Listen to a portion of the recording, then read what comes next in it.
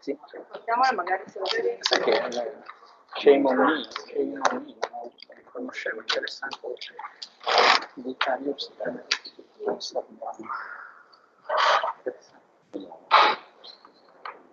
Sì, interessante. E poi va bene. Vabbè.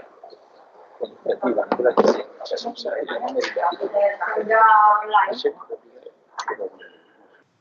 Sì.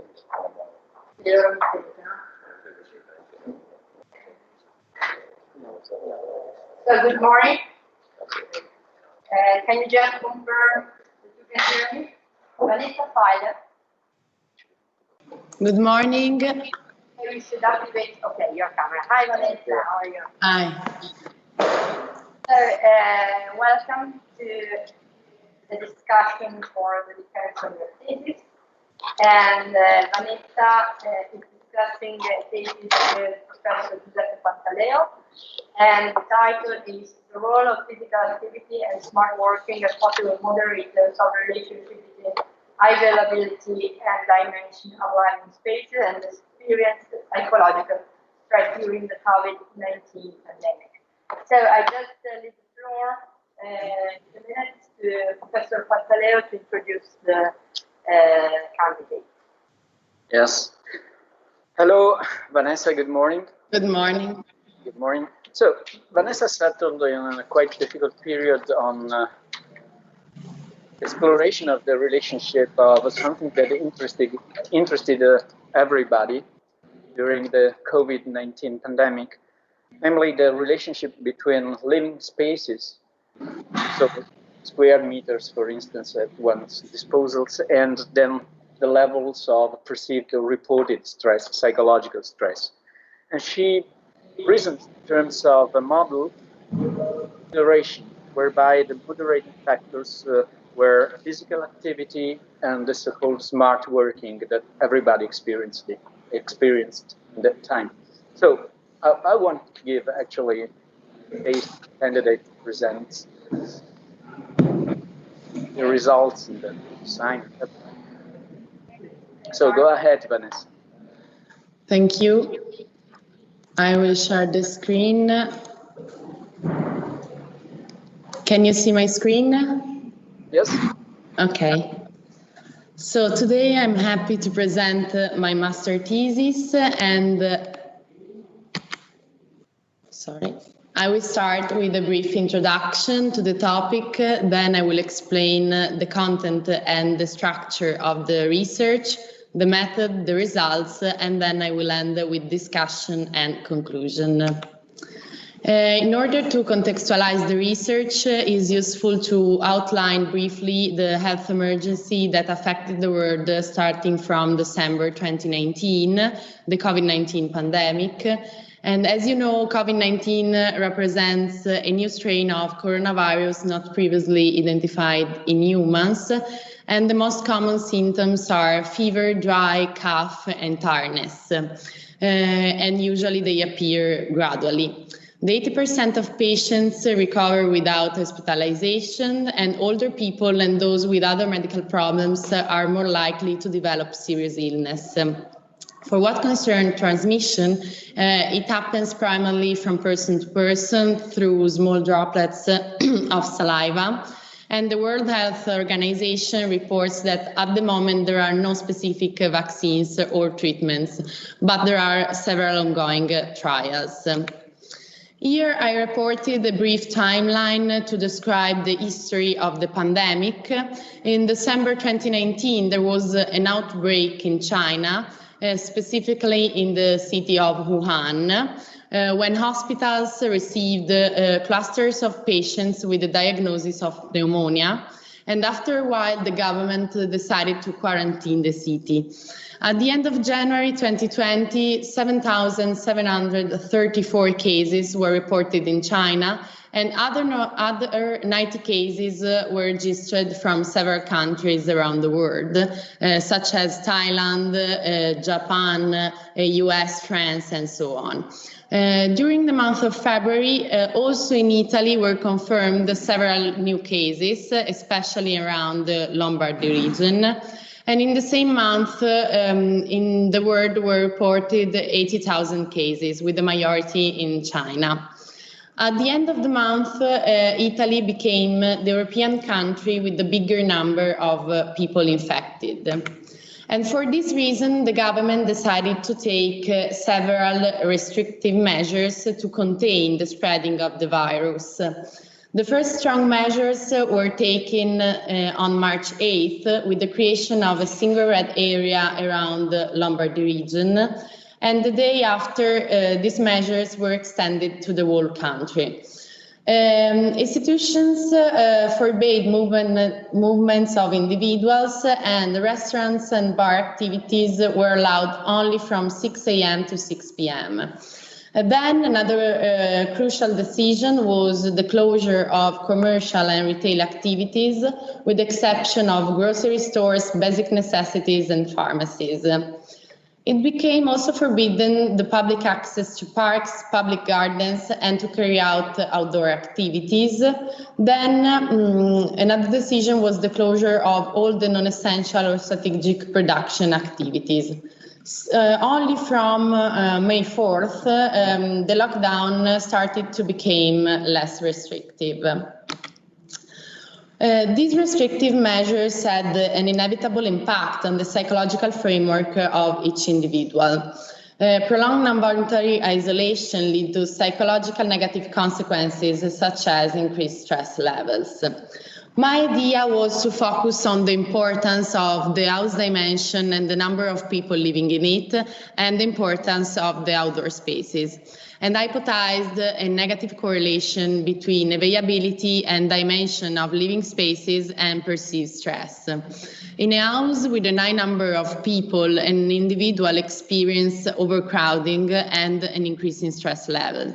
And at the same time, the absence of external spaces should lead to an increase in stress level, because garden, terraces, external spaces in general guarantee a greater entertainment, a lightening of the prolonged isolation. To test my theoretical intuitions, I formulated the following two hypotheses. The first one states that the size of the house where the isolation is spent divided by the number of individuals who live in the house, so square meter per person, correlates negatively with the level of stress experienced by individuals. The lower the number of square meter per person, the greater the stress, and vice versa.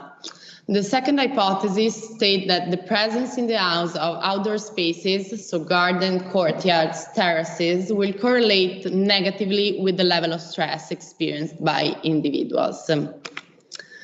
To better understand this correlation, I decided also to take into consideration two other relevant factors as possible moderators: smart working and physical activity.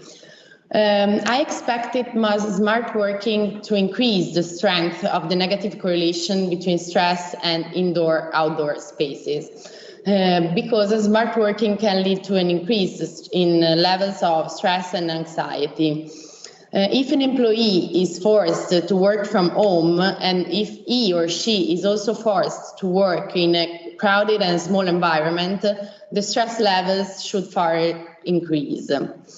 On the other hand, physical activity should reduce the strength of this correlation, because, as you know, physical activities allows a series of positive processes against stress, because it affects the release of neurotransmitters that influence mood and behavior, such as serotonin and dopamine.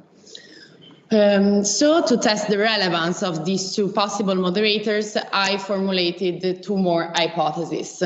Hypothesis number 3, full-time smart working has the role of moderator in the relationship between stress and internal-external spaces of the house. The smart working activity will increase the negative correlation between available spaces and stress. And the last hypothesis, physical activity performed regularly with a weekly frequency of at least 2 times has the role of moderator in the relationship between stress and internal-external spaces of the house. If a physical activity is carried out, then the degree of association between available spaces and stress should decrease.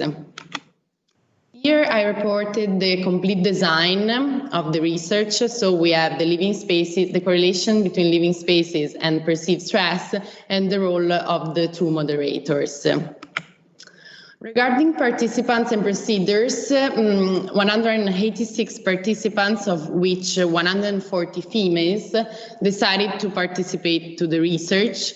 Mean age was 33.15 years, with a standard deviation equal to 13.24. The range of age was from 16 to 75 years old. I collected the sample according to the snowball method, and I created an online questionnaire using the computer program Qualtrics. In the first part of the questionnaire, there were questions about demographic data, so gender and age. Then questions focused on the number of people forming the house unit, the size of the house in square meters, and the presence of external internal spaces. Then there was a section dedicated to physical activity and smart working. At the end of the questionnaire, I inserted the Likert scale measuring perceived stress, the 10 items Likert scale by Cohen. And after having collected the data, we carried out 2 procedures on the data set. First, we created a new variable, the variable square meters per person, and we obtained it dividing the number of square meters by the number of inhabitants.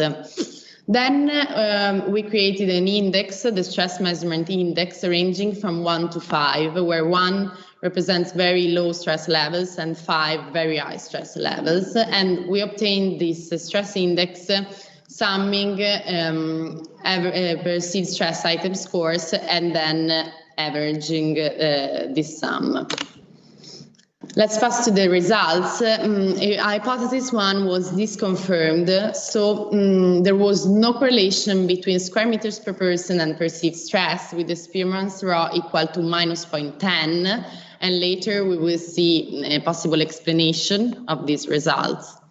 Hypothesis 2, on the contrary, was confirmed. So there was a significant negative correlation between stress and presence of outdoor spaces, with the Spearman's law equal to -0.22. Regarding the role of smart working, it was not a moderator in the correlation between between stress and living spaces. And also in this case, we will see an interpretation for this result. Hypothesis 4 was confirmed. In fact, statistical analysis revealed a negative correlation between stress and external spaces for those that did not practice physical activity, and the same correlation was not significant for those practicing physical activity, both less than twice or at least twice a week.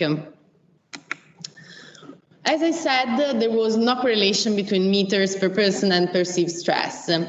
And this may be because I consider space only in objective terms.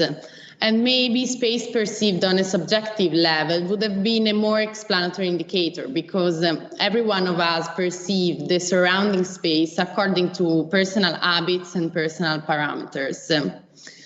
The analysis confirmed the importance of outdoor spaces, and this result is aligned with the evidence in the literature, especially the evidence in the branch of environmental psychology.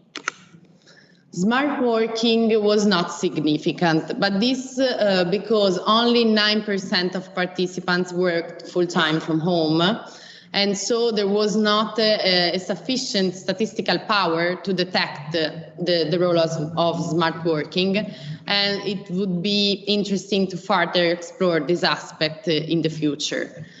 Physical activity resulted significant. So subjects that practice physical activity, even if with a minor frequency, reported lower level of stress. And so we can say that outdoor spaces were crucial for inactive subjects to keep stress levels under control. Here I reported two limits and two strengths of my research. First point of weakness is that it was impossible to infer causal relationship since we are dealing with correlation. Then that only modest, even if significant, correlation emerged. And regarding the strength, this study was carried out in unique circumstances, and it was based on a new and ad hoc theoretical insights for this specific situation. Here's some final comments. The COVID-19 emergency situation is an opportunity to understand processes and phenomena never explored in the past. This study is a first step to understand, even if partially, the effects of naturally occurring manipulation. And future researchers should focus on other factors related to psychological stress to increase the scientific knowledge that revolve around this experience of the COVID-19 pandemic. For me, it was very interesting having had the opportunity to conduct research in a particular period like the one we are still living, hoping that everything will turn out well. Thank you for your attention. Yes. I just give the floor now to the opponent, Professor Margarone, for questions. Sorry. Vanessa, Good morning. Good morning. I need to move. Okay. I enjoyed reading your thesis, and Thank you. it's very well written, and you discuss it very well. And I have just one comment. Yes. You related the space to the well-being of the people in the house. Okay. And it came to me while I was reading your thesis, the fact that there is a disease which is Parkinson's disease, where essentially, because you mentioned in your thesis the fact that there are molecules in the brain that modulate circuits and synapses. The fact that if you have a low dopamine, develop these motor symptoms, but together with these motor symptoms, you also develop some cognitive deficit. And I was probably are aware of the fact that people with Parkinson's disease have some problem with the environmental space. So if they, for example, if they walk and the space is limited, they have this phenomena which is called freezing. So, they slow down. So I was wondering, how do you think the level of this molecule will be Professor, I'm sorry, I didn't understand. I didn't hear. I can't hear. I don't know. Now? Can you hear me? Yes, now yes. Okay. So did you miss everything or just? No, just from I was wondering. Okay, I was wondering if, because you spoke about synaptic circuits, molecule, if you have any thought about the idea that, for example, if dopamine is low or serotonin is low, this might affect not only the perception of your life, but also some other aspect, neurophysiological aspect. Okay. See what I'm saying? Yes, if but we can say that if these neurotransmitters are influenced and there are low levels of serotonin or dopamine, are more likely to develop illness such as depression. So humor problems, humor disease. Yeah, because if I understand, the focus of your project was to relate the space availability with the psychological perception of your psychological state, and Yes. therefore there are some conditions where actually you have a change in this molecule. For example, Parkinson is one example, and I think the implication of your work are wider than you have described today. I don't know if you agree with me. Yes, so applying these findings to other domains. Yeah, because you are assuming that your population is homogeneous, but maybe this is not the case. Yes. So this might affect the correlation analysis that you've done. Of course. So applying this design using, for example, other sample to understand if there are differences between people without disease and people and patients, for example, Parkinson patients. What I'm saying is that the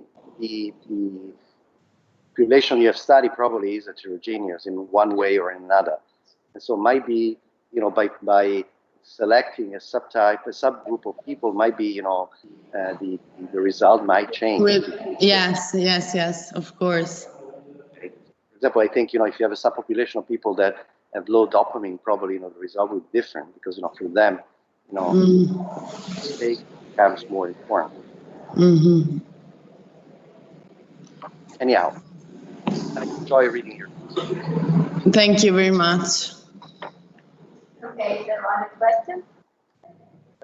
Just to say to Vanessa that could be another moderator, very important moderator, to widen the research and the importance of your findings.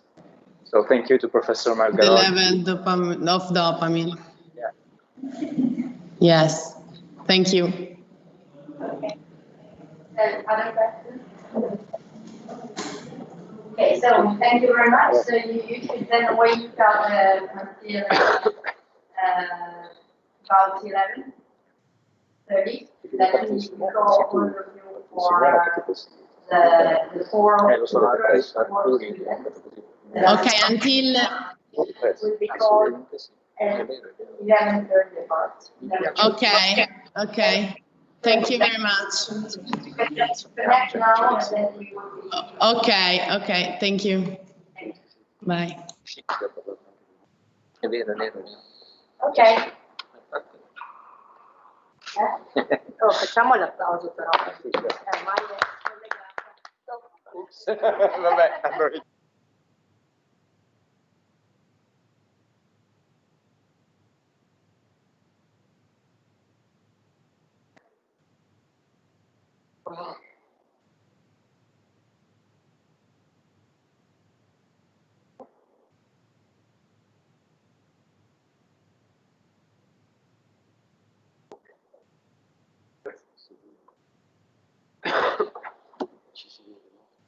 Più o meno.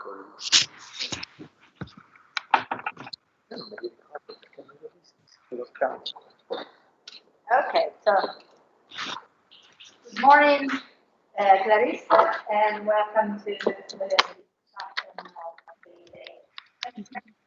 And so Clarissa is presenting a thesis with supervisor Professor Margarot and supervisor Dr.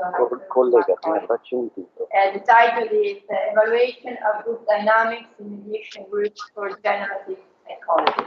So I just leave the floor a few minutes to Professor Margarot to introduce Clarissa, and then a couple of words from Dr. Macaulay. And then we Yeah. Hi, Clarissa. Okay. Can you hear? Yeah. Can you hear me? Because it's the microphone is far away. Okay. You know, Clarissa has been working at ERG in Lugano for many years, and her thesis was based on this form of psychotherapy which was developed in Lugano by Ferruccio Marcoli, and therefore, you know, I would ask Ferruccio Marcoli to introduce Clarissa's work, and I don't know if Ferruccio is linked. Ferruccio, can you hear us? Sì, vi sento, vi sento. Yes. Se puoi dire qualcosa su Clarissa? Posso dire che Clarissa è da molti anni che collabora con me, che segue le mie attività rispetto al lavoro che ha proposto relativamente a quel che concerne la mia concezione della questione. L'ho trovata lucida, coerente e chiara. Grazie. I just, if you don't have any other comments, Antonio? No, we can just leave Clarissa, and then, you know, we can comment at the end. Thank you. Do your best. Yes, I try to. Ecco. Mi dà un problema.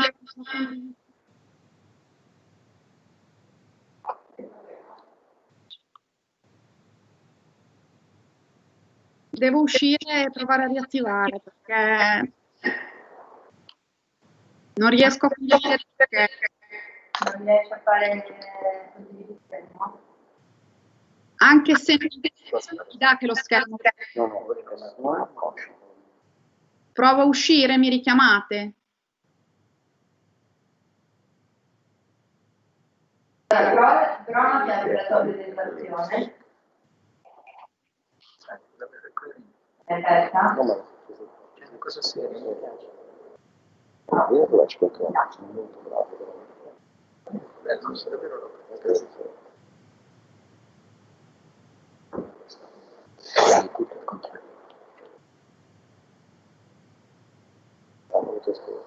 appunto.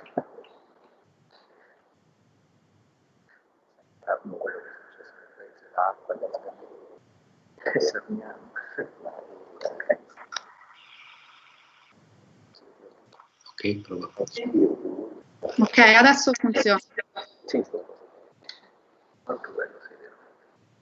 Ma cosa?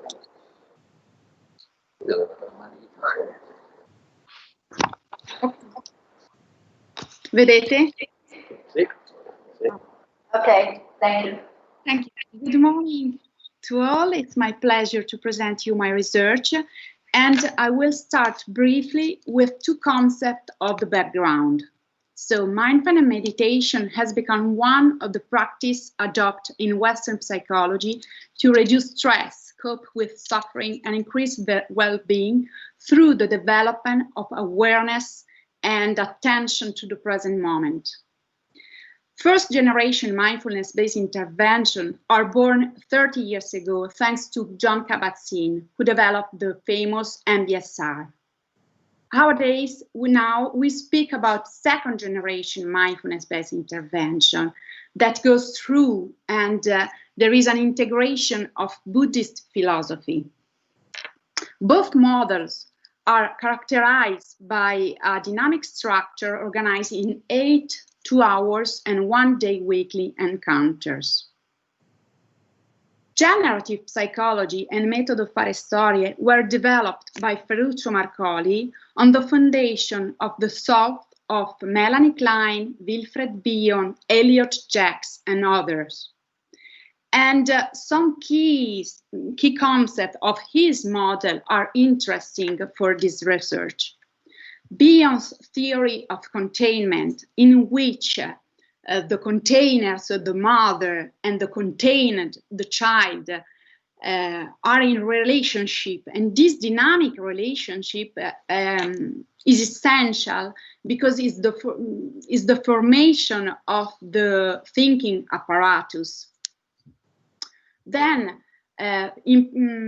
for the dynamic group dynamics, individual mentality and group mentality merge in the group, and Bion made a distinction in the basic group and working group. The working group defines the proposed task of the group and is structured in a time and space defined by the conductor. But in a group, the attitude to combine himself or herself with others, with the rest of the group, is also manifested, and that determines the basic group dimension. That Bion declines in three basic assumptions: basic assumption of fight and flight, basic assumption of dependency, and basic assumption of pairing. And these basic assumptions could oppose to the realization of this task. And according to Marcoli, the shift from one basic assumption to the other is an oscillation. And it is important that the conductor keep the working group alive and through the artificial dependency created by the space and time container and the rules. This is functional to obtain results that are not random and that are repeatable. On this basis, it is fundamental that in a group, the conductor creates the container and step by step tries to build the common language. Each participant will initially use his or her specific word, so the individual mentality, and then progressively will learn the common language. Like the mother tongue, the language of the conductor is learned by the members through the ability to familiarize themselves. The objective. So the offer of meditation course is very wide and are based on groups, but the group is not particularly valued. Very often, the moments of sharing and inquiry are characterized by a direct communication between teacher and member without a real sharing with the others. To this modality, I oppose a model in which group sharing becomes fundamental as teaching theory and practices meditation, because group learning can reach deeper levels. Therefore, learning is reinforced, and through sharing, a cultural development is determined. A collective language is introduced. So the aim of this research is to explore how a meditation experience is enhanced to the extent that it takes place in a learning group context based on the principle of generative psychology. From the above arise the research questions on which this work focuses. The first research question is, what are the verbal signals that indicate the activation of a generative process of sharing within the group? Through which indicator is it possible to describe the role of the conductor in the learning process of the group? And to what extent are these signals included in a time dynamic? The meditation encounter started in mid-January 2020 with 3 learning groups. For a total of 27 participants, 18 women, 9 men. The majority are between 50 and 60 years old, and 1/3 are novice. Unfortunately, due to the health emergency caused by COVID, the course was suspended after 4 meetings. The table is the program of the course of the 4 encounters. I introduce in a second generation mindfulness-based intervention program the group sharing. You can see in blue, because my research focus on the sharing moments. The encounters were audio recorded, and the analysis of the studies was carried out on the transcription of the sharing for a total of 424 minutes. The texts were analyzed, transcribed before and then analyzed using a thematic analysis with a constructionist method characterized by the psychogenerative theory. For the entire analysis, I used NVivo Max software. And for the quantitative component, I studied the number of words per intervention, the frequency with which participants took the floor during the sharing, and the duration of each intervention. The results. From the thematic analysis, 5 main themes emerge, which are related to the psychogenerative theory. So the group culture, the oscillation from the working group and the basic group, the passage from word to language, metaphors, and the role of the conductor. The main themes, the group culture. In the sharing, the adherence to the culture of the group is represented by several statements.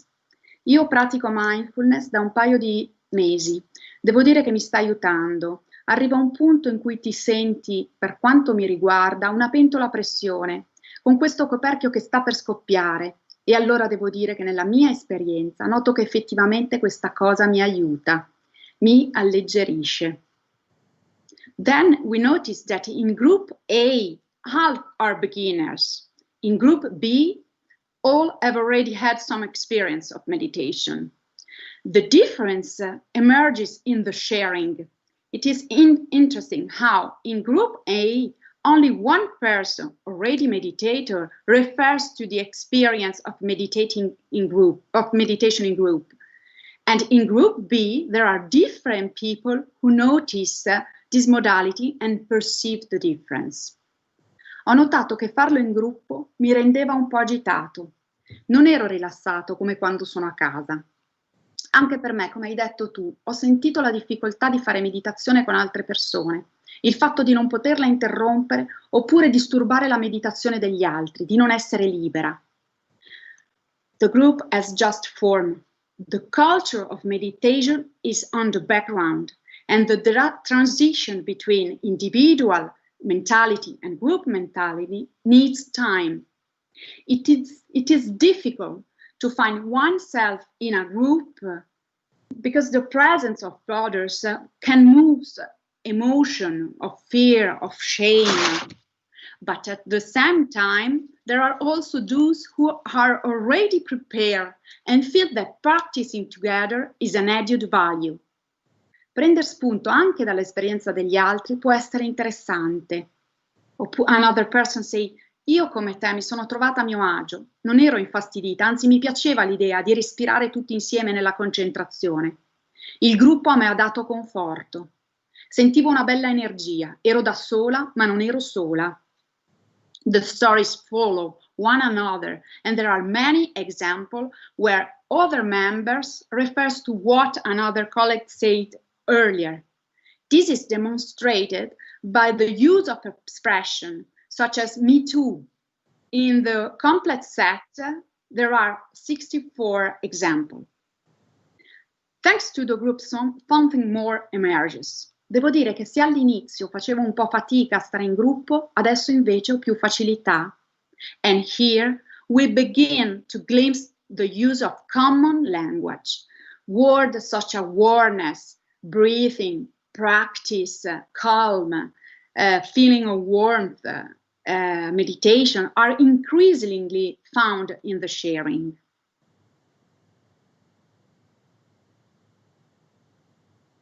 So the second is,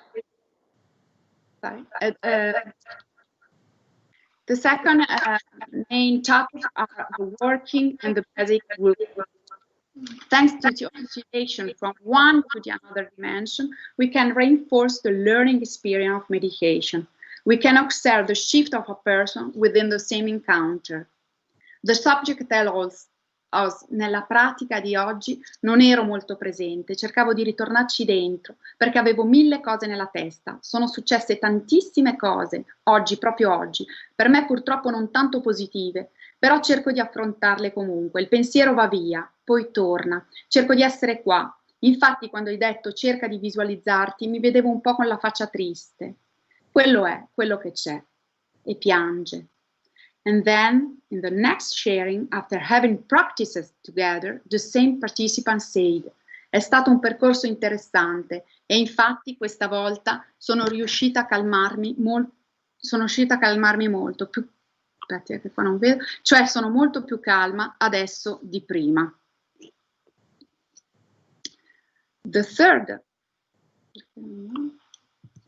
The third main topic is the passage from word to language, from individual word to collective language. And through these statements, we understand the passage from the individual word to the collective language. Io ho sentito come un'onda di rilassamento quando dicevi di far respirare tutte le cellule. In qualche modo ho sentito proprio il corpo che si stava rilassando. Poi sono rimasta vigile comunque, però sì, è una cosa nuova. It happens that the language is composed. It is like a contagion that progressively touches every single person who decides to take part in it, with body and mind. Quello che ho sentito oggi in più o di diverso non è soltanto una sensazione di calore. In alcune parti del corpo ho sentito il battito cardiaco nelle mani e nelle braccia. Ho meditato, another person saying, ho meditato ogni volta che ne sentivo il bisogno. Anche solo 5 minuti o 10, mi è tornata la calma. Questi piccoli intervalli mi aiutavano, il respiro era potentissimo. The first topic are the metaphors. Metaphors are of great help, of impact. They are powerful and effective in promoting the common language. Mi sono immaginata quando ho visto questo colore che entrava e poi ho cercato di espanderlo, di farlo sciogliere nel corpo e devo dire che mi sono molto calmata.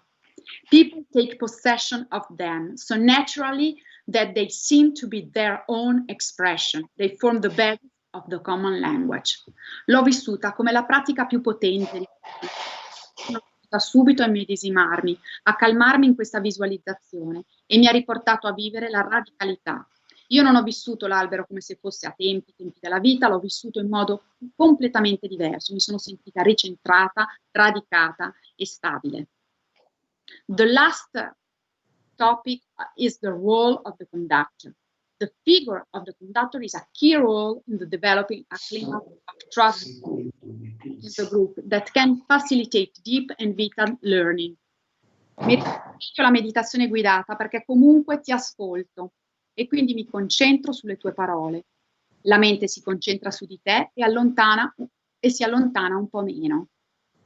So we can see that part of the effect of this role is clear in the role of the conductor, is clear in the experience of the participants. Da una parte il fatto che tu ci conduca su questo sentiero di visioni a me aiuta, perché comunque sono concentrata sulla tua voce, quindi tu mi aiuti a entrare. The conductor reformulation therefore serve to contain, to facilitate the transition from word to language. This is where the added value is realized. Then the exploratory analysis takes on meaning when it crosses thematic and quantitative analysis. Through this link, we have found that the number of words and the duration of the intervention can serve as an index of group dynamics. The progressive increase in the number of words that we see in the table therefore seems to confirm the appropriation of the collective language. In this table, we see the temporal evolution of the encounters, the sharing become more balanced with respect to the taking of the tour and the extent of the members' intervention. The balance achieved is the result of the oscillation, the shift between basic group and working group, a situation in which learning and appropriation of a culture of meditative practice is enhanced. And finally, we come back to the conductor, because the conductor, by regulating her own speaking time within the sharing, is able to bring the group back into the basic assumption of dependency, functional to the learning of the common language. In Group A, we will see the Group A is characterized by a certain balance. The facilitator's intervention were functional to add some references, to accept what was said by the members, to reformulate emphatically. The increase in speaking time, so from here, here, and here, is commensurate with the explanation needed to understand the collective language, which in the course of the encounters becomes progressively more complex. In Group B, to these requirements is added the need to contain, for example here, to contain some subject that speak too much and that the facilitator must reassure the groups, and so take the speech and reassure and conduct, define the rules. Finally, here was okay, and I would like to conclude with a fact that I consider very important, because it seems to confirm in an economic and synthetic way the dynamic analysis carried out during the service. The evolution of the private word and the collective language follow an inversely proportional trend. The decrease of the individual word corresponds to an increase of the common language. So the conclusion is that the learning of meditation within a group is functional to enrich participant experience and seems to lead to a deeper understanding than individual learning. Of course, the study has many limitations. The main limitation is the interruption due to the health emergency caused by COVID. Moreover, the sample is relatively small and the results have therefore a limited generality. But first of all, it would be of great interest to test the result obtained in this research within a controlled experimental protocol, comparing a classical mindfulness-based intervention methodology with this model is illustrated in the study. In addition, the influence of learning from experience on maintaining the benefit of mindfulness in the long term should be investigated through research involving the extension of group meditation beyond the 8 weeks period. And furthermore, application with different groups is desirable for homogeneity, for context, for experience in meditative practice, and also health condition. For example, in a patient with cancer. And also it is possible it could be tested in other learning groups, for example, in counseling groups.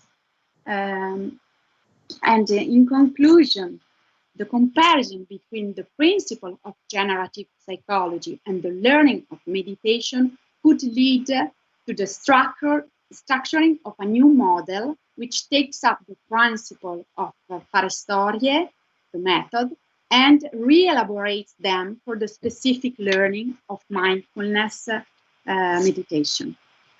Thank you very much.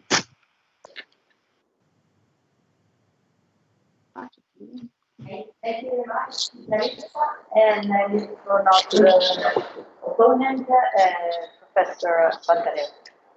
Yes, so I really enjoyed reading this work and appreciated it very much. And I fully agree with Dr. Marcoli's word that the work is lucido, coerente, e chiaro.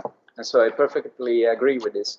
Actually, in the discussion of the limitations of this work, you also answered some of my questions. So you left really very little to be discussed on the table. But still, I would like you to link this work, this theoretical integration between mindfulness on the one hand and the generative psychotherapy approach on the other, possibly also to early work by either Kurt Lewin on group dynamics, yeah, I see that you agree, or more recently to the social identity approach by Tashfel and then Tashfel and Turner.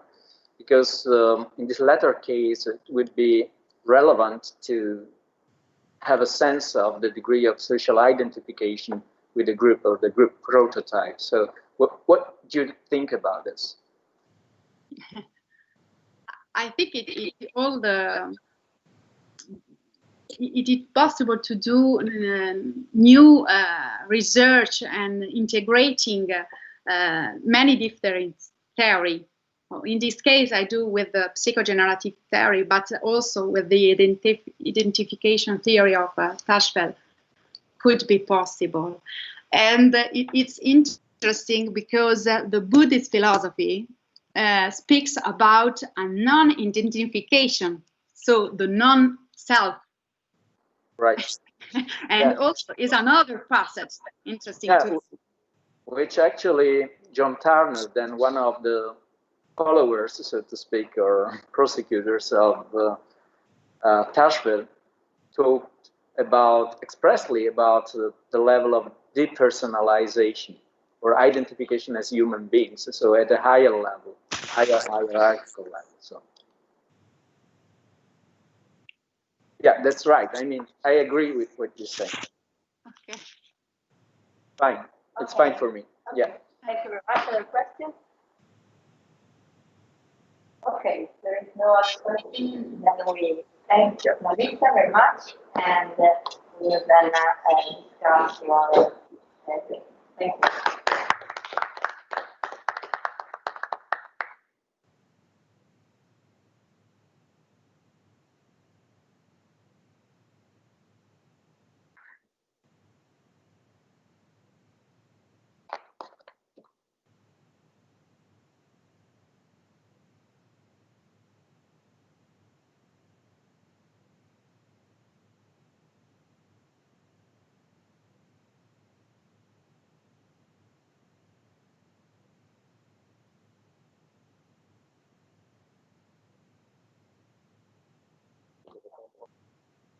Ecco, adesso lo sono.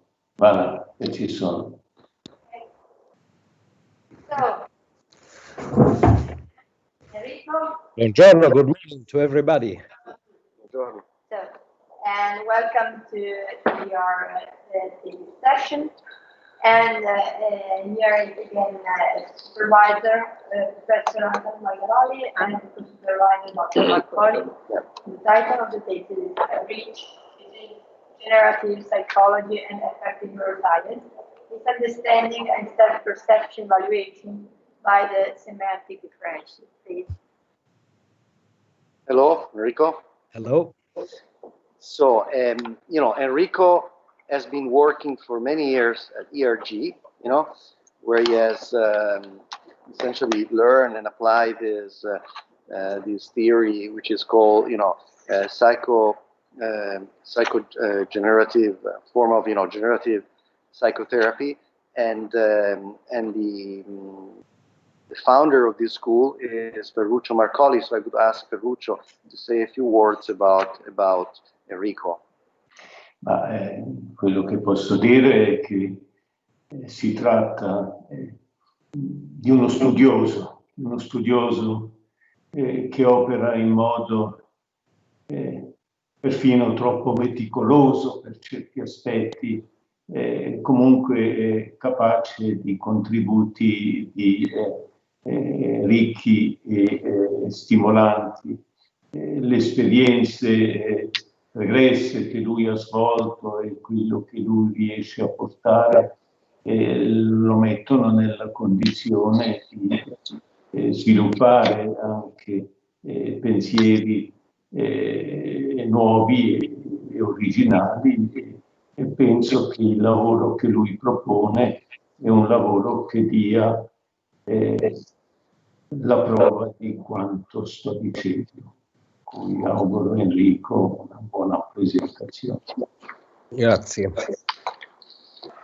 Okay, so thank you very much, Dr. Macaulay, and I look forward to Enrico for his discussion. Okay.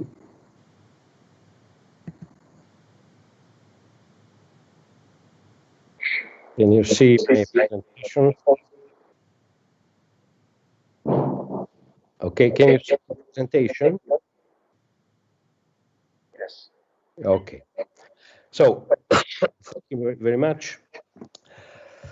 What I'm going to discuss is research about misunderstanding, and I have to base the research on two main background theories. The first one, we've talked about it, is the generative psychology, which is at the same time a therapeutic approach, is a method to cure thought disorders in children called Fare Storie, which started 20 years ago and has been used in Switzerland and also in Italy in different settings, and also a theoretical framework for the individual psychological functioning. The theoretical framework is very complex. I will focus only on a specific part. Starting from the theory of groups of Bion, Marcoli tried to mix, to insert the three basic assumptions on what is called the psychic oscillation. The oscillation is a movement which is very evident in groups between different positions. The schizoparanoid position that Melanie Klein defined before Bion, of course, is associated by the generative psychology with the basic assumption of fight and flight.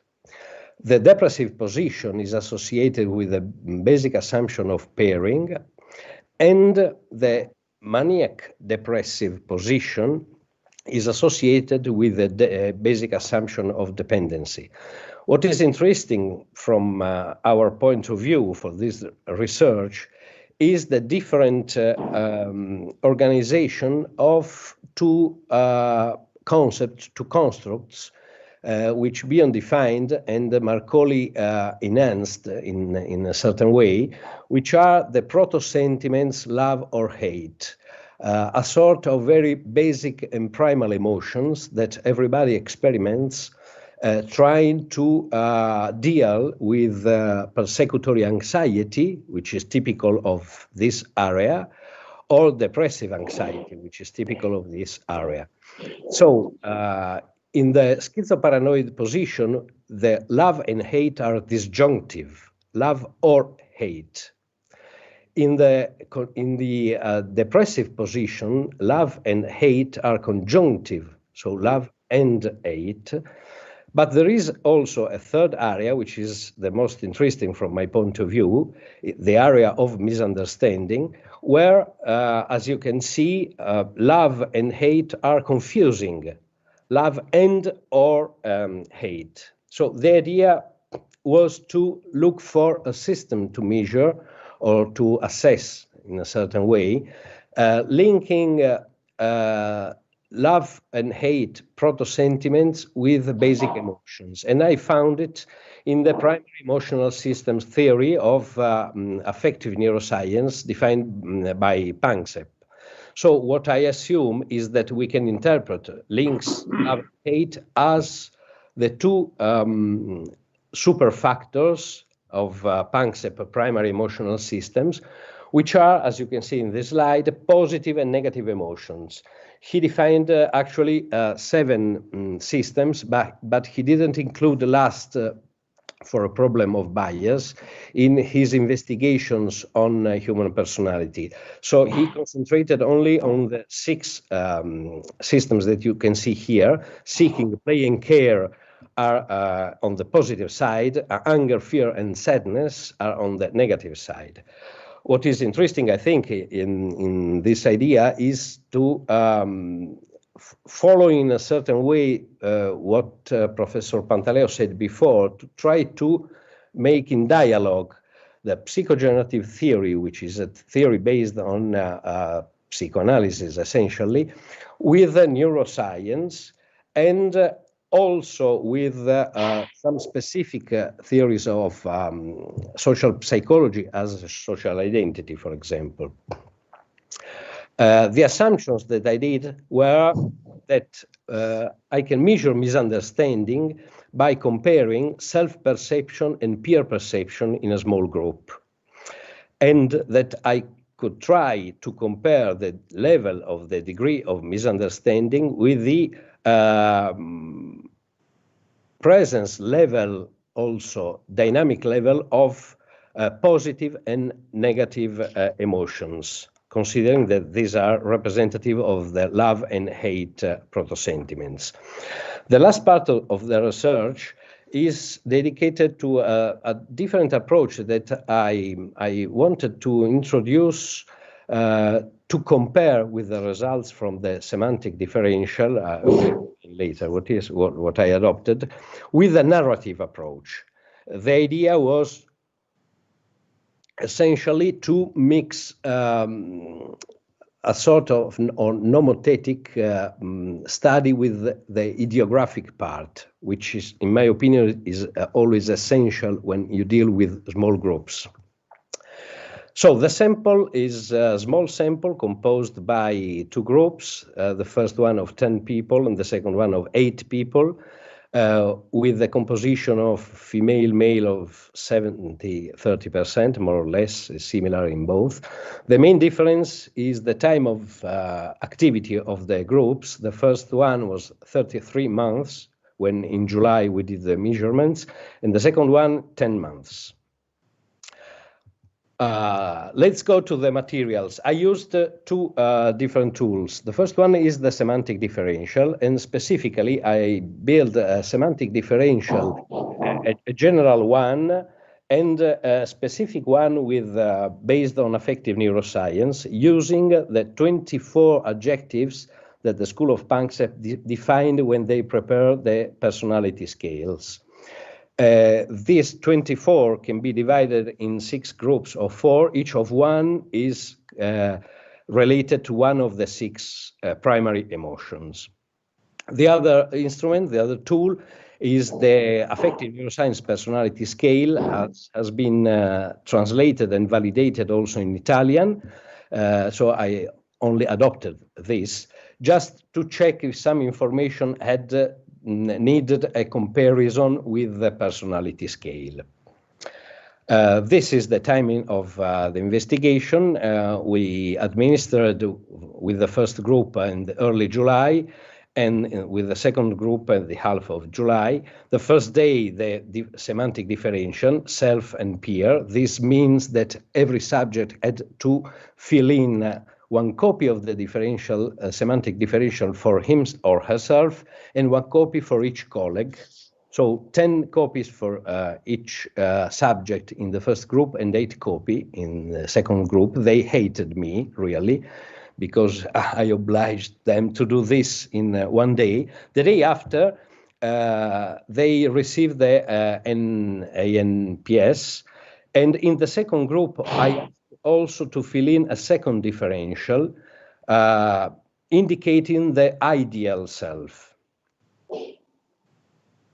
Let's have a first quick look to the results, making the frequency distribution of the scores. We can see a bimodal distribution, which means that the majority of the people were focused on the extremes. They arrived to define in a certain strong way their emotion, their position respect to the couple of adjectives, with I think no differences also dividing by group or by gender. What is interesting, the main part, is the level of misunderstanding. To do this, I calculated the differences, the discrepancies between the self questionnaire and the peer evaluation, calculated in absolute value. And then I measured with a non-parametric test the statistical significance of the differences between each peer and the reference subject. You can see in the table the results. For example, the subject 1.1 revealed after they conducted the Kruskal-Wallis test that 3 of the subjects had a significant level of misunderstanding, is a difference between their perception and the self-perception of the subject. And this has been done, of course, for the 2 groups. If we convert in percentage, we can see that 7 subjects in the first group and 5 subjects in the second group revealed a significant, statistically significant difference between their perception of the reference subject, which means a high level, in my opinion, of misunderstanding in both groups.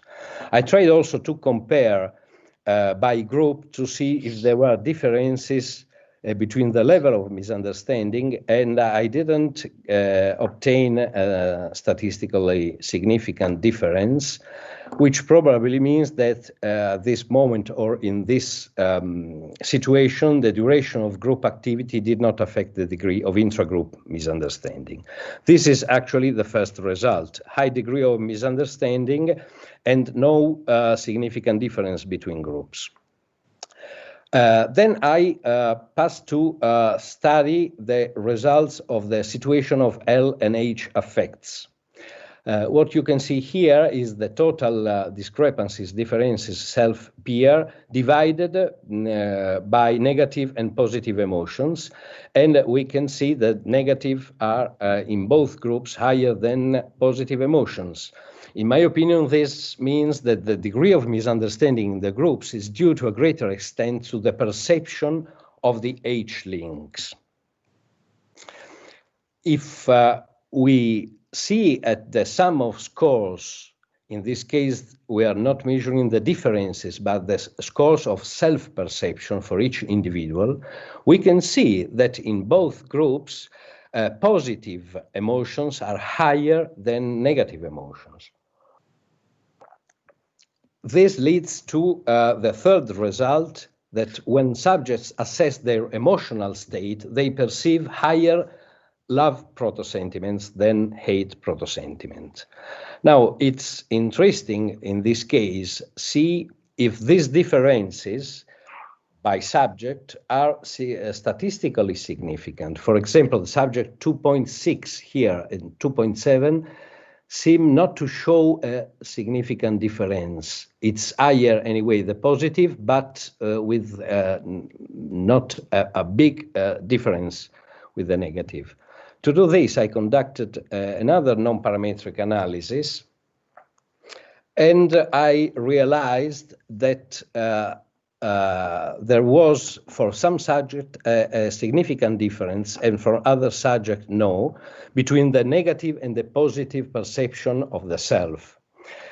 If we tabulate this and we compare with the results of the level of misunderstanding previously detected, we can see a sort of regularity. Some subjects show a difference between love and hate in the self-assessment, and they are also subject to a significant misunderstanding level. So the fourth result is that individuals who are subject to high degrees of misunderstanding distinguish more markedly their love and hate proto-sentiments. And I think that this can be interpreted as if they show a lower balance between the 2 types of emotional states. Probably, but this needs to be investigated more, a sort of lower level of emotion regulation. If the discussion up to now is correct, we can divide now the subjects into groups. A group of high misunderstanding and low emotion regulation, and a group of low misunderstanding and a good emotion regulation. This is the main result of the quantitative part of my research. But my idea was also to see if we could add another view, as I said before, a sort of narrative dimension, because my experience gave me the idea that, as I said before, we have always to focus also from an ideographic point of view if we are dealing with basic proto-sentiments in people, and most all in small groups. This is why I used an exercise that we have done, and this is limited to group 2, unfortunately, but I couldn't extend it to for the problems of COVID to the group 1. Which we called Rassegna Narrativa. We asked the participants of the training groups to write a short story referring one or more emotions, real or fantasy, of the length of 1 or 2 pages. Now, the idea in this case is to approach a method that the psychogenerative psychotherapy uses, which is the use of the tale of the dreams in the group analysis. I didn't do group analysis, of course, but I tried to use the same theoretical background. I identified also in every story 4 categories of contents: basic emotions, complex emotions, structures, I mean with these structural elements of the story, and the point of view. I didn't measure it. This is only a phenomenological qualitative view on the content of the story, but it could be useful to address the attention to 1 or more emotions. Now, I will not give you the detail of the 8 subjects, but I will concentrate only on one of them. In general, the results that I detected seem to confirm the division in the 2 groups that we see here, with the exceptions, in my opinion, with the subject 2.7, which I'm going to describe after finishing, which I called an amendment case. In this case, this is a guy that told a story situated 15 years ago when he was 60 years old. The center is the moment when he realized that the infatuation he had, a love affair, was over, but a fear took over within him, a constant emotion throughout all the story. The fear that if he left the girl, she would commit suicide like her brother did. So there is in the structure the theme of suicide. And all the story is characterized by fear and guilt from the beginning to the end. The sensation, the feeling is that fear is still active now. So he was relating a story of 17 years ago, but the fear is still active. A fear actually is the most significant emotional state according to the data collected. For example, the most misunderstood, you can see here, this is the sum of differences. And here, the fear, the 8.2, is the self-perceived one with greater intensity. The light blue here is the self-semantic differential, self-perception. And it is also the most resized in the ideal version of the self. The second question that I asked to this group to fill in. You can see, if I can see my mouse here. Okay. So at this moment, and comparing also with the other data, it seemed, and also with the previous analysis, it seemed that there was a well-defined emotion, a main emotion, but with no confusing links with other emotions. And also the first part of the activity, when he read the story in the group, didn't seem to activate confusing links in terms of positive or negative emotions. So at this moment, the subject seemed to belong to the second group. But in the second part of the sharing appeared another element, which is not present in the story, but was told by him directly when we discussed in group the story and we activated the group dynamics. He remembered that at that time he was convinced that his own uncle, to whom he was very close, affectively close, had died suicidal. He discovered last year that this was not correct, his mother told him, but this was an idea who accompanied the person for all these years. If I can add from a psychogenerative point of view, I believe that my role as conductor was to be impersonated by to impersonate the uncle, and if we wanted to start a therapeutic process. I did partially, of course, and we saw that the sense of guilt performed the function foreseen by psychogenerative theory at the limit of the area of misunderstanding. So the fear was present, but the guilt appeared as a more strong emotion, with a sort of confusing movement in the relationship within the group. If we see to the table that I showed before, guilt is part of the area of misunderstanding and is a sort of contributes to slow down the passage from the understanding to the decide area. This passage and this oscillation is something useful for the enhancement of thoughts of the person, of course. When the person stays in this area, this means that he don't want to arrive to the decide area. Probably he didn't want to let go the fear, to decide to let go the fear. The conclusion is that my impression was that this person was on a borderline between two subgroups with a certain degree of confusion. This opens to my limitations.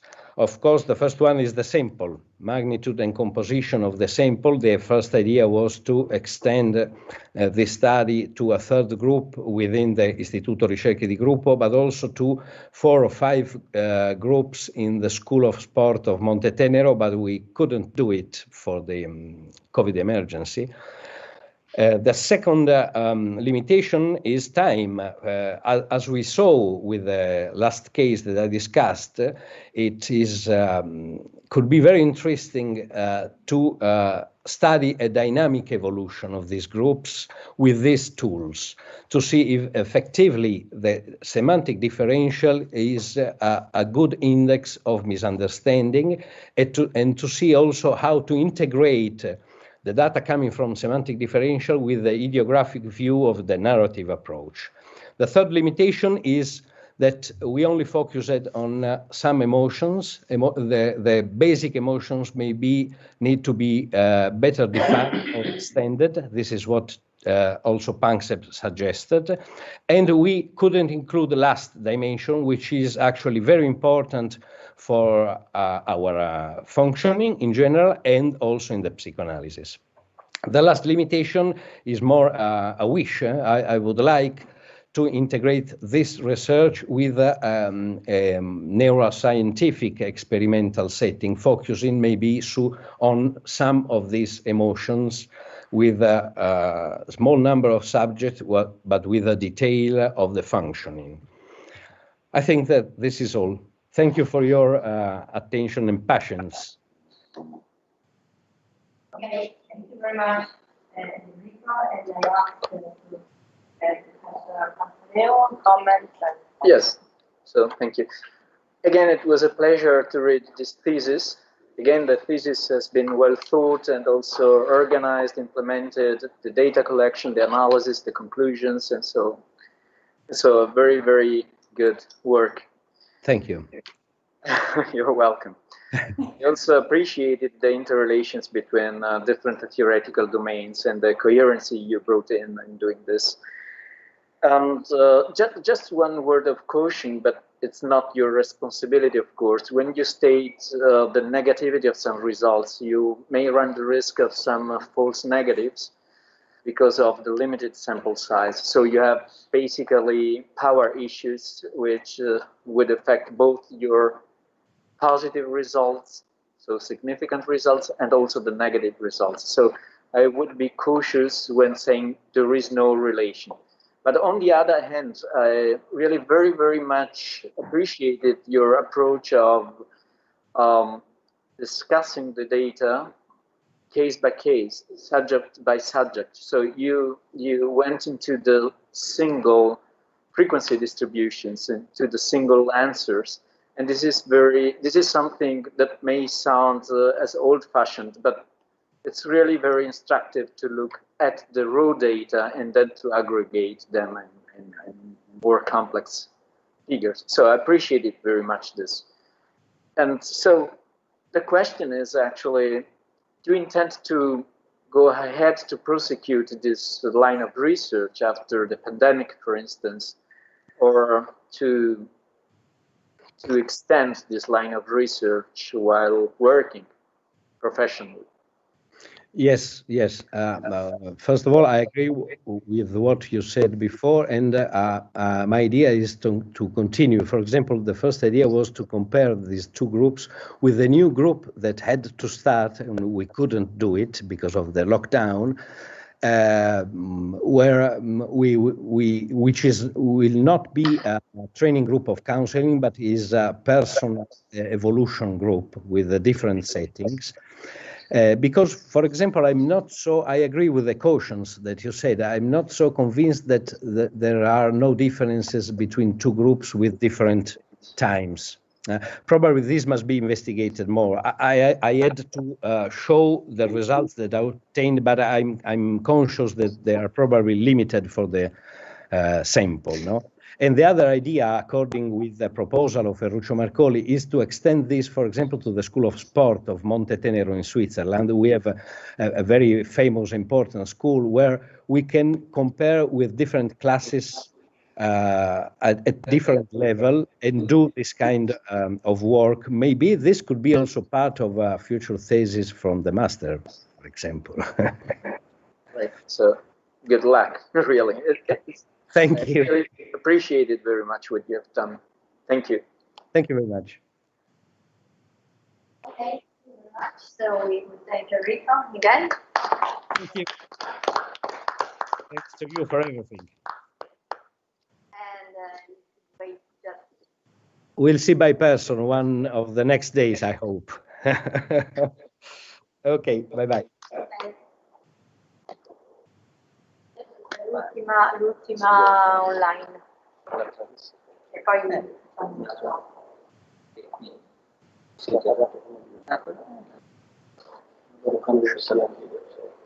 così.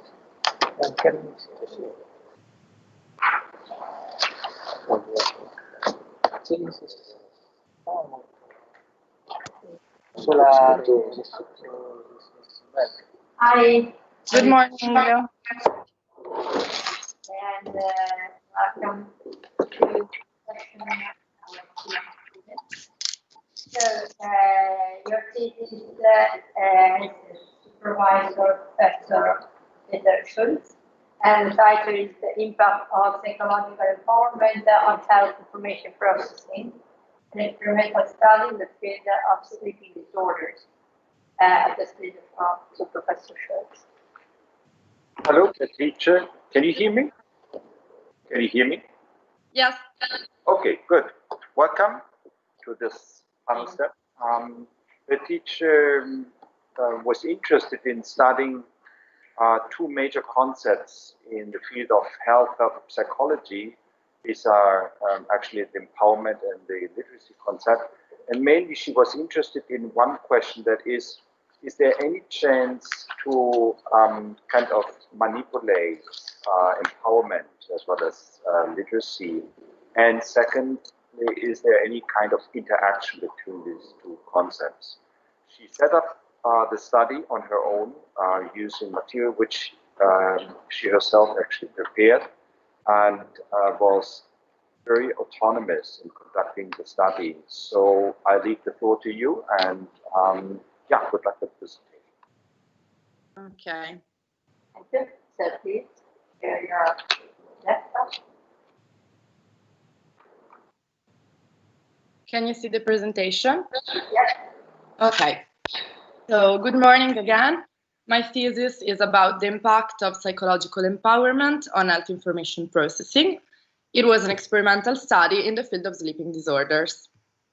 Here the presentation outlines, so the order I'm going to follow. First, a little bit of background on the major concepts, empowerment and health literacy, the objectives of the thesis, the method we used, the main results, conclusion, and limitations. About the background, the two main concepts we are going to refer are the psychological empowerment, in particular the patient empowerment, which is specific for the healthcare field. The patient empowerment can refer to the psychological feeling of power, control, and self-esteem that lead the patient to have the desire to share health-related decisions, and it also can improve health outcomes. And the health literacy, which is the ability of individuals to gain access, understand, and use information in ways which promote and maintain good health. We assume the model by Schultz and Nakamoto that explains the relationship between empowerment and health literacy and their impact on patient behavior. And they think empowerment and health literacy are two distinct components but linked.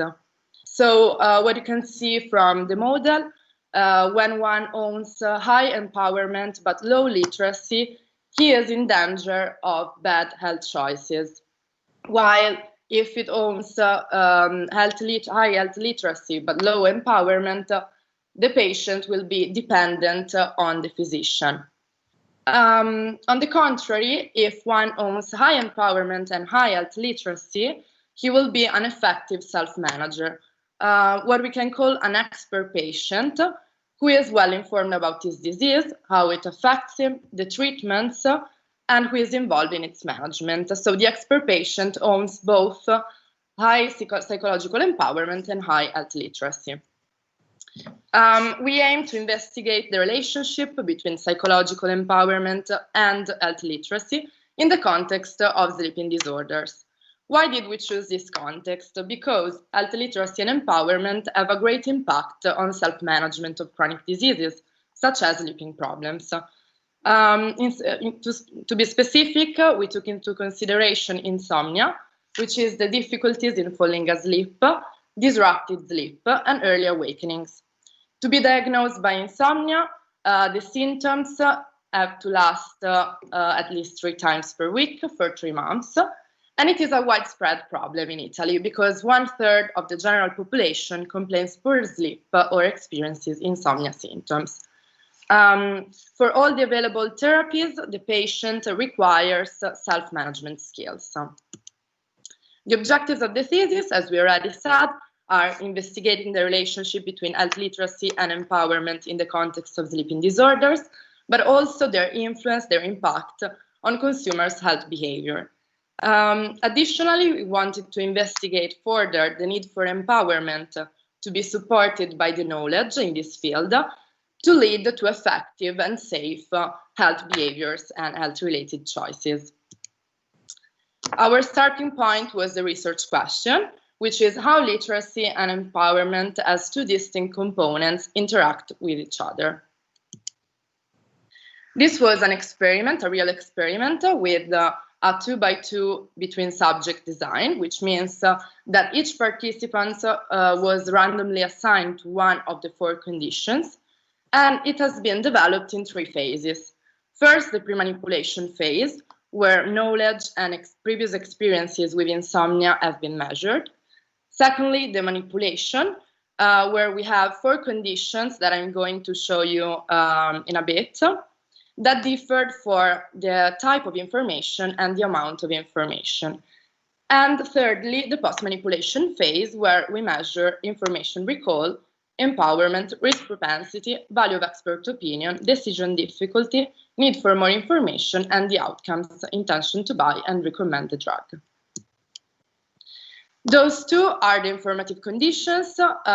So we provided information as facts without any persuasion attempts. And they differ on the left for the bigger amount of information, on the right for the smaller amount of information. Here, the empowering conditions, we used an empowering sentence that want to give to the patient, to the participants in this case, the feeling of control over its condition. And again, they differ for the bigger amount of information on the left and the smaller amount of information on the right. This type of advertisement is called direct-to-consumer advertising, DTCA, which is the promotion of prescription drugs directly from the pharmaceutical company to the public. This type of advertisement is not allowed in Europe, but only in US and New Zealand, and they adopt persuasive strategies like empowering sentences. This type of advertisement could be dangerous because on one hand, it empowers the patient. On the other hand, if the patient is not literate, it can be dangerous. The method. We collected data for approximately 2 weeks through survey. We constructed by the thinking aloud technique to be sure it was comprehensible. And then we released the survey with a snowball sampling using Facebook, WhatsApp, and Instagram. We recruited at the end 2,069 Italian adults that completed the survey with an average age of 37 years old, mostly female and mostly graduated. Now I briefly show you the hypothesis that found confirmation, and then I'm going to explain you the main results. So first, participants who did not experience insomnia problems and who were not literate about sleeping problems recalled fewer information from the advertisement. Second, participants that evaluated better the campaigns we saw before were more willing to buy and suggest the drug. Not literate participants were more willing to ask their physicians about what they read in the campaign if they were not empowered.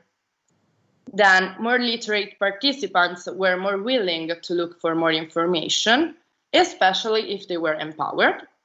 And finally, less literate participants with high empowerment were more willing to buy the drug and recommend it.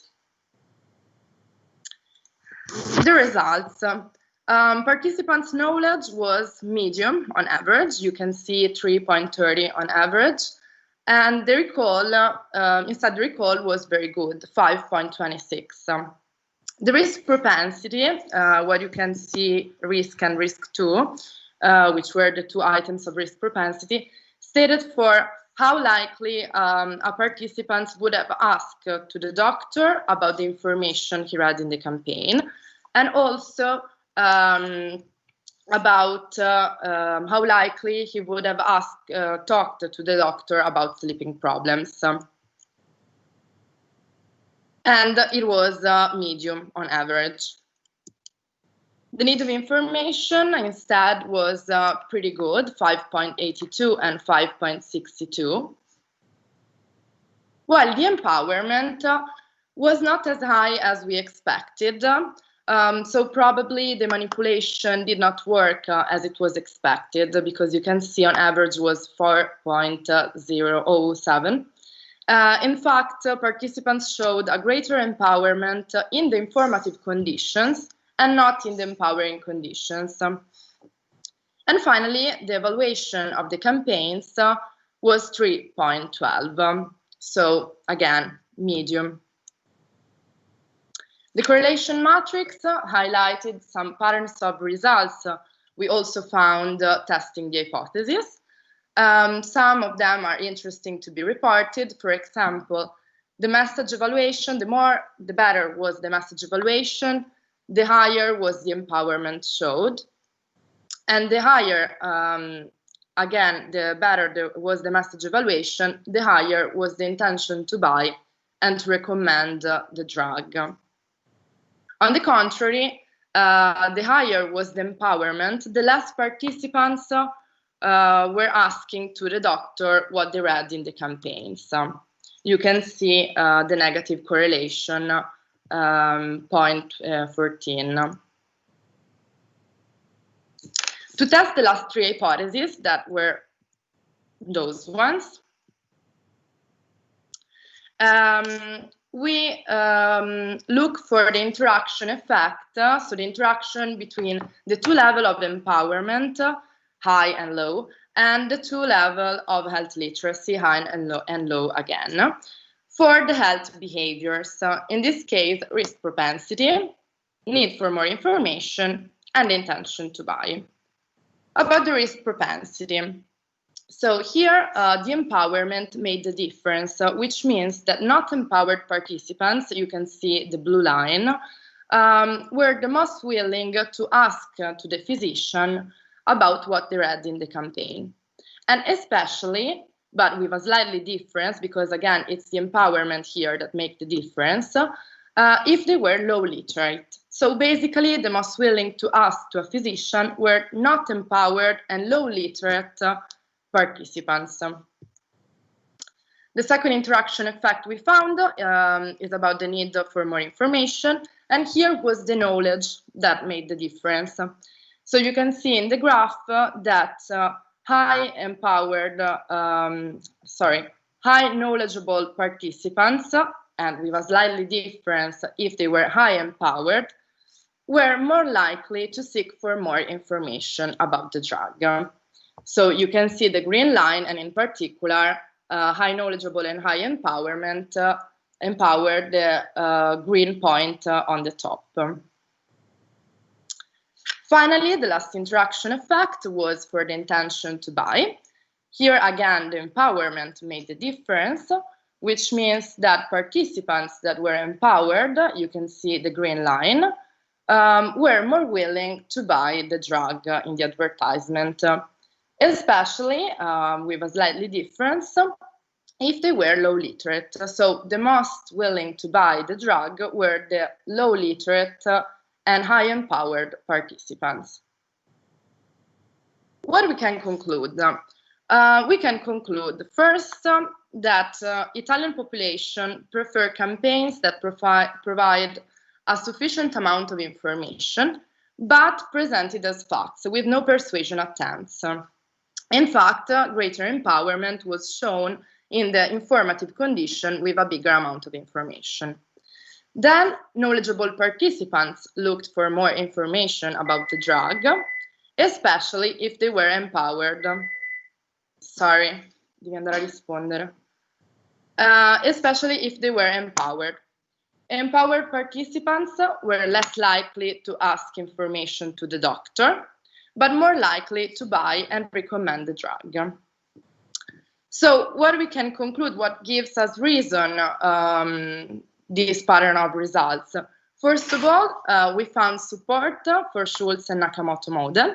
In fact, the two concepts are distinct but linked. So for a patient to be an expert patient, needs to be both literate and empowered.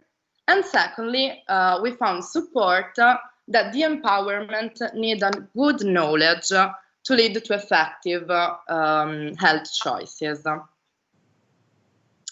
Of course, we faced several limitations conducting this research.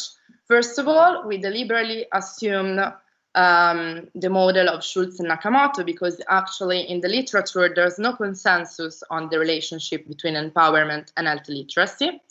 Secondly, the manipulation did not work as expected, so for future researches, we suggest to conduct a pilot study to test the message effectiveness. And finally, the context, because sleeping problems are not well known in Italy. In fact, Italian population underestimated the consequences on daily life of sleeping problems. And so the same experiment in the future could be conducted in a different context. In fact, the low sensitivity to insomnia issues could have affected the participants' answers.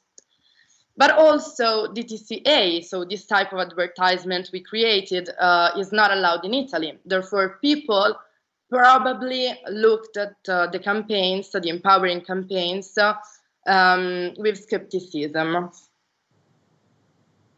Thank you for the attention. Thank you very much. So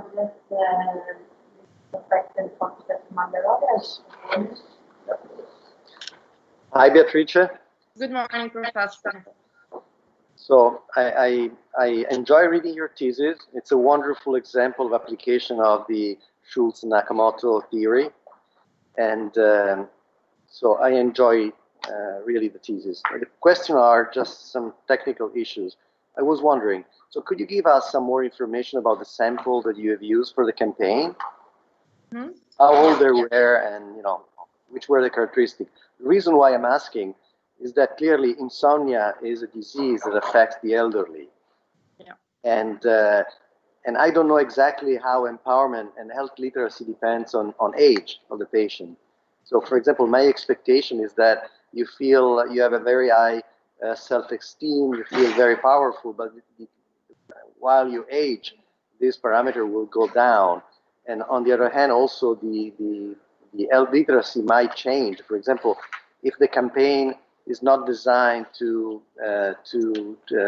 tackle the elderly, for example, if I remember, you use sort of more web type and message type way of capturing people. Maybe for the elderly this will not be so easily effective. So the issue is, how do you think this can be extended to become a way to address these two important parameters in people that are not so young? Okay. Yeah. Well, first, our sample was an average of 37 years old. We've ranged from 19 to 80, but actually the participants were from 30 to 40, 50 maximum. Also because we used Facebook, Instagram, and WhatsApp as a method to spread the survey. So for sure, it was not tied for the elderly, probably. But I would like to remind you that we were also in a particular situation that was COVID-19. So as also Università San Raffaele did some study about it, about insomnia, the problem of insomnia was probably increased in this period. So also for a younger population. Of course, to adapt this study for the elderly, probably another channel would be more useful, like how can I say,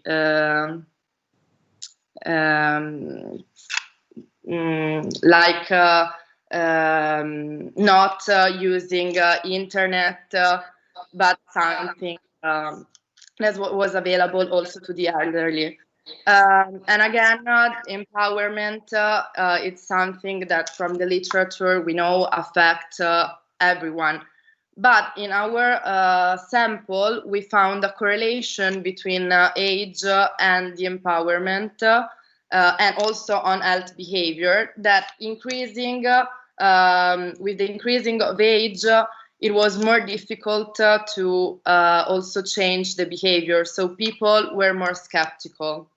So probably some pilot study would be needed if we want to tie this type of experiment for the elderly. So thank you. Thank you very much. Questions? Other questions? So for this question, thank the teacher.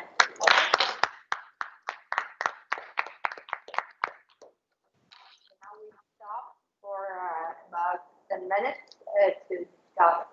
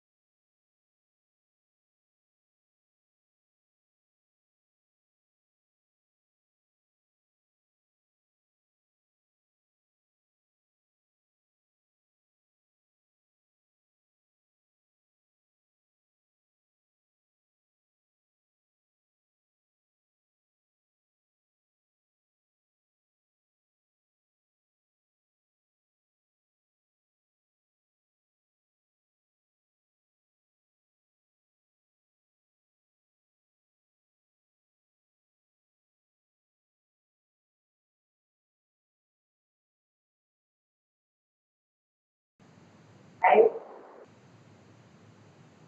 Tecniche della schiena insieme a questo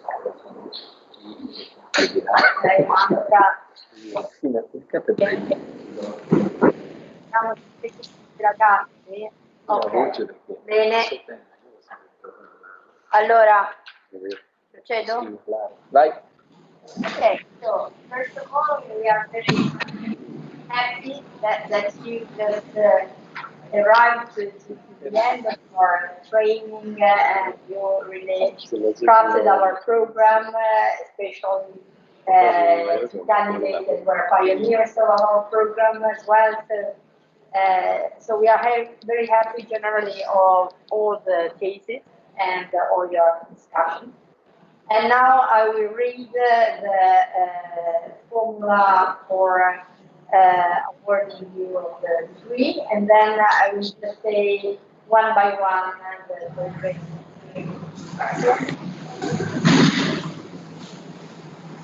I use the microphone. Yeah. Okay. So I will just say the grade before in Seduta di Tesi, and then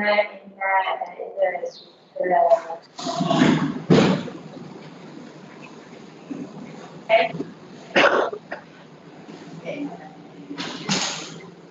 By virtue of the authority vested in me, I confer the master technology certification to the candidates with the following comprehensive final grades. Vanessa Fire.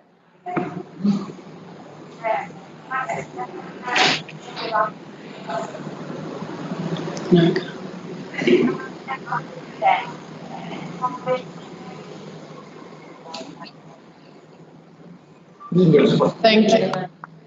Thank you. Sorry, I didn't hear.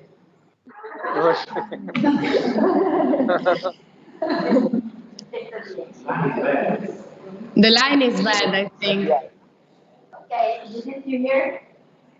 Yes, more or less. 110 out of 110, 110 to 110. Okay, thank you.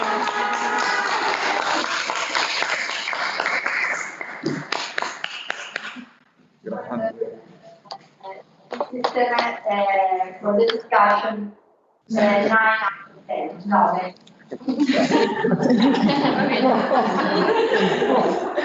Okay, so next candidate, Clarissa Zeppi, 100 out of 110, and 9 out of 10 for the discussion. Thank you.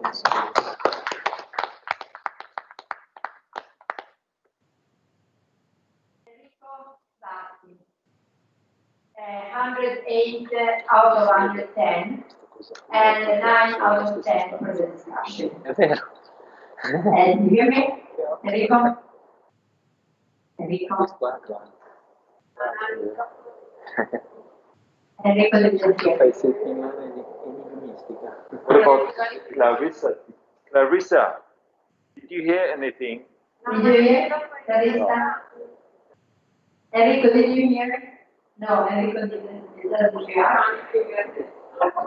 Scriviamoglielo su un foglio e glielo facciamo vedere. Ecco, adesso foglio Now, okay, now Clarissa, you close and Enrico maybe activate the audio. Quanto ha preso Clarissa, scusa?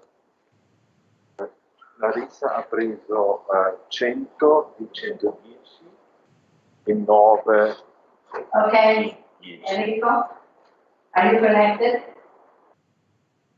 Enrico, we can hear you. Okay, so should I repeat? È lì la camera. Yes, okay. Passalo. 108 out of 110, 108 su 110.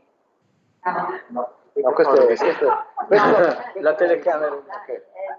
Della persona sbagliata. Sì, fa quello lì tra Clarissa. Urca, mi viene un colpo. Ok.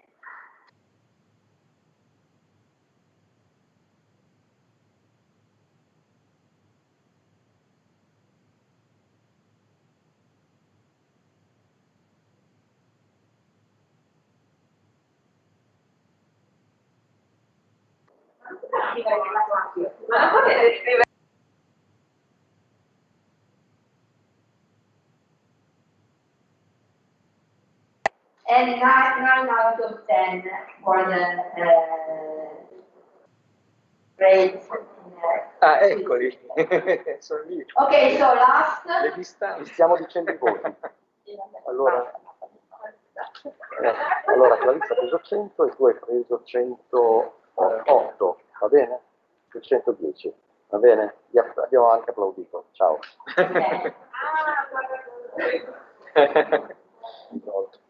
Okay, so the last, Beatrice, can you hear me? Yes. Okay. So Beatrice Vano with a grade of 101 out of 110, 101 su 110 and 9 out of 10.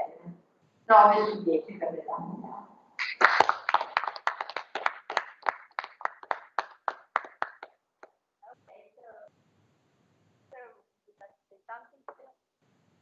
Well, congratulations to all of you. We are very proud of you, and we are convinced that you will become great ambassadors of our program. And actually, what matters for us is that we will be in touch with you. Would like to learn more about your future, your professional way also. And so please make sure that we can actually hold up with you and follow you also for your future. Thanks, it was a great time that we spent with you. And as I said before, we all are very proud on you, that you were our students in past years. Congratulations. Okay, thank you. Thank you.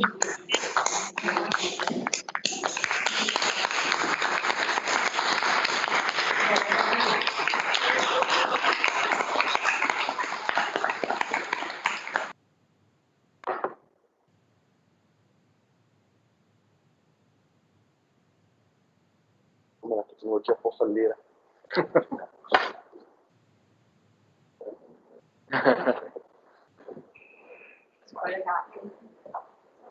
Questa immagine sembra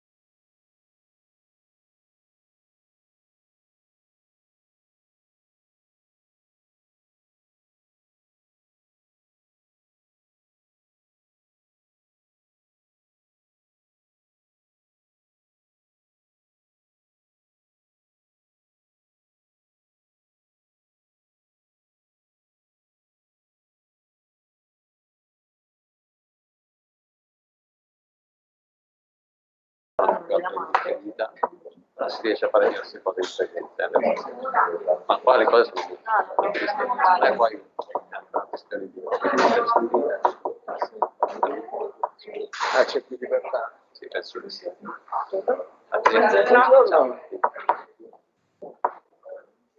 Speriamo siano sterili. Sono Speriamo siano sterili? sterili, però i internuti Sì, sono secondo me è sterili. difficile da pubblicare. C'è un'autoclave. Mettigli nell'autoclave. Mi sembra di riconoscerla. Good morning, Martina, and good morning to our guests. So we thank you, Martina, for being present. So we would also like to have a discussion of this session. So Martina is going to present a thesis project supervised by Professor Albanese, titled "Investigating Burden and Needs of Informal Dementia, Caregivers and Cross-Sectional Studies." And I give the floor to Professor Albanese for a couple of words for introduction, then to the co-supervisor, Dr. Piafelli. Yeah, so Martina proposed a topic that is close to one of our projects, which is part of the program we have to address from a public health perspective the dementia global crisis. And this is the chapter, technically number 5 in the Global Action Plan, that addresses the impact of dementia on family caregivers. So dementia is a group of diseases, and the notion here is that not just those who have the illness itself, but family members and people around them have to bear a huge burden. And this burden, for the care that they provide, most of these are informal caregivers, of course, has a number of implications, including on mental health and psychological aspects. There is, of course, a need to understand, quantify, and dig and understand better how this burden configurates. And the interesting point I would remark in Martina's thesis is that when the pandemic hit, of course, it was a major reason to change the plans for the thesis, what was planned originally. But then, of course, it was it resulted in a fantastic enrichment. So this is a population, caregivers of people with dementia, who experienced an exceptional type and amount of burden because of the epidemic. And as Martina will explain, this is related to some kind of obvious aspects, like the confinement, isolations, and lockdown forced these people to stay at home with the family members they take care of who may have dementia. And there's also, of course, the interruption of services, the daycare, for instance, and others that are very important for these people to take breaks from the continuous demand and needs of people with dementia that increase exponentially through the disease experience. So in reality, what Martina did, and this is really nice, that she was able to collect data during the epidemic and the lockdown. So most of the data she collected are really fresh data on something that the literature is very slowly and little by little try to provide evidence on. So this is extremely innovative, and I think we believe it's also something that we want to publish. Finally, a final remark. We have a project about iSupport, which is an intervention. And so Martina also contributed to the preliminary setup of this work, so that the thesis that she conducted is contributing technically to the responses. So from a critical public health perspective, is not just we want to know how things are, but also to shape intervention to respond to the needs of the people that we measure. And we so much hope that Martina will be able to keep contribute with us, because the thesis integrated very nicely with the project iSupport. And Maddalena Fiordelli. So, what has been said already, I just wanted to mention that Martina was a very good student that worked autonomously, was very dedicated, not just to the topic, but also to the subject of her research. So it was very good experience working with her. Okay, so The main concept from which my research started are dementia, caregiver, and burden. Dementia is an umbrella term used to describe a range of symptoms associated with chronic impairment. The is a syndrome that derives from neurodegenerative disease that affects the thinking, behavior, and the whole memory. Caregiver, in particular, we focus on informal caregiver, is someone that helps and supports family members or friends, providing daily care to individuals who are unable to function independently. And finally, burden is a multidimensional response to physical, psychological, emotional, social, and financial stressors associated with the caregiver. Here I recorded some data to see the magnitude of the problem in the entire world. In fact, we found that there are more than 47.5 million people every year, and the cases have almost tripled by 2000. In particular, we focus on two different countries that are Italy and the Swiss canton of Ticino. In Italy, there are 1 million of dementia patients. Instead, in Ticino, there are more than 80,000 of people that live with dementia. The data in the literature shows that 80% of people affected by dementia are cared for at home by family members, and that the burden of care is almost entirely borne by the family unit itself. In Ticino, in particular, a day of caregivers that which was started last year, called the Giornata di Familiare Curante, has been set up for emphasize their fundamental role to raise public awareness, inform on initiatives, and share experiences and projects. From this first analysis of the literature came out these three hypotheses. In particular, we expected to find mild to moderate burden in the entire Italian context, without the detection of significant differences in the Italian context compared to the Ticino one. The main instrument used to measure the burden is the desired burden interview. That is the most used instrument and also the best one to precisely measure caregiver's burden due to its high internal consistency and its test reliability. Then the aim of this study is to go beyond the global score of the type scale to explore the multidimensionality of the interview. And the aim is therefore to create population clusters that allow us to have a more detailed view of the current situation and also to proceed with the customization of intervention to better adapt the content for different classes of the dementia caregivers. In particular, we explore the links between the burden level and various characteristics of the carer, expecting differences in the level of burden based on the socio-demographic characteristics. And finally, due to the COVID-19 situation, we think that it was necessary to have a third hypothesis.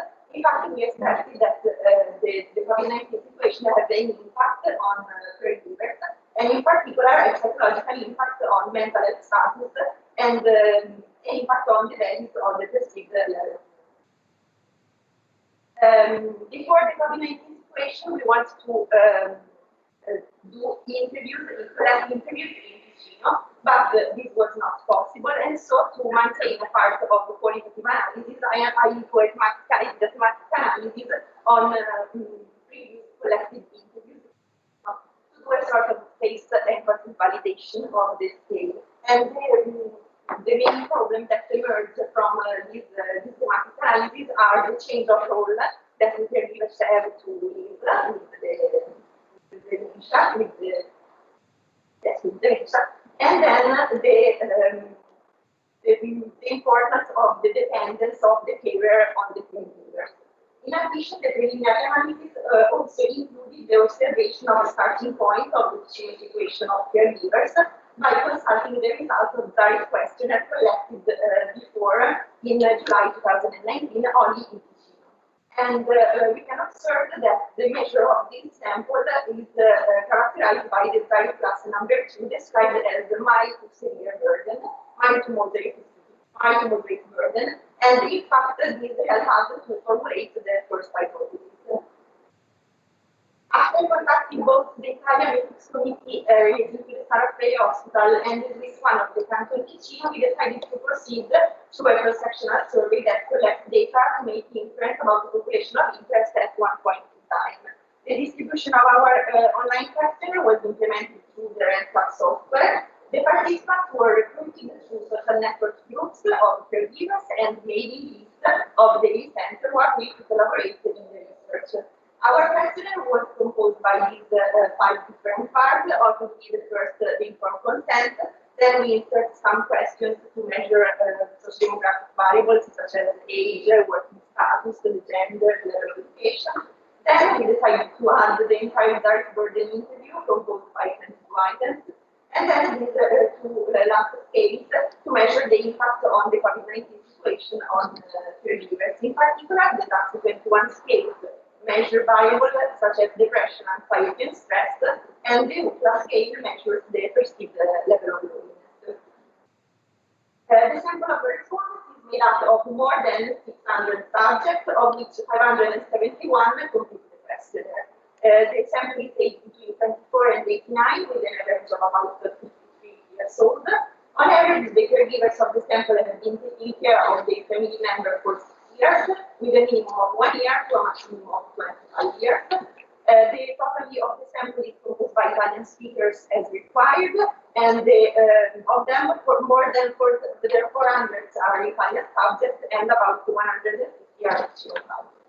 The majority of the sample is composed by females, as we expected, and the majority of the sample takes care of the family members suffer from Alzheimer's disease. And these represent the general distribution of the disease, the dementia disease in the entire world. Then regarding the relationship between the caregiver and his family member, we note that the majority of our sample takes care of one or both parents. Regarding the education, we divided in these three groups our sample. And regarding the employment, we can say that about half of the sample has another employment in addition to the caregiver role, and the other half are only caregivers. In particular, our first hypothesis foresees to find mild to moderate burden, but I would say unfortunately, we discovered that the majority of the sample has a severe burden. This is important also because the literature says that the burden does not only affect the level of physical and mental status of the caregiver, but also is for her caregiving ability. And so this creates a sort of vicious cycle that must be integrated. In particular, our first hypothesis is expecting to find a comparable level of burden in the population. But with the analysis of the literature, we don't find any studies that compare the Swiss sample to an Italian sample. In our case, we discovered that the Swiss sample has a significant higher level of burden, and in particular, we discovered also a change in the Zari class. In fact, the Swiss sample is characterized by severe burden, and the Italian sample is characterized by moderate to severe burden. At the second investigation, we control all possible independent variables that influence the caregiver's burden status, measured by the total score of the Zari scale, and we can observe that the variable age has influence. In fact, with the increasing of age, we found the higher level of burden, and the same for the years as caregiver. Then we perform t-tests between all the autonomous variables and the Zari score, and we discovered that also the gender has an influence. In fact, the women have a higher level of burden than men. And finally, we perform ANOVA to investigate the influence of the type of dementia, and we are able to state that the Parkinson's disease causes a greater burden in caregivers. This could be due, the research said that this could be due to the physical fulfillment that characterizes the Parkinson's disease from the earliest stage. Then, starting from the literature, we are expecting to find no correlation between the perceived caregiver burden and the educational level. In fact, the different studies in the literature present conflicting results. But in our study, we discovered that the education level has interest. In fact, the group characterized by university education has the lowest level of burden. Then we analyzed also the working status, and we discovered that having an employment as a sort of a protection role to the burden situation. In fact, we can say that the unemployment housewives, caregivers, and retired one have the highest level of burden. And then also we can see a difference between full-time job group and part-time job group, but this difference isn't statistically significant. Then we analyzed also the relationship between the caregiver and the patient, and we can see that the group of children has a lower level of burden. In particular, we can see also a change in the Zari class. In fact, the group of children is characterized by moderate to severe burden, and this causes by severe burden. In this graph, we can see clearly the distribution of dark class, and this permits us to create groups based on such demographic differences to implement targeted intervention for these subgroups. Here we can see the results of the last part of our questionnaire. We can see that our sample has a moderate level of depression, and the normal anxiety level and mild level of stress. And finally, regarding the ultra scale, we can see that, in our sample we found a high level of perceived loneliness. We could not make cause and effect deduction to this data because we have no data collected before the COVID-19 situation. But this data supports even more the importance of the main analysis on the level of caregivers' burden, which is evidently not due to high levels of stress or anxiety already existing or induced by the pandemic. Here I reported some limitations of my studies. In fact, first of all, the method of recruitment. Due to the public situation, we have to collect data only online and to recruit our sample only through social networks and mailing lists. So this could have any impact, for example, on the distribution of the sample based, for example, on the variable age. But we can say that in our case, our sample is well distributed on the variable age, and we have also extreme data of older people, for example, 18 years old. The different distribution of Italian and Ticino sample could be another limitation, but it must keep in mind that in proportion to the total population of the two states, our sample is quite well distributed. And finally, the consequence of COVID-19 could have an impact also on the level of burden, but as we said before, probably we can say that the COVID-19 does not have any impact on variables such as anxiety and stress, so probably that have an impact also on burden, but this is also this is only an hypothesis that we have to verify. Here comes the last part of the project, that is also where all the ideas started. In fact, the World Health Organization developed iSupport, that is a skill training and support program for carers of people with dementia. It is developed to provide accessible evidence-based training and information tailored to dementia carers. And in Ticino, a research team is working on the cultural and linguistic adaptation of the program to spread it and test its efficacy. On module 3, that is called Caring for Me, and it is aimed to reduce stress in everyday life through pleasant activities and activities. iSupport is framed as a multi-component intervention, so the provision of information and training are strong components of this program and are generic. It is never planned to create an intervention targeted to one class of dementia caregivers rather than another. But from this analysis, it emerged that the socio-demographic differences have an impact on the level of caregiver. So we decided to create a new digital intervention that is called iSupport Fields. These are mini video tips targeted made for a particular group of caregivers based on their socio-demographic characteristics. The content of this video are based on the contents of the iSupport program that are validated from the WHO, and that are, for example, the importance of enjoyable activities or make pleasant activities achievable. Here I presented a script, an example of script of a video dedicated to the children groups of caregivers, in which I underlined the importance of dedicating time to their home family, and we decided to set as a day for the family the Sunday, because it's important to recharge the physical and mental health. Here, I prepare another script for the SPOSIS group of caregivers, in which I underline the importance of creating a weekly schedule in which enter at least 1 hour a day for themselves, to take time every day and allow the caregiver to rest in their body and mind. In fact, I think that is more important in the elderly group, such as the Furthermore, these studies open the way to numerous researches. First of all, the need for an in-depth and detailed study of the factorial distribution of the desired scale. In fact, although it is the best and most used instrument for measuring the burden of caregivers in the literature, there is no agreement on the factorial division of items. So we decided to do a exploratory factor analysis using the principal component method with variance relation. And we discovered two clusters in the type burden interview. And analyzing the items, we can say that this factor could be called the role strain and personal strain.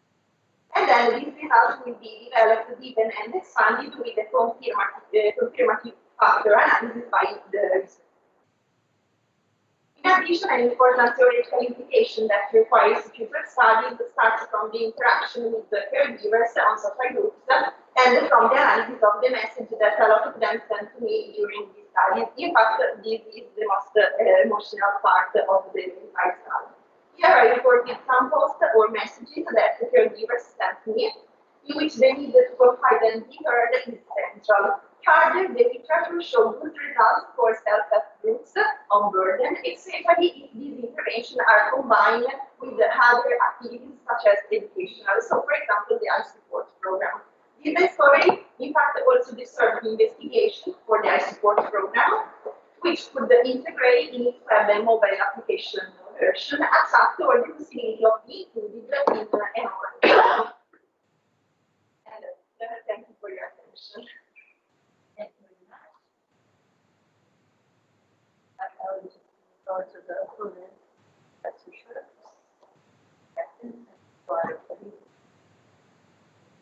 Hello, Martina.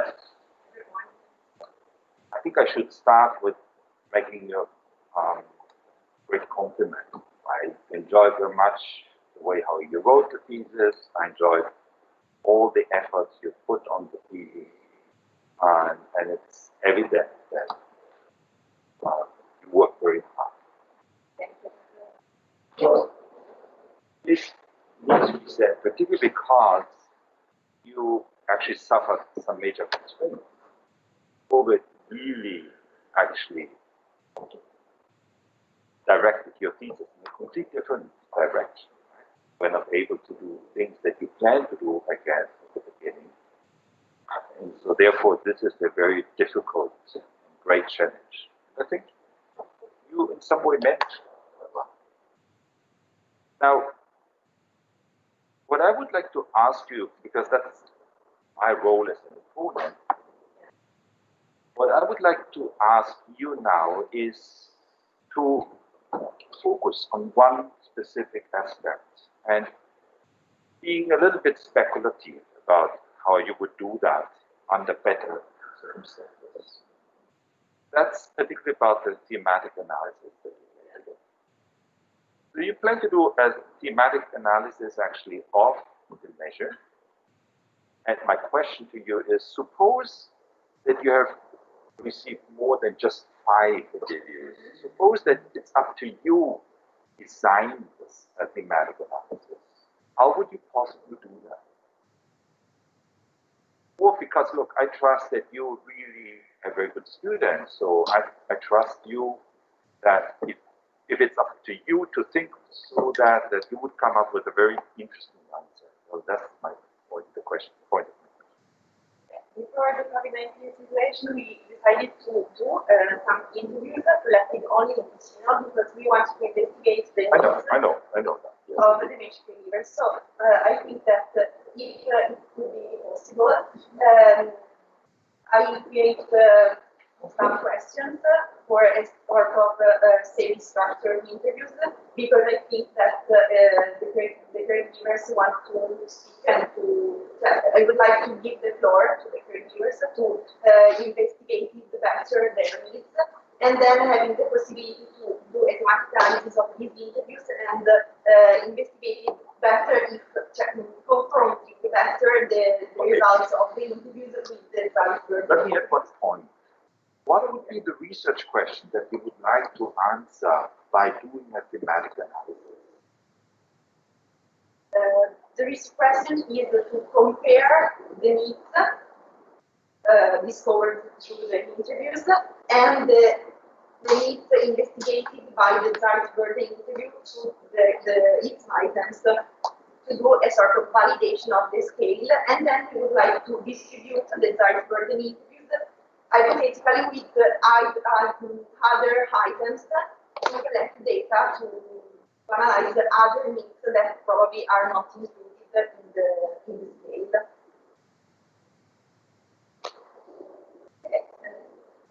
I like to ask professions. It's a question of measuring because maybe I didn't see it deeply, but measuring burden is one of the most difficult things right here.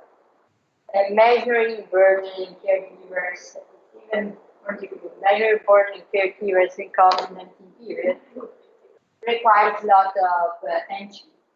Because there are potentials in bias in which kind of patients or subjects they are taking care of. But I say this because we are performing a big study here in San Rafael on the caregivers.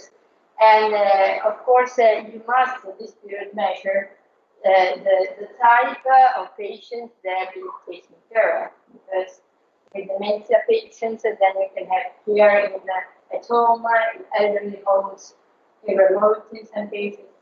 And then you can have patients that are sort of no COVID patients and COVID patients. There's second, that could be a situation where the caregiver just was infected by COVID during his or her job and was not infected. And he was submitted it to the family. So it's a very complex situation because, of course, the caregivers have been those that have been mostly exposed, and especially in the elderly homes. I know that the triage in Switzerland is a bit different than in Italy, but of course, measuring these things require a lot of attention. We have been seeing this because we have a big database here of 6,000 operators, but then we had to just go on with an extra survey monkey because there are many things that you cannot get from the official job classification and so on in registry. So did you consider this also, for instance, if you are typically what we have seen that caregivers, female and young, typically were the first that were sent to be very in contact with patients because they were sort of the less fragile category. And therefore, if you don't know this, then you could say that females get easier infected or more depressed and so on. So did you measure something really connected to the exposure of the caregiver? I don't mention no variables relating to the MPCCS. So we collect the data only on patients that live at home. So, for example, patients that live in elderly houses, we don't consider these groups. And in the first part of the question, we declared that we would like to collect data only on caregivers that live at home with the family member. Now, the patients that were only at home, only in the day centers. So, for example, that caregivers decided to have an help only in some hours for do you see whether they were infected with COVID or not? No. Because this was a very stressing measure. So it really makes a difference. And without measuring this, I think that if you just carry on this project, you should really try to do this, because then it changes completely also the effect independence among variables. So something that is there and plays the most important role. Okay. Martina, I enjoy very much your presentation. I have a curiosity. At the beginning, maybe I was wrong, but at the beginning you showed some data that highlighted that the dementia, the incidence of dementia is much higher in Switzerland than in Italy. And also the burden of disease seems to be higher in Switzerland than Italy. Do you have an explanation for that? Is there any the presence of the dementia patients in Switzerland is similar to the. No, I can't. Maybe I was wrong. You said something like 10,000 versus because the population in Ticino is 360,000. Yeah. And I guess it was around 2%, while in Italy it's around 1.6. Is that right? Based on the number you show. Yeah. So maybe it's wrong, but Might be because there are older people in I think the distribution is similar, but it's correct that the burden level is higher in the Switzerland, in the canton of Ticino, than in Italy. In the literature, we discovered that probably it could be due for federal or state decisions, for example, in economic terms, or more relating to cultural elements. For example, the using of self-help groups. In fact, for example, in the recruiting of the sample, I searched for caregivers group on social networks, and I found a lot of groups of the Italian caregivers, but no groups of the mathematics was clear whether they are measuring in the same way, because whether it's high or not, very difficult in this kind of case to understand when they were measured with the same criteria and with the same policy. Okay, thank you very much. Thank you. Thank you. Yes, we can just wait 5 minutes and then we can for you. Okay, thank you.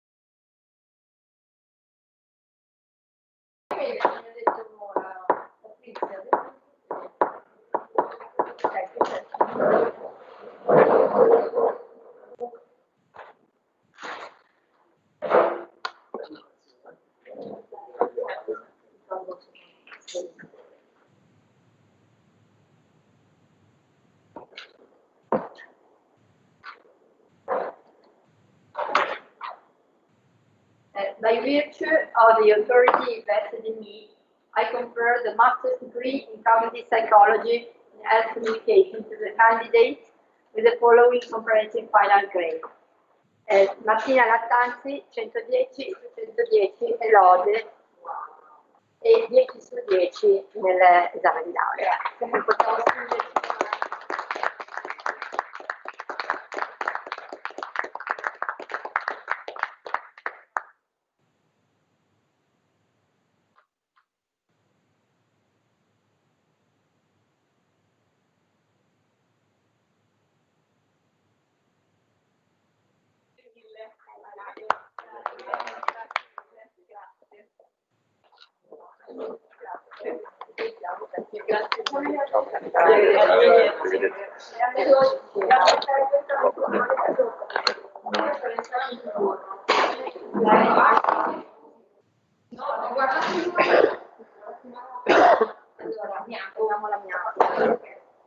Vediamo se si sta collegato il programmatore.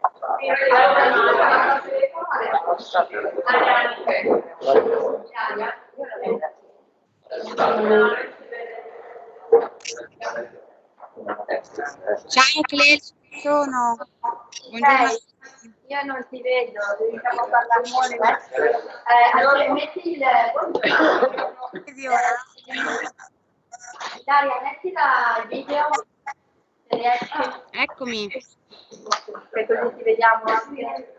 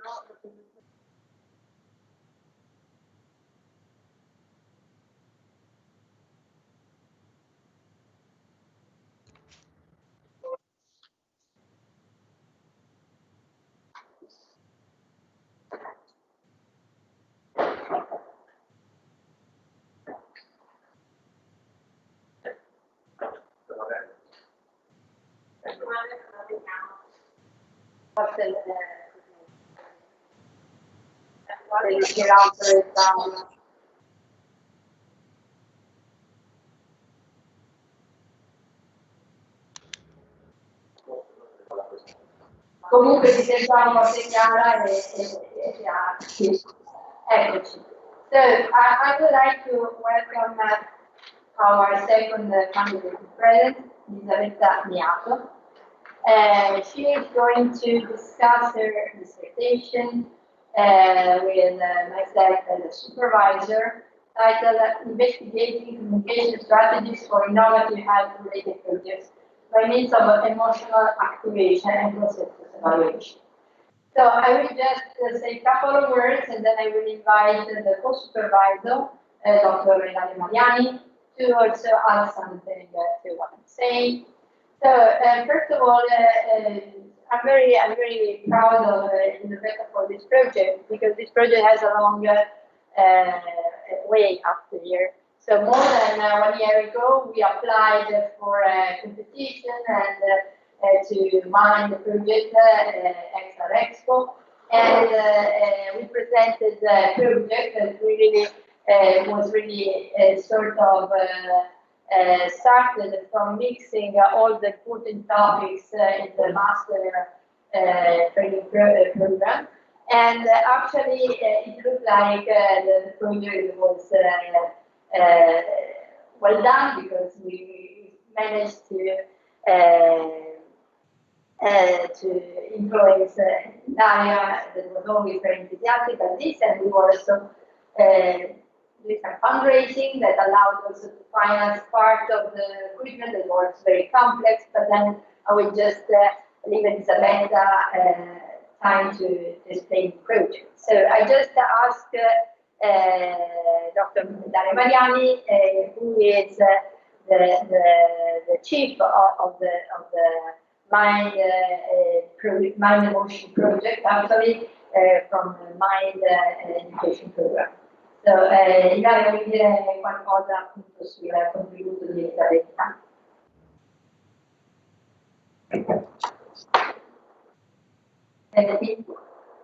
Eccoci, scusami, non riuscivo a riattivare l'audio. Buongiorno, grazie Clelia. Intanto appunto grazie mille, congratulazioni per lo splendido lavoro anche a Elisabetta. Come diciamo responsabile comunicazione del progetto Mind, che vuole ver nascere un nuovo distretto di innovazione, è molto importante per noi azzeccare la comunicazione, proprio perché per l'opinione pubblica non è mai semplice riuscire ad arrivare in modo positivo a far capire, a comprendere le persone che sta nascendo realmente un nuovo distretto. Quindi per noi è stato importante nell'ambito di Mind Education, che è il programma che abbiamo con gli studenti, poter diciamo fare interagire il lavoro che già era stato fatto dai ragazzi di IED che avevano elaborato questa campagna pubblicitaria promozionale per Mind e affidarla all'Università Vita San Raffaele per poter, tra virgolette, noi sintetizziamo così, misurare le emozioni che questa campagna effettivamente suscitava nel pubblico. Non mi dilungo, voglio ringraziare Elisabetta per lo splendido lavoro, per averci aiutato a migliorare la campagna, per averci aiutato a misurare l'efficacia della nostra comunicazione. Un grandissimo in bocca al lupo e congratulazioni per questa Grazie e grazie molto a voi per la collaborazione sempre molto entusiasta e soprattutto ti aggiungo una nota, è un ottimo esempio di interazione tra stakeholders reali della parte di communication e academics. So thank you very much, Elena, then I will go to My thesis finds its basis in the application of cognitive psychological tools for interdisciplinary fields such as communication and marketing to study emotional elicitation and the neuropsychological mechanisms that underlie decision-making processes in the consumers. It's divided into three sections. At the beginning, there's the neuropsychology in communication. Afterwards, I introduce the Milan Innovation District case study, and at the end, I'll explain my thesis research design. About psychology and communication, I decided to focus on the role of emotion. In fact, because of the oversaturation of mass media channels, it has become even more important to understand what drives consumer decision making. In particular, consumer emotional response is a predictor of advertising effectiveness. In fact, it is related to consumers' attitude, behavior, and beliefs. Among the different emotion categorizations, I decided to use the dimensional model because it's the only one which considers emotion as varying along the continuum rather than discrete states. In particular, the one by Russell considers emotion as varying by two variables, the pleasantness or valence and the arousal. The Milano Innovation District is our case study, as anticipated. The project begins with the winning of the Milano Education Center. The Innovation Districts are new realities spreading among developed countries as a strategy to enhance and ensure sustainable economic development, thanks to a new balance between work, life, and community. The Innovation District is the new district underway in Milan, which matches the reality of the Technopole, the Galeazzi Hospital, and the Statale University, aiming to develop a closed ecosystem from everyone of all ages and backgrounds around the core values of innovation, sustainability, and well-being considered from an holistic point of view. Its research goal was to improving the effectiveness of the MIND campaign in terms of diffusion of the communicative message on the territory of Lombardy. The focus group with the MIND group, the expected outcomes have been highlighted. The first one would be to intrigue the target audience towards the MIND project. Secondly, to create an effective relationship between the Milan Innovation District and the target audience. To influence the audience to get informed and keep being informed about MIND news and events. Now, the video. The target audience are the citizens of the Lombardy territory because of the special proximity of the district with Lombardy. The channels chosen by MIND are the social networks, which are the perfect channel to create a close community because are the only one which allows to have a direct interchange of information with the audience. The length of the video is 1 minute and 20 seconds, and the video is designed splitting the screen half vertically and alternating videos on the left and on the right of the screen, combined with the voice of screen and the software music. The rhetoric parameter used in the campaign is the pathos, because the emotional part is elicited in the message. And this is the perfect parameter for health-related messages and also for environmental sustainability messages. And research design is subdivided into two phases. In the first one, the consensus of the target audience toward the project is evaluated. Firstly, with a qualitative analysis, thus a focus group, and afterwards on a larger scale with a questionnaire. The second phase, the emotional elicitation of the participants while they were watching the video is measured. The conscious elicitation with self-report and the unconscious one with neurophysiological measurement. The group was conducted with a sample of 5 participants aged between 23 and 59 years old, and the citizens cities of residence were Bergamo, Brescia, and Milan. The outcomes of the focus group are shown. In the bottom, there are the categories individualized with the context analysis run on the transcription of the focus group.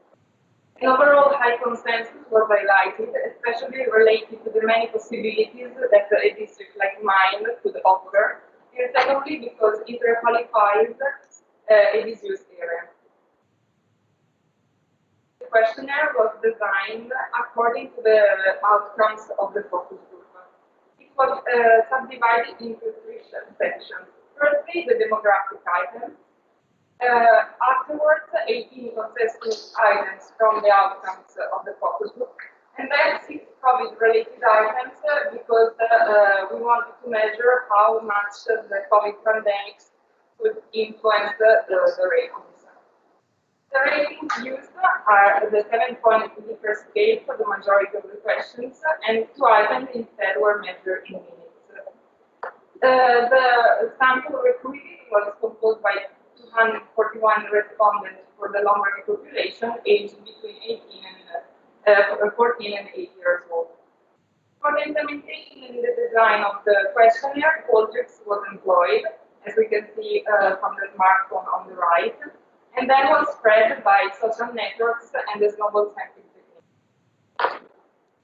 Of the questionnaire measured a total high consensus, and the major sources of consensus were again the redevelopment of the disease area, the fact that the innovation district is dedicated to the healthcare field, and lastly, the fact that an area like mine could increase the global competitiveness of Italy towards foreign countries. The goal was to measure the campaign effectiveness in eliciting participants' emotional response. The research was designed with the first introduction survey. Afterwards, the participants were accompanied to the computer station where they were the cup for the EEG and the electrodes for the conductor. Here, the MIND campaign was shown together with some video distractors, all in a randomized sequence. The sample was composed by 71 healthy subjects aged between 18 and 65 years old. The measurements, as anticipated, were a self-report and then the EEG and ST conductance for the neurophysiological measurements. The structure of the self-report was composed by 4 sections. Firstly, the basic emotion were measured. Afterwards, 16 items from the differential emotional scale to measure the complex emotion. 2 items from the self-assessment marking shown in the picture, measuring the valence, the pleasantness, and the arousal, and 6 items designed specifically for the MIND campaign. The outcomes. On the right, we have 2 graphs showing the outcomes of the basic emotion and the depth. We can see that the major emotional elicitation was for the positive emotion, in particular joy, and instead for the negative emotion, in particular disgust and anger, were felt very low or even not at all, and with a higher agreement between the participants. The same measure in neutral pleasure and the low arousal, and instead the MIND items measured an overall impression and interest for the campaign, but also an unlikely research of further information.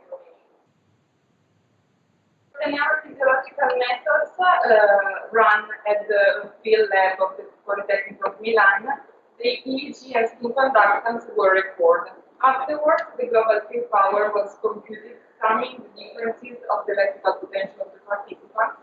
In particular, the pleasantness index was calculated from those 4 electrodes. For the analysis, a variable time was added to the data set because for each electrode we had 40 different recordings, each of them corresponding to emotional elicitation of 2 seconds of video. The hypotheses were tested. In the first one, I wanted to analyze if there's a difference in the pleasantness index intensity among these 2 time intervals, chosen because of their importance in the campaign. T27 is when the target audience gets involved in the campaign by the voice of screener per question, and T36 is when the mind description appears on the screen. H2 and H3 want to analyze instead if there's an effect of the unconscious activation measured with the pleasantness index and the skin conductance on respectively to the conscious perception measured with the pleasure SEM and the arousal SEM over time. One was tested with the Wilcoxon-Steinman test. The graph shows the median distribution of the pleasantness, and we can see the peak here and of T27 and the one low T36. Each one was confirmed, thus the difference in these two peaks is significant. In a mixed model was employed to test H2 and H3 because it's the best methodology to study repeated measure over time. H2 was not significant, but there's not an effect of the pleasantness index on the pleasure SEM over time. Instead, H3 was confirmed, and the graph shows the two intercepts for the SEM arousal high and low with a different slope. Those results, an high consensus was highlighted, but also analytic research for the information by the target audience. The emotion overall was positive, especially in the questionnaire, but instead the unconscious activation had a big variance, as we see in the graph of the median pleasant index. And lastly, the arousal was low. That is unfortunate for the emotional elicitation, but it's good because it enhances the recall of the message and the campaign target audience. In the results, the communication strategy will focus on increasing the likelihood of the researcher for the information and also to increase the affective relationship of the target audience toward the brand. The first suggestion is to insert the mind logo in the top left corner of the screen when usually the audience attention is firstly driven, and also to substitute the mind description at the end of the video with the logo and the innovation issue to clarify the object promoted by the campaign to increase again the likelihood of research and information. Secondly, a second video with renders of the final project could be created. Making the audience visualize how the final project will appear at the end should increase the perceived effectiveness towards the mind project. And lastly, being such a method design channel for the video, reducing the length of the video for platforms such as Instagram and Facebook should increase the attention, because the attention threshold on that platform is lower compared with LinkedIn and Twitter. Concluding, according to the expected outcomes of the mind group, a high consensus of the target audience toward the project is positive to prime curiosity in the audience. Secondly, the core values of mind are the key elements to create an effective relationship with the area. And lastly, implementing this communication strategy would increase the likelihood to get for the target audience to get informed about mind. The limits and future challenges. At the beginning of the project, we planned to run 2 more focus groups, but unfortunately, because of the pandemic spreading during the implementation of the thesis, it wasn't possible. So in future research could be a good idea to run, for example, 2 or 3 focus groups to gain more reliable outcomes to the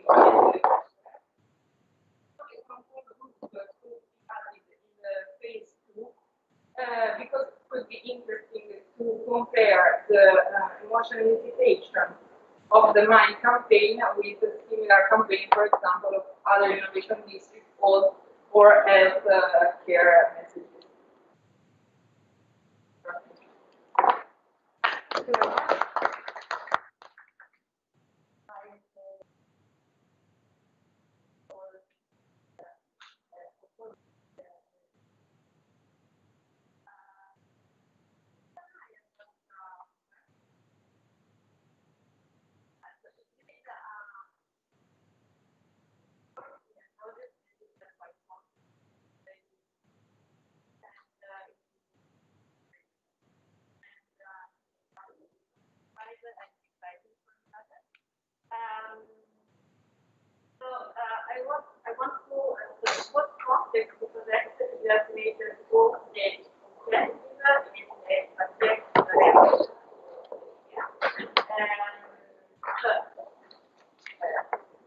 particular, you evaluate the example presence with by and you are related with objective measures with the subjective records given with constant. And for you didn't evaluate, but most of the subjects reported to joy or surprise, and maybe in a positive way, not negative reaction of surprise. So to have a sort of discrepancy from what is reported and what actually is completed. And I expect that to try to elaborate on this. Maybe I don't know. It is a problem of the leadership, it is a problem of the situation, it is a problem of social integrity bias in the rest of the system. So, it is true that I found something that is in agreement between the people lessons and around it, but another interesting point is that, for example, subjects here from one side that the leader is very good, because in the test is one of the items that is related to the subject they say that the leader is not here. So you have different sources of information, and it seems that we cannot find an agreement among all the subjects. So could you please say something about this status work that you can conclude in a positive way? Because of course there is a positive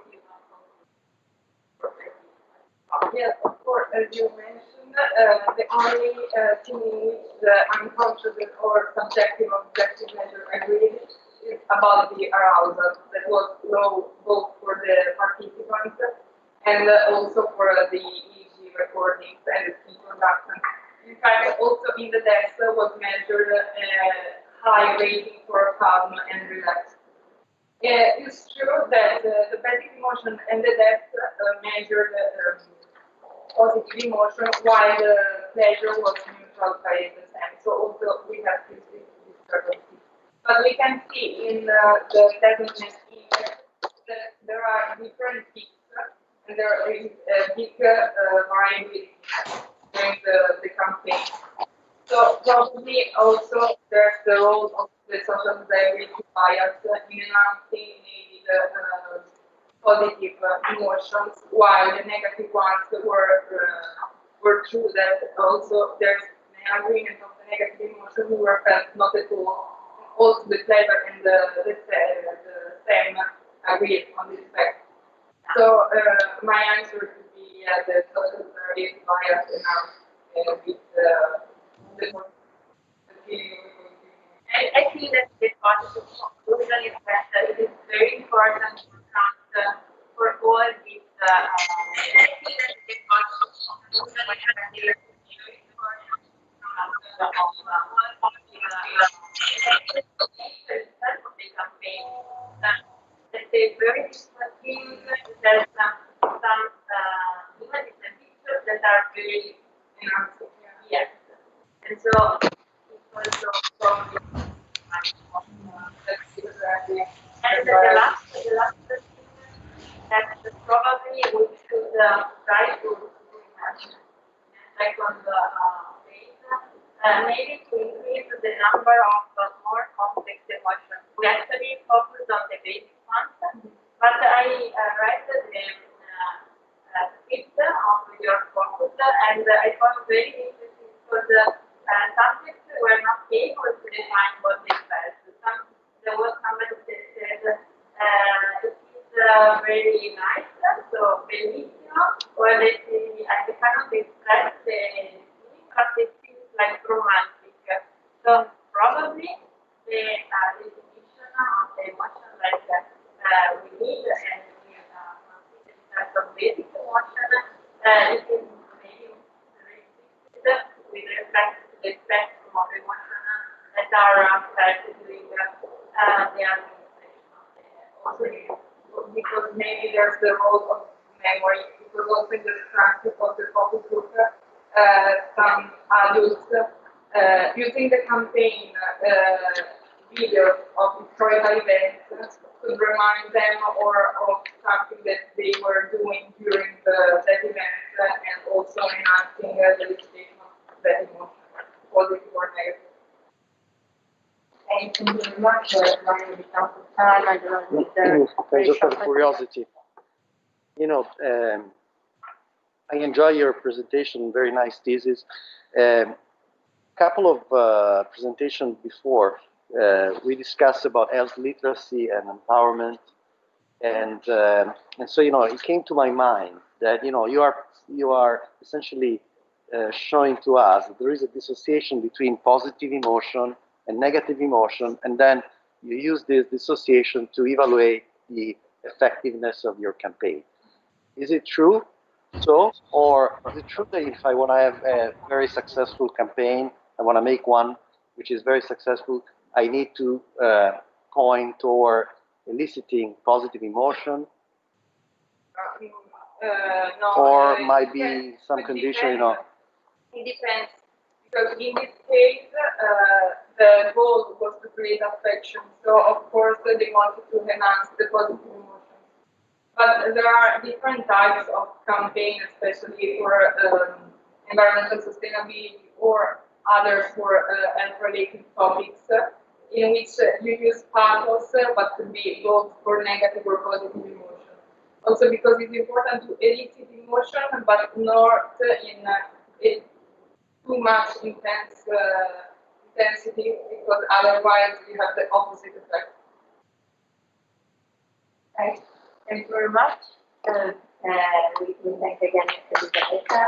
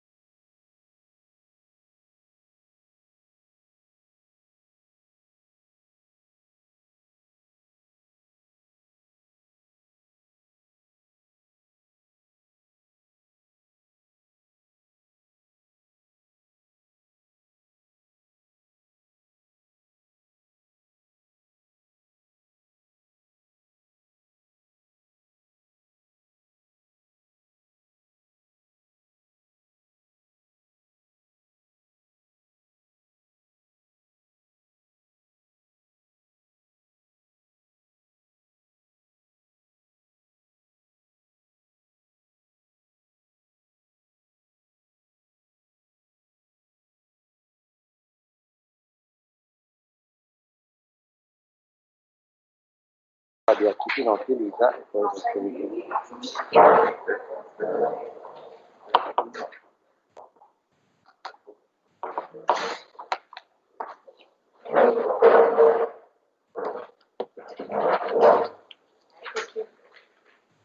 Allora, adesso leggerò la formula standard per il conferimento del titolo di laurea magistrale e leggerò il voto sia in 110esimi che è il voto comprensivo della carriera, e poi c'è un voto invece specifico per l'esame di laurea per la tesi, che è in decimi.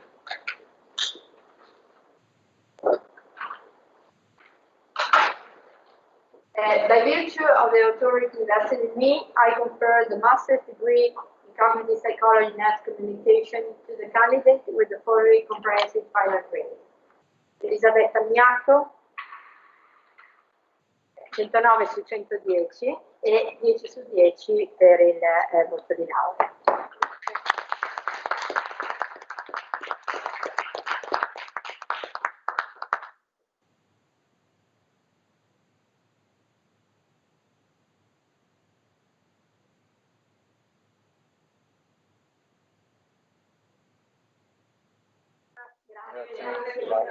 Grazie.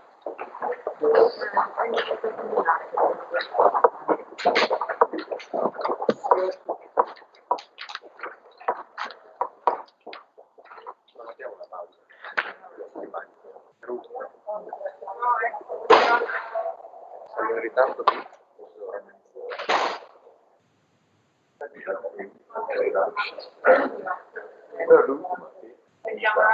Aspettiamo Sono molto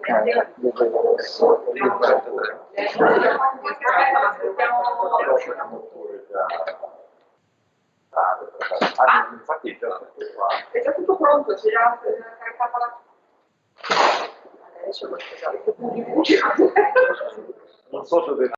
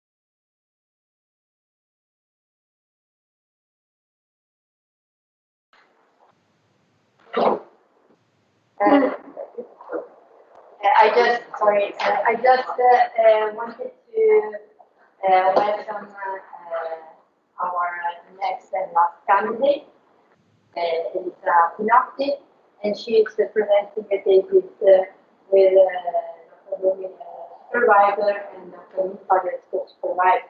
So I just need the first to Dr. Rumi, and then I will briefly read the letter of the supervisor couldn't attend the session.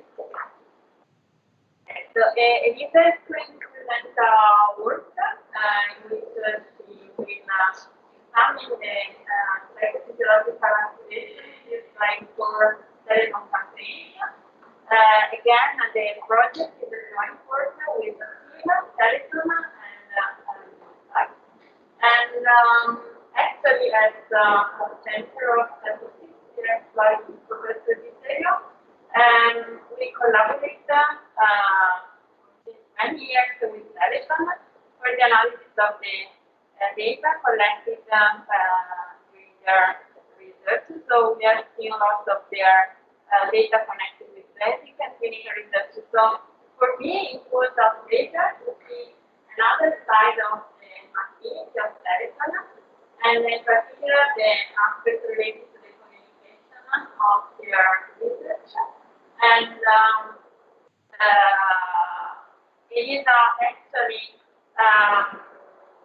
also had the experience, the chance to do a small lab experience with the collaborators from Polytechnic of Milan. And the most important contribution of their thesis is related to the detailed analysis of the video, of course, under the guidance of Professor Di Tesi.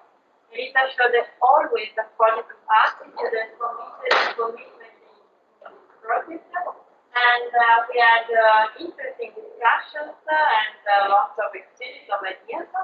And I have to conclude that I'm totally satisfied with the work, and it was also a pleasure to work with her from outside London.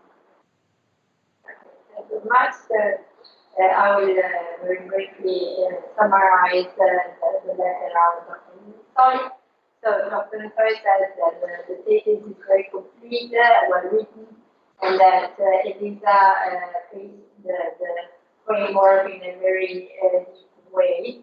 And in particular, the analysis of the structure of this video in 4 spots has been performed very much into detail, both at the level of single frame and also at the general level. And of course, this could provide important indication to evaluate a particular health campaign like the telephone campaign that has a particular style focusing on the emotional part of the videos.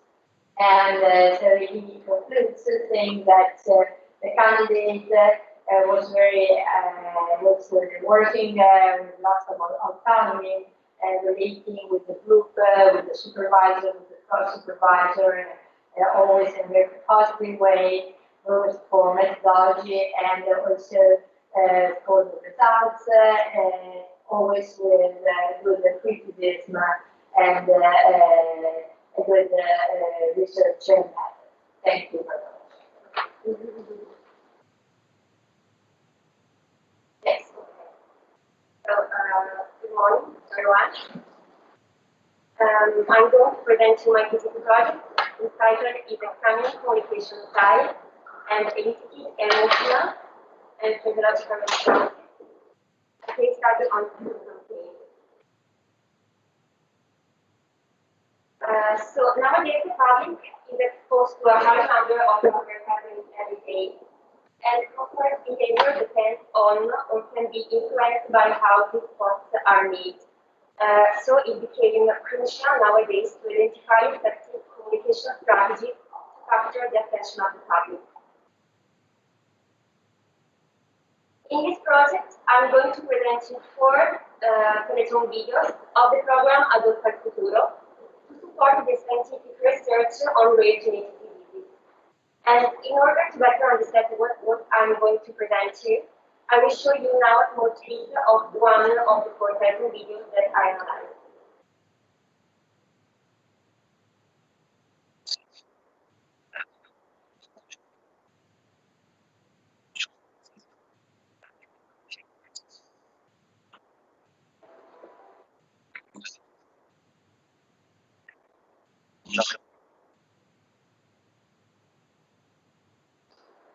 So the work is divided into 3 main parts. The first part is the communication part. In part, I analyze the communicative style of these typologies of advertisement. In the second part, we analyze the emotional reaction of a sample of subjects after watching all the 4 advertisements and all the structures.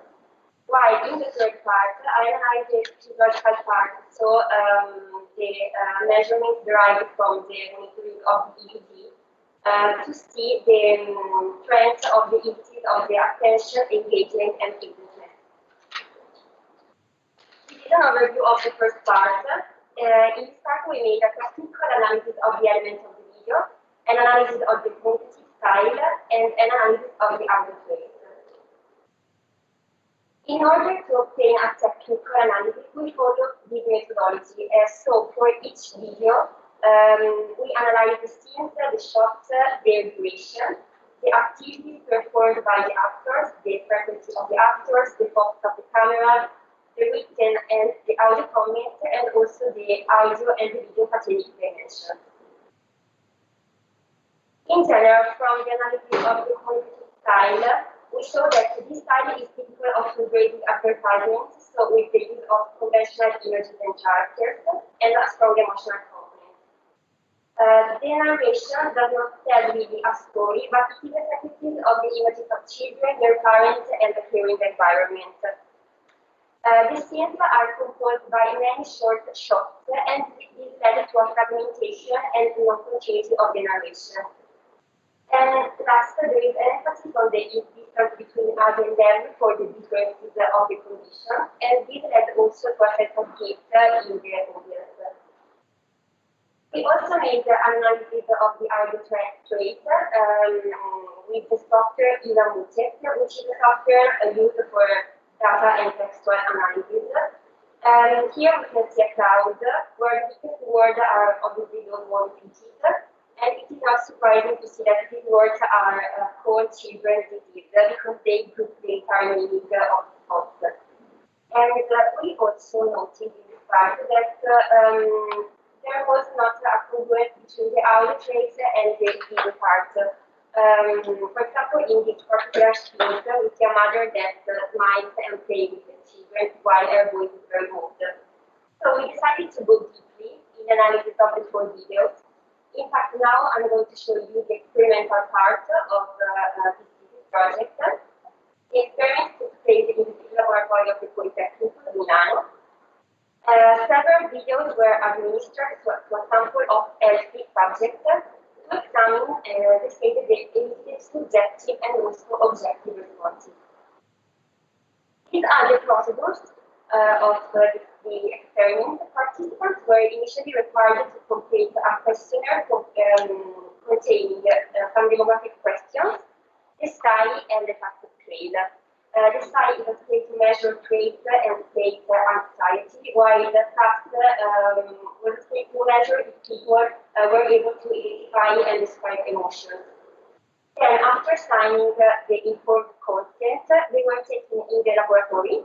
And here they had in front of them several videos, also distractors. After each video, they had to complete this four scales about the emotional activation. So the basic emotional scale, the test, the sum, and the final questionnaire.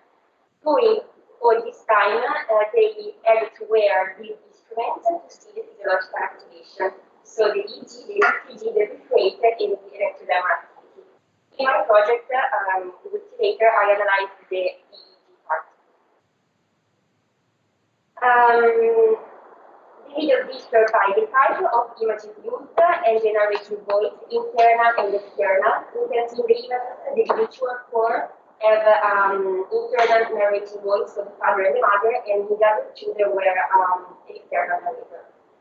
To avoid habituation or learning aspects, the same subject watched two videos that differ both by the images and the narrative voice. And the videos were interspersed by distractors. The sequence was randomized, and the target video had a quick position. And this is an example of the sequence of this administration of the materials. So, for example, a video telephone, a distractor, mind, that is the project represented by the data, distractor, and another video telephone. Participants were in roughly 74, the majority were women, studies, and no children, and the mean age was 33. The definition of inclusion and exclusion criteria were made according to psychological experimental studies, and we found no clinical relevant values for the task and the science. Okay, so these are the results of the basic emotional state for the first video. We can see that people experience sadness with higher intensity.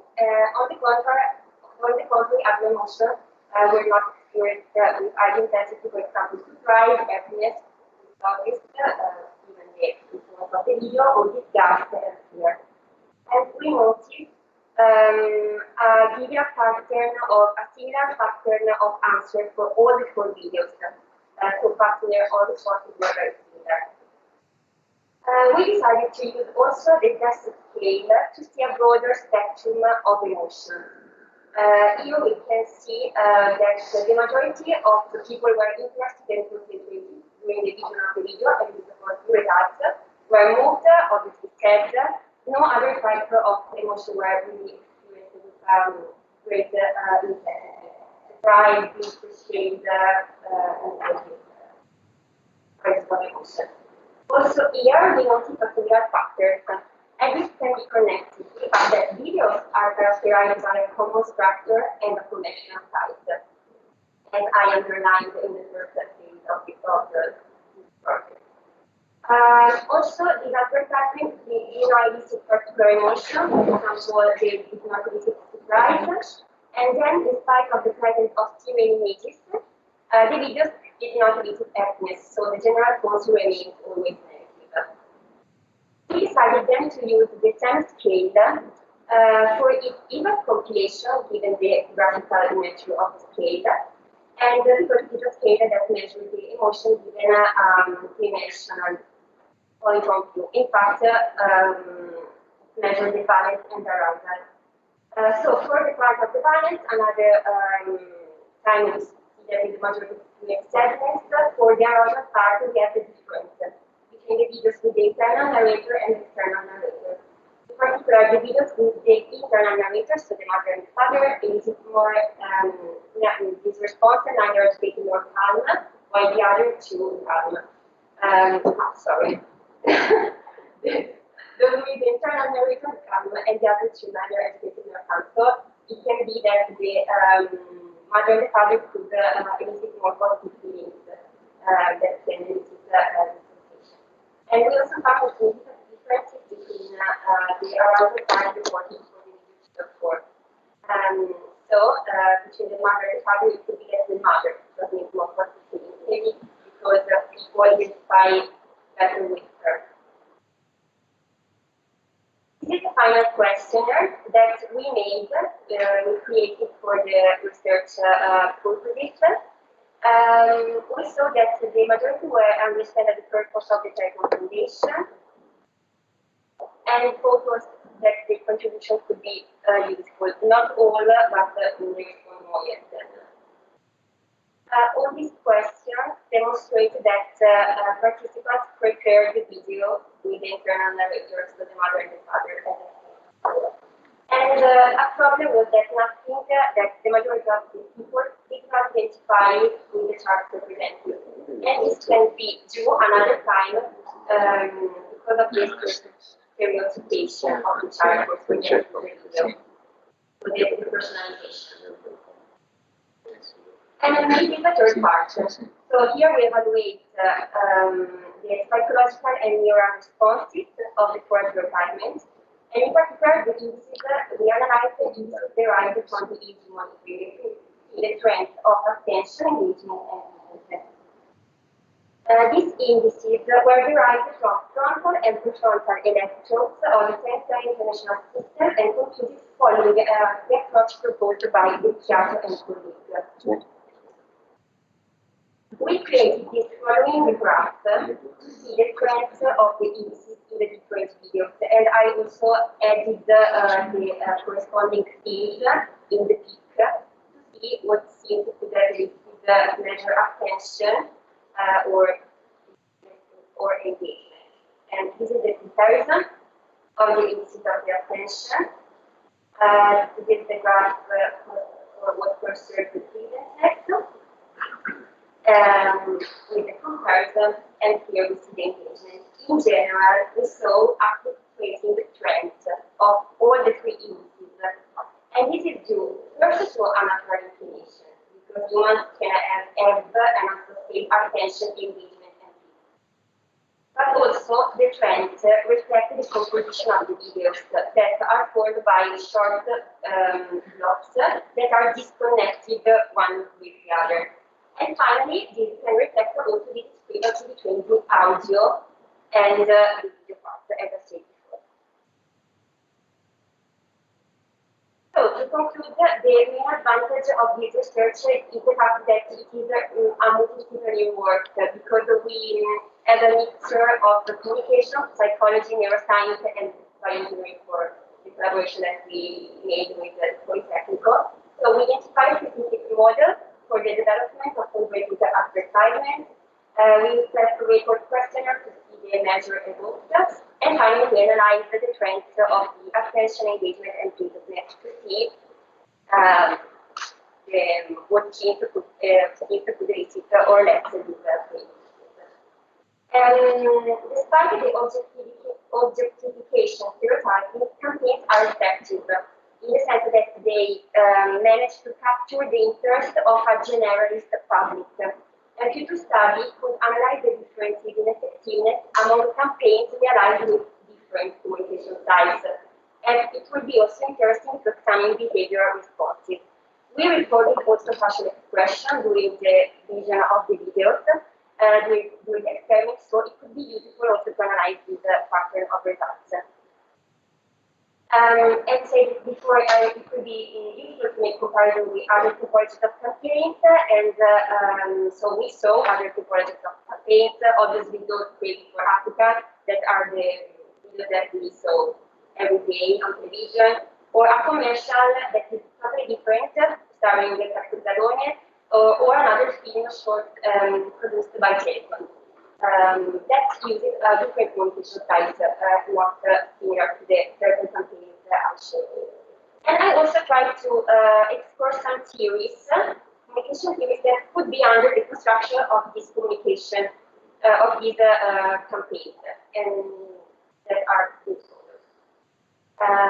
So that's it. Thank you very much, Seduta. And now I will ask a couple of questions, comments as a problem. So first, congratulations, because this was a thesis performed interacting with several groups, and thanks to us to do the experimental part so because otherwise it wouldn't have been possible to recruit people. Second, there is not much popular interest here. There was a big effort also in the experimental design. So in designing the same, trying to stratify by age, by scholarity, and then there was a big effort. Also because each session was quite long. Yeah, so 1 hour, more than 1 hour. So managing to recruit how many? 174 people that come for 1 hour in Polytechnical field, which is in the Visa. They were experiments. Yes. My experiment and others. Yes, was really not easy. And so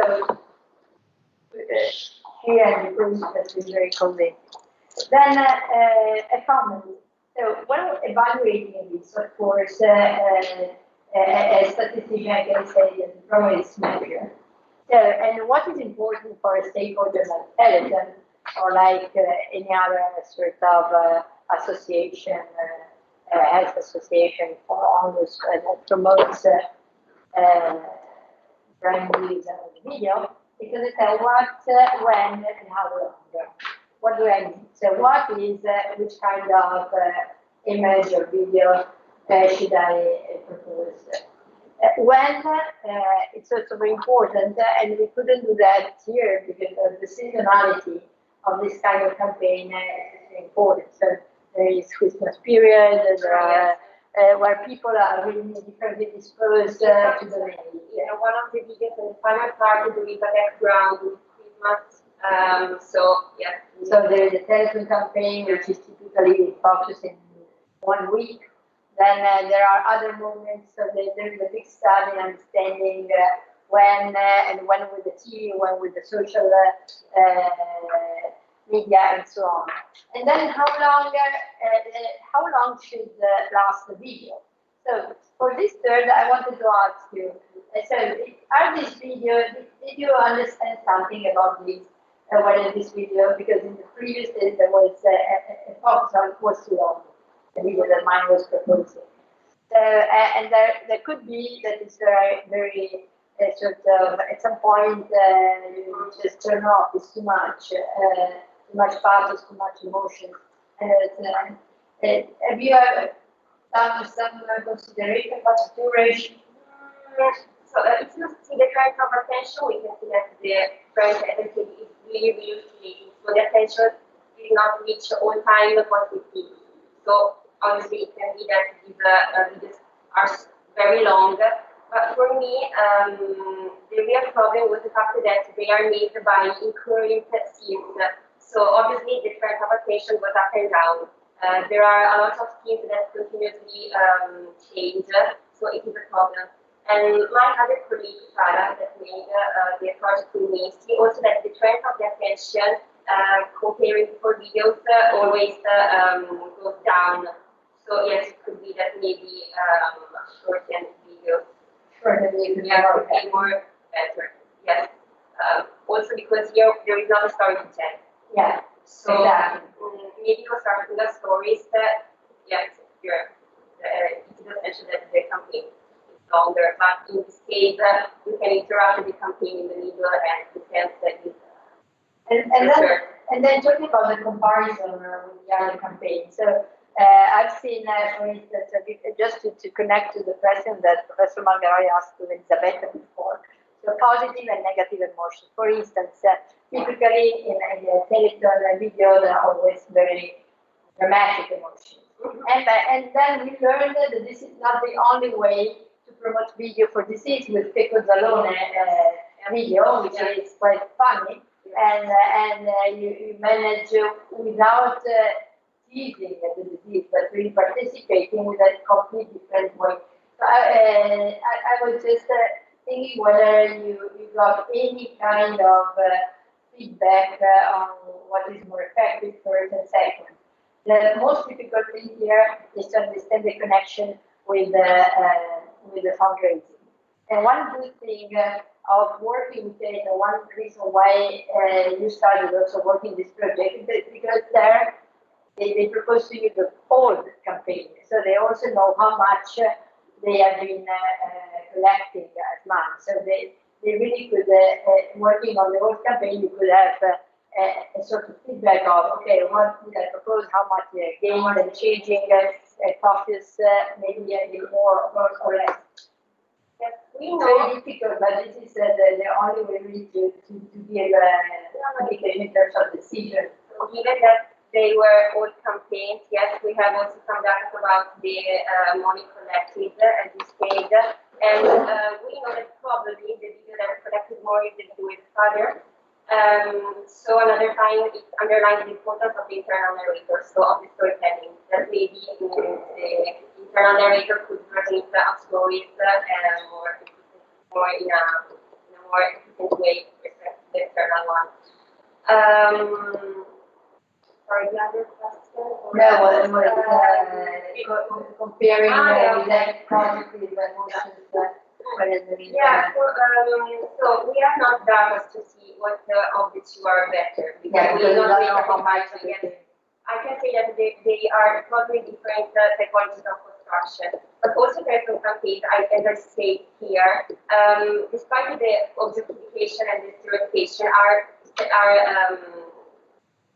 can reach their purpose, because a lot of people donate for teletons, so this is an effective typology of construction of campaign. And this is suitable for a generalist public. It's important because, for example, if the father, another typologist of campaign could be the father that they have some data, for example, about their research in the previous years, but it could not be effective for a public that is not, for example, not uninterested creative. The commercial starting of Peccadelone, for my personal point of view, is really well structured because maybe Teleton could transmit our certification of his children, while Pecco put the protagonist in the center. So for me, it's really effective. Yes, very provocative, so maybe yeah, in fact, yeah, it could be full of the reaction of the public. From my point of view, it would be better if, because when I saw Teleton, it's very shocking for me, but obviously it could be useful too. In fact, I think it could be useful if the implemented games are useful. I have two questions. One is, I don't know the details of the video, however, it seems that there might be, or these videos might be particular of interest for females. Have you checked that females or gender? We have the No, it's not fair. Indeed. It's not fairness, but that's not so much the problem. Is there any gender difference? Because I can imagine that these interests are particular. No, we saw, no, yes, okay, so there were a balance between women and men, but no, they were not, we explored it, and there were not differences in the response between men and female. It was not significant, so no, there are no differences. Second question is about the effectiveness of the thing.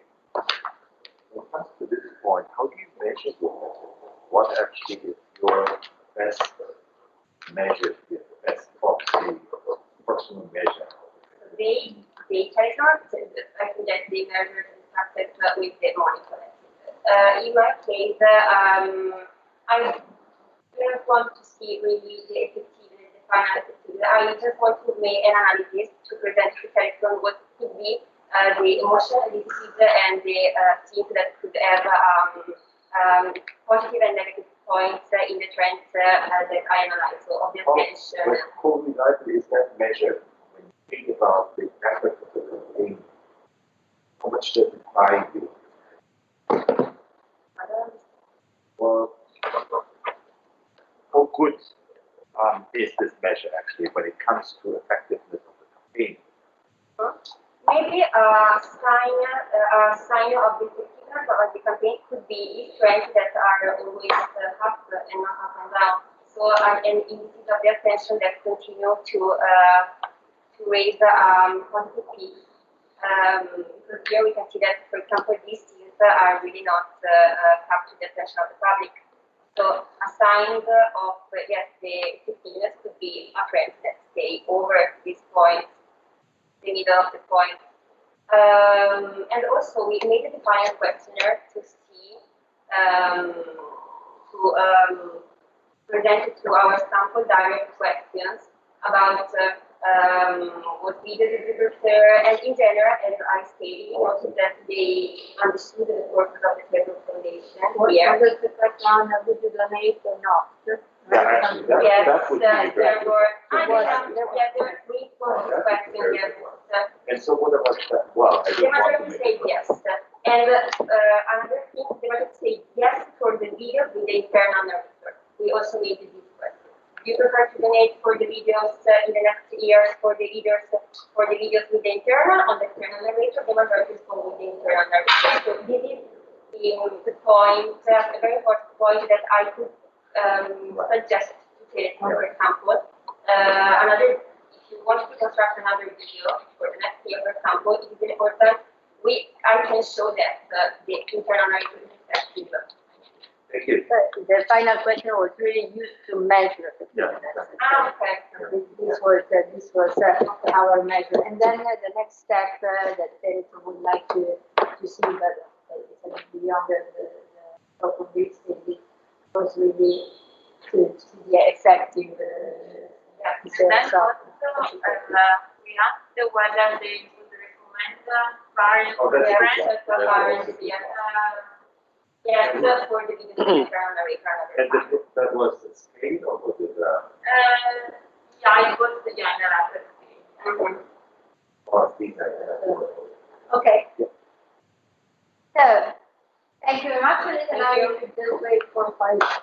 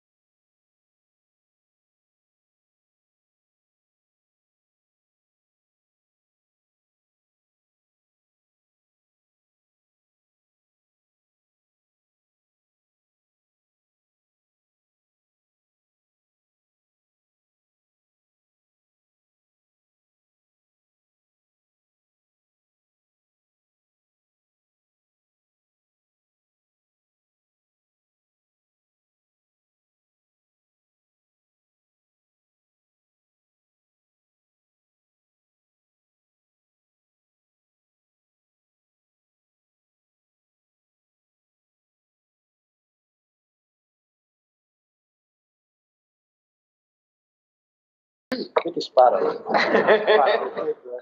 Magari mi do. C'è la telecamera che prende la temperatura e il cucino.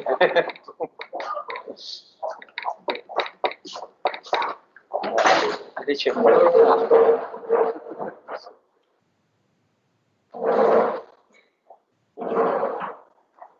Allora, adesso leggeremo la formula standard con la votazione prima i 110esimi e poi il voto in decimi dell'esame di laurea per il sistema universitario.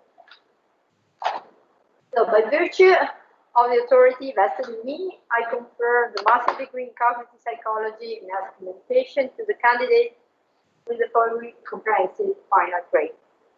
Elisa Bianchi Pinosci, 110 su 110 lode. Voto dell'esame 10 su 10.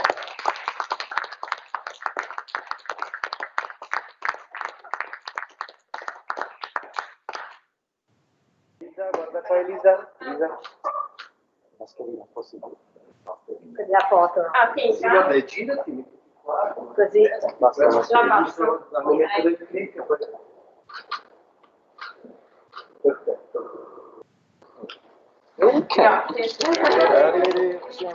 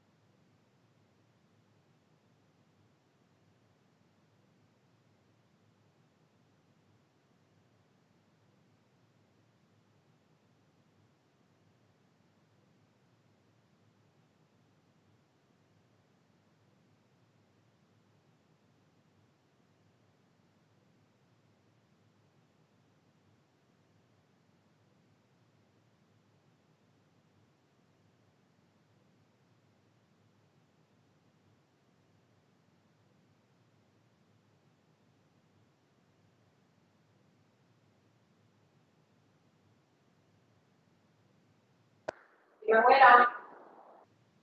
Emanuela? Emanuela? Mi sente? Sì, ascolta, guarda che rimani collegata. Sono Patrizia, ciao. Rimani collegata. Sì. Ma abbiamo rimandato cioè iniziamo alle 2:30, che sono adesso le 2:30, però la commissione sta arrivando perché abbiamo finito tardi la mattinata, abbiamo mandato un messaggio in bacheca, ok? Sì, non si preoccupi, certo. Perfetto, ti chiamiamo noi, ok? Quindi resto collegato o mi richiamate? Sì, collegata con gli audio e video per il momento. Ok. Grazie. Ok. Sì,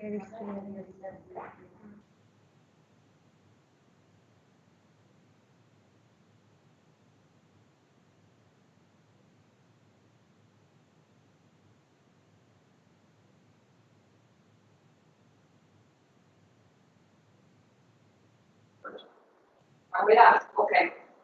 Togli anche il video, Manuela, ti chiamiamo noi. Manuela. benissimo, ok. Grazie.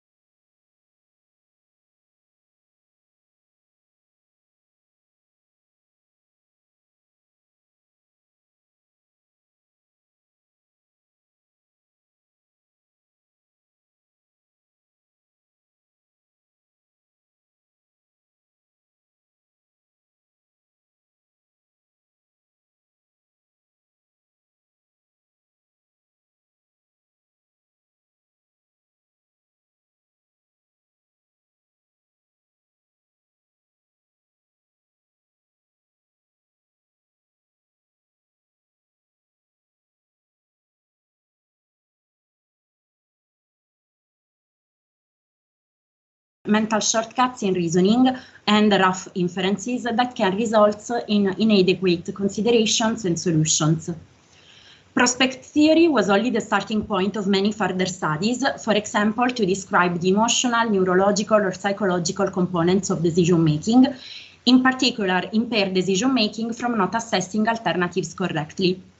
In particular, personality disorders are of great interest in the domain of decision-making, since it is assumed that, given deviations from classical economic theories, healthy participants will be risk-averse and show homogeneous behaviors. The most acknowledged model is the 5-factor model, which compares 5 broad domains of personality versus their maladaptive counterparts. Nowadays, the focus has shifted further on the individual facets that characterize each broad domain. The 5-factor model was the basis for the development of another instrument called the Personality Inventory for DSM-5 or PID-5, which is based on 25 personality traits organized in 5 domains. Among these domains, there is disinhibition, which is characterized by the facets of impulsivity and risk-taking. Impulsivity, in the Diagnostic and Statistical Manual of Mental Disorders, or DSM-5, is defined as acting on the spur of the moment without consideration of outcomes. Impulsivity is linked with self-control. In fact, failure in self-control depends on the inability to receive a delayed yet more valuable reward. This phenomenon has been studied in research and is defined as discounting. Discounting refers to the devaluation of an outcome as it will be received delayed in time, and due to hyperbolic discount, people adopt short-sighted behavior in order to get an immediate gratification, even if it's not sustainable for their income or debt. Speaking of, here another trait of interest is risk-taking, which in the clinical domain is defined as engagement in dangerous and risky activities without consideration of consequences, while in the financial domain is considered as a compromise between expected value and perceived fear. Moreover, data suggest that risk-taking is modulated in its intensity by the achievement of particular goals, so it is kind of contextual. In light of this literature review, no research so far has investigated the role of financial risk and personality traits in a unified manner, and also banks still use questionnaires based on classic economic models to assess clients' knowledge about their service offered. For these reasons, we developed a battery using strong and validated questionnaires in the field, along with a socio-demographic section.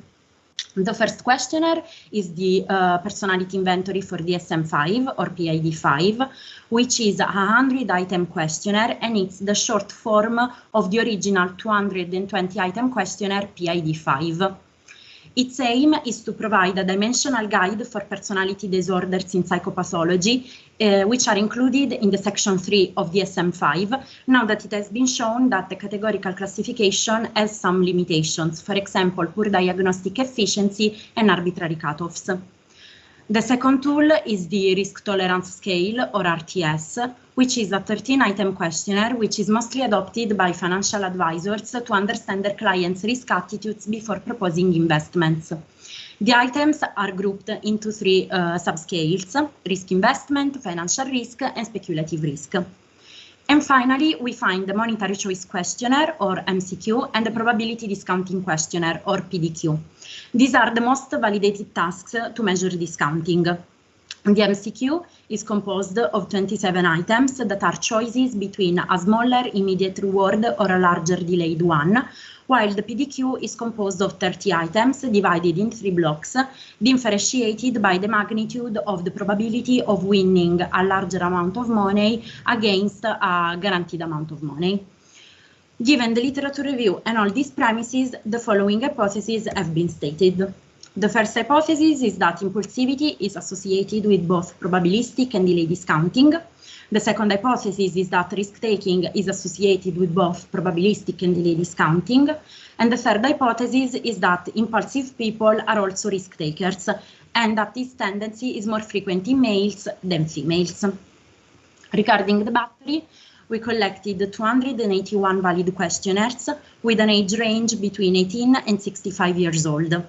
More than the 65% of the sample was composed by females rather than males, and in general by people that were unmarried, around the 64% of the sample. The majority of the sample has got a high school diploma or a master's degree, and almost 26% of the total sample is composed by students. Almost half of the sample is from southern Italy, followed by a 37% of people coming from northern Italy, and small percentages from people from center regions and the Isles. And finally, what is interesting is that almost 61% of the total sample has got managerial competencies. Then we moved on to the calculation of the Cronbach's alpha coefficient for the reliability of the questionnaires. As we can see, Cronbach alpha for every questionnaire indicates a strong reliability. We even arrive to a cutoff of 0.90 for MCQ or PDQ and even above, which indicates very strong reliability. However, results for RTS showed a different matter. In fact, here, Cronbach alpha is lower than those reported in literature, which reached the cutoff of 0.70, but some observations are needed. In fact, the arbitrary cutoff of 0.70 to indicate the adequacy of the reliability is used in the clinical domain and not in research. And also, since RTS has never been used in Italy, it has been used a confirmed factorial analysis, which gave acceptable indicators of goodness of fit. Then we verified if data was not normally distributed, so if the p-value was equal or above 0.05, but we refused the null hypothesis since data is not normally distributed and the p-value is below 0.05. Then we verified associations between risk-taking, impulsive traits, discounting, and risk tolerance with respect to gender and age groups. Here we can see the stratification by gender. Impulsivity and risk-taking traits did not surprisingly show significant associations in the comparison of males and females, and similar results can be found for risk tolerance and probabilistic discounting. However, what is significant is the stratification of gender with delay discounting, so with MCQ. It showed significant tendencies for delay discounting at every magnitude of the rewards, so whether the rewards are small, medium, or large, with slighter higher values for males rather than females. Similar results can be found in the stratification by age groups. Also in here, risk-taking and impulsivity did not surprisingly show higher association, significant association for age groups, and similar results can be found for probabilistic and delay discounting. But what is significant is the association between age groups and delay discounting, also in here at every magnitude of the reward. Also, what is interesting is that there is no significant association with the age groups of those older than 56 years old. Then it has been run a chi-square test to verify an effect between gender and managerial competencies. Here we can see that more men show more managerial competencies than women. In fact, we have 49 men against 47 who possess managerial competencies, while the women who do not possess managerial competencies double the women who do. The null hypothesis states that there is no significant association, but in fact there is. There is a moderate effect, and the p-value is equal to 0.003. Finally, we run some Spearman correlations, as data is not normally distributed. For every correlation, the null hypothesis states that Spearman correlation coefficient rho is 0. That is, variable taken into exam do not correlate with each other, and as one variable increases, it does not have an effect on the other variable. But instead, we accepted the alternative hypothesis, as in fact there are significant correlation. Spearman's rho resulted in a correlation with every subscale of the risk tolerance scale and impulsivity, risk-taking, delay discounting, and probabilistic discounting. Other than this, delay discounting correlates significantly with probabilistic discounting. The first two blocks of probabilistic discounting correlates with risk-taking, and impulsivity and risk-taking traits correlate among them. So as for the hypothesis, it has been found that impulsivity has a very weak correlation to both probabilistic and delay discounting, while risk-taking showed a significant correlation with probabilistic discounting, but not with delay discounting. Thus, the first hypothesis is not supported, while the second one is partially supported. Also, the third hypothesis is partially supported, as risk-taking and impulsivity correlate among them, so impulsive people are also more likely to be risk-takers. But males do not show higher or significant tendencies rather than females, as seen in the stratifications. This study can address some implications for financial institutions and their attitude towards clients. In fact, financial institutions should consider more the role of psychological attitudes of possible investors. In light of future profiling, new tools, as the battery suggested, need to combine economical concepts with psychometrics in order to define successfully a precise client's profile, which can be the starting point of building a trustworthy relationship and improve banks' competitive advantage. This can result in customer satisfaction and subsequent loyalty, which intermediaries know are essential for a firm in order to survive in a constantly growing and saturated market. Satisfaction can be divided in 5 moments: recognition of a need due to the processing of external and internal stimuli, search for information to increase knowledge about offers from various parties, evaluation of the alternatives, use of the service, and finally, evaluation post-consumption, so assessment and decision on whether the service was satisfactory and one wants to relive the experience. Innovative methods can be leveraged to reach customer loyalty. For example, KYC, that is Know Your Customer, so financial portfolio personalization and investment preferences. CRM, which is Customer Relationship Management, which is the building of an effective relationship with clients characterized by commitment, trust, bonding, shared values, etc. And effective CRM can help banks better understand clients' needs, but also rise up companies' profit 75% and higher. Word of mouth also is a powerful instrument and the most important predictor of customer satisfaction, especially in southern Italy, where interestingly the majority of our sample was from. In fact, people who are dissatisfied do not talk directly about the disservice, but prefer to talk about it with other potential customers. In addition, due to the constant growing of internet, the classic word of mouth is evolving into an electronic word of mouth. And finally, loyalty programs and tailored programs for loyal and non-loyal clients. With respect to attracting non-loyal clients, for example, banks should highlight the unique features of their service offered rather than publicize a general, more positive image of the firm. And in this case, the different feature will be the unique way of profiling clients, unifying risk tolerance with psychological traits. All these proposals can be advertised by a website which I try to develop. For example, here in the home page, the project is presented by a team of experts in marketing and psychology. And then here there is a section dedicated to suggestions to arrive to customer satisfaction and loyalty. So, for example, innovative profiling, KYC, CRM, tailored programs, that are all the suggestions I just discussed.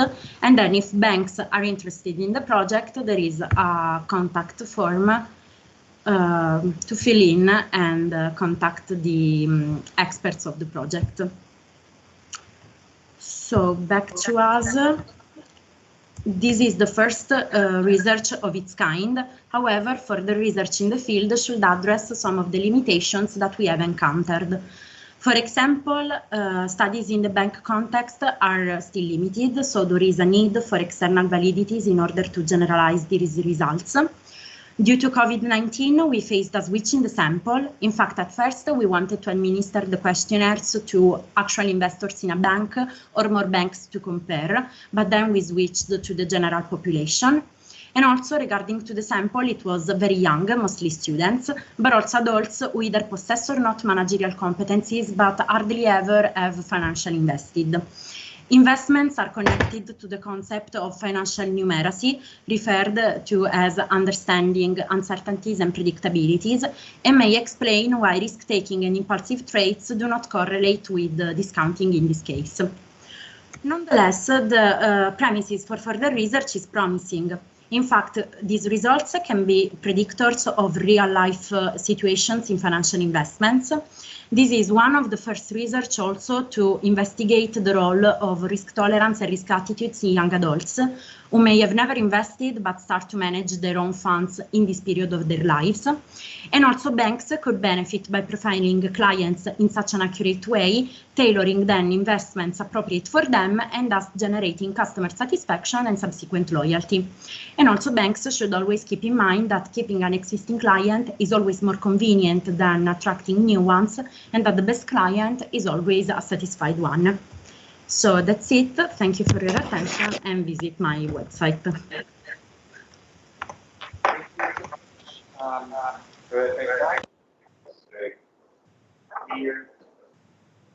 Now let's move on. Professor, I can't hear you, sorry. You can't hear me? Can you hear me now? Yes, it's better now. It's good. Can you switch off your microphone? Can you switch off your microphone? Okay, good. Very good. Thank you, Rebecca. So let's move on. I now invite Professor Federica Cognata to come up with her questions. And please. I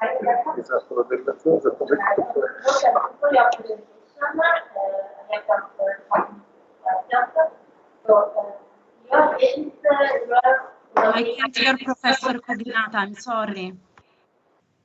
Now, can you?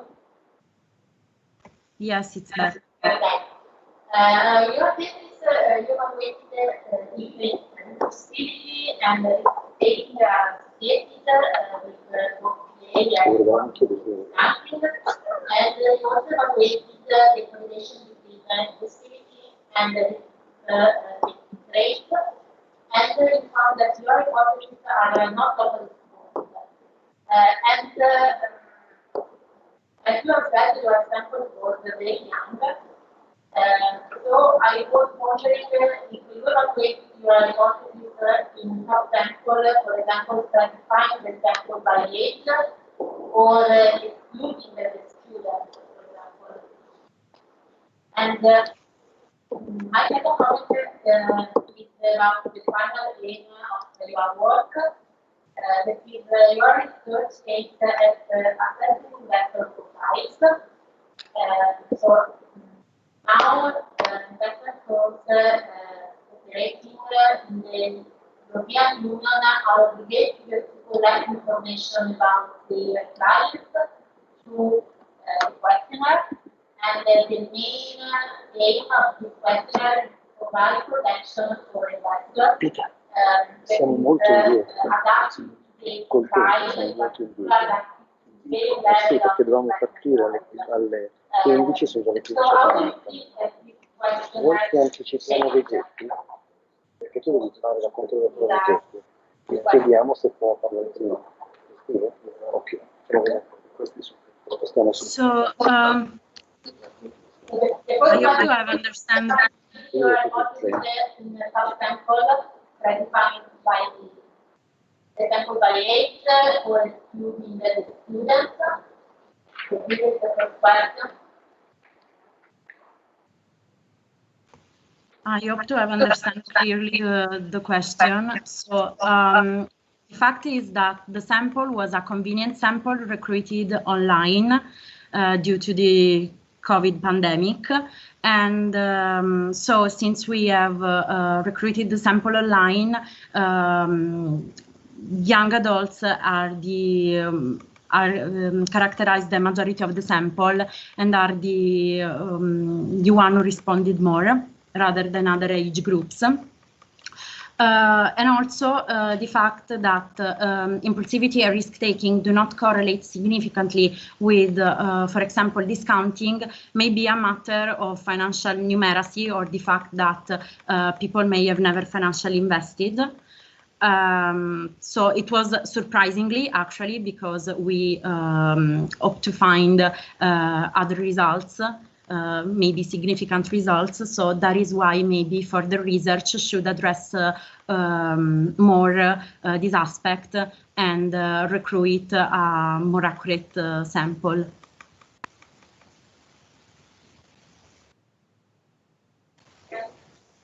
Thanks a lot. The second question, how do you think that the question changed?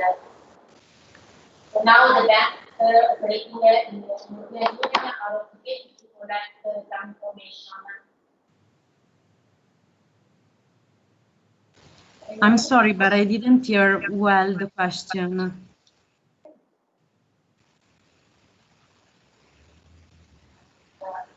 Now, investment firms are obligated to collect information about the client through a questionnaire, and the main aim of this questionnaire is provide protection for investors. Okay. How do you think that this questionnaire should be changed? Well, nowadays the questionnaire that banks use are more concentrated on socio-demographic information and risk tolerance or level of knowledge of the products offered in banks. And they do not focus at all on psychological traits. So what could be interesting, in fact, is to add and to propose a new battery where there is also a section dedicated to personality traits that in this case can be impulsivity and risk-taking, but one can assess also other traits like, I don't know, anxiety. And this could help better banks to understand the client's profiles and to propose accurate investments. Because if one only looks at the level of knowledge and risk tolerance, it is not an accurate profiling. So investments can be the investments proposed can also be not very accurate.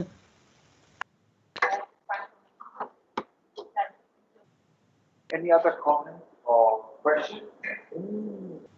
That's a very good question. Can you hear me? Can you hear me? Yes, Hello? I can hear you. Okay. So I just wanted to say, we've been working on the behavioral components, not really this way, for risk-taking in the pathological subjects. I mean, myself and so do you think that now, so we measure it a bit differently, and you know, research because you're also reading about it. Do you think that this approach now, this would also help in measuring their attitude and decision-making, economic behavior, also in pathological subjects? Yes, it can indeed be measured, and it could give lots of significant and interesting results. However, studies on pathological subjects with respect to impaired decision-making or impulsivity and risk-taking traits are very common in the field, but in research they do not look much to community dwelling or in general healthy subjects, which are commonly used as control groups for experimental studies.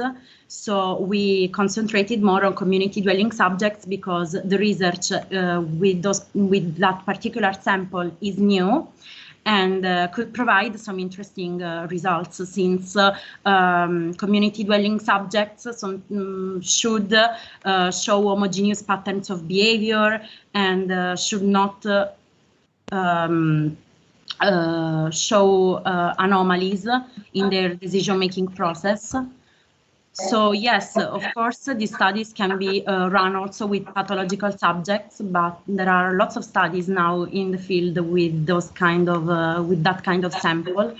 So it could be more interesting to focus more on community dwelling and in general healthy subjects. Just let me rephrase a second. Let me rephrase. So something that I think could be very useful for using these tools for banks, for instance. It's important also from an insurance point of view. I mean, very often, more and more Christians trials where the client states that took advantage of their sort of ignorance or didn't, or maybe there is someone who is more mistaking all people that are gambler, and then they are more inclined to take risks that they couldn't or they shouldn't, and the bank are not making it. And therefore, I think that if we could manage also to provide them guidelines, it would be very important also for understanding how a client is not just conscious, but really has some traits that allow him to interpret correctly. And okay, thanks. So we'll just stop. Good. So thank you.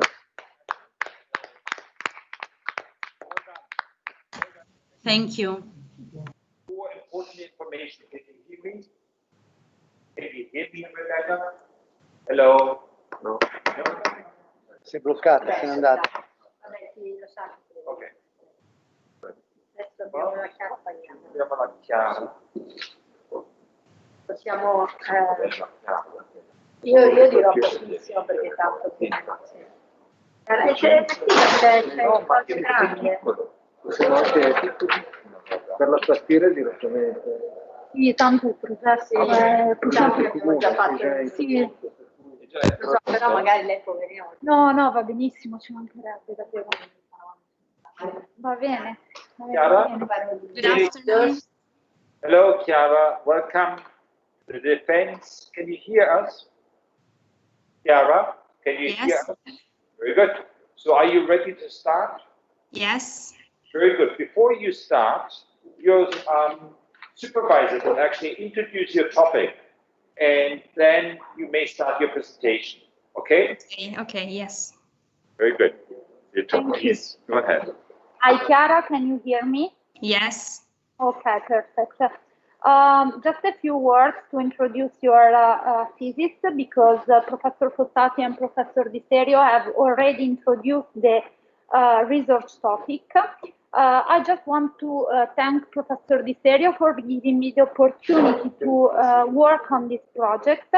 And I just want to say that in her thesis, Chiara will focus on an unexplored topic, which is the relationship between decision-making and a specific maladaptive personality domain, which is antagonism. So, thank you so much. Okay, Chiara, at that point, we cordially invite you to start your presentation. Okay. Can you see the presentation? Yes, we can. Okay, my thesis project is entitled Risk-Taking in Financial Risk Decision-Making and Machiavellian Traits in Healthy Subjects. As before to start, as my colleague Rebecca Sergi said, this is a joint research that she just discussed. The agenda is the following for today. First, I'll discuss the aim of the study, followed by the knowledge on decision-making, neuroeconomics, and psychological profile. Then there is research objectives and methodology, and for last, conclusion and limitations. The aim of the research is to evaluate risk-taking behaviors in community dwelling subjects during choices made in financial area with specific psychological tests. Personality inventory for DSM-5 short form, risk tolerance scale, monetary choice questionnaire, and probability discounting questionnaire. Decision-making is a cognitive function that plays an important role in our daily life. It is the process of deciding about something. It is a recent field of study which dates back to 1970, in which cognitive and emotional processes at the base of a line of behavior are analyzed. It is important to understand how to make decisions, especially when rewards are involved in choices and which are the factors that drive such decisions. Fundamental is also the context of decision-making, because it can be presented under ambiguity or risk, where information or knowledge are lacking. Initially, the concept of decision-making has always been studied from an economic point of view, but after the birth of fMRI, there were interesting findings were founded from a neuropsychological point of view. Different brain regions, moreover, contribute to the selection of behavior. In particular, risk aversion is related with lateral prefrontal cortex regions, whereas risk seeking is related with medial prefrontal cortex regions. The aim of neuroeconomics is to understand the neural basis of decision-making, starting from methods used in cognitive neuroscience and models from behavioral economics. Economists define risk as the variability of possible outcomes, whereas for clinicians, risk is the exposure to a possible loss. According to prospect theory, people tend to be risk-averse for high probability gains and risk-seeking for low probability gains. Moreover, cultural biases provide predictions of risk perceptions and risk-taking preferences, which are more powerful than knowledge. Sometimes decisions are taken under uncertainty, so there is a lack of information or knowledge, and an important area of research studies whether risk attitude constitutes a personality trait. It is clear that uncertainty strongly biases choice, and these biases vary across individuals, and that specific brain systems contribute to biased decision-making under uncertainty. The concept of delay discounting is the de-evaluation of an outcome when the outcome is either delay discounting, or obtained probabilistically, probability discounting.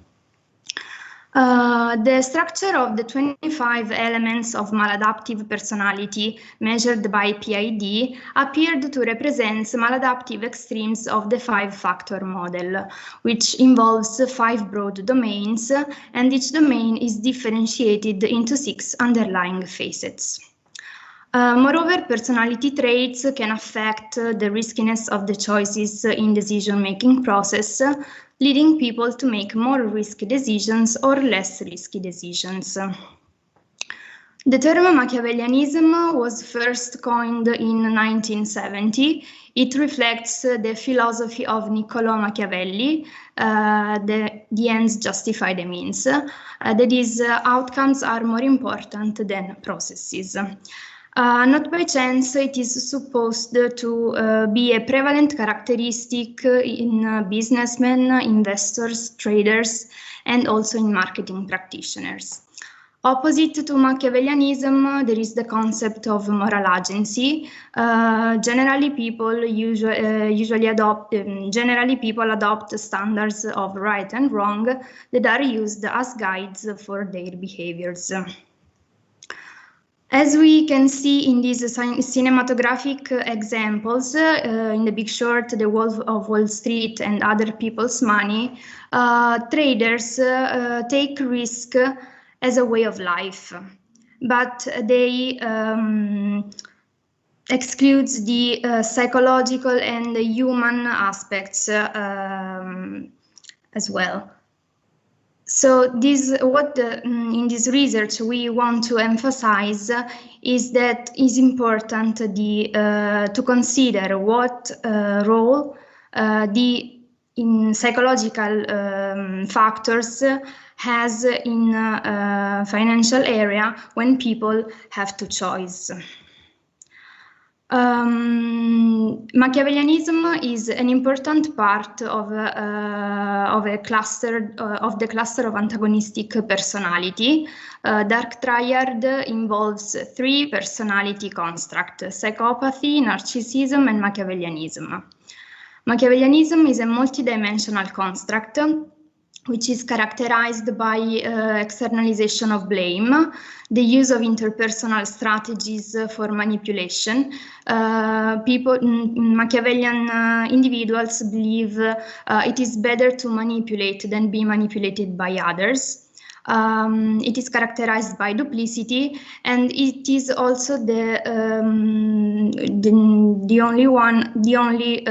most likely of the 3 to be modified by experiences. So it is linked with the concept of flexibility.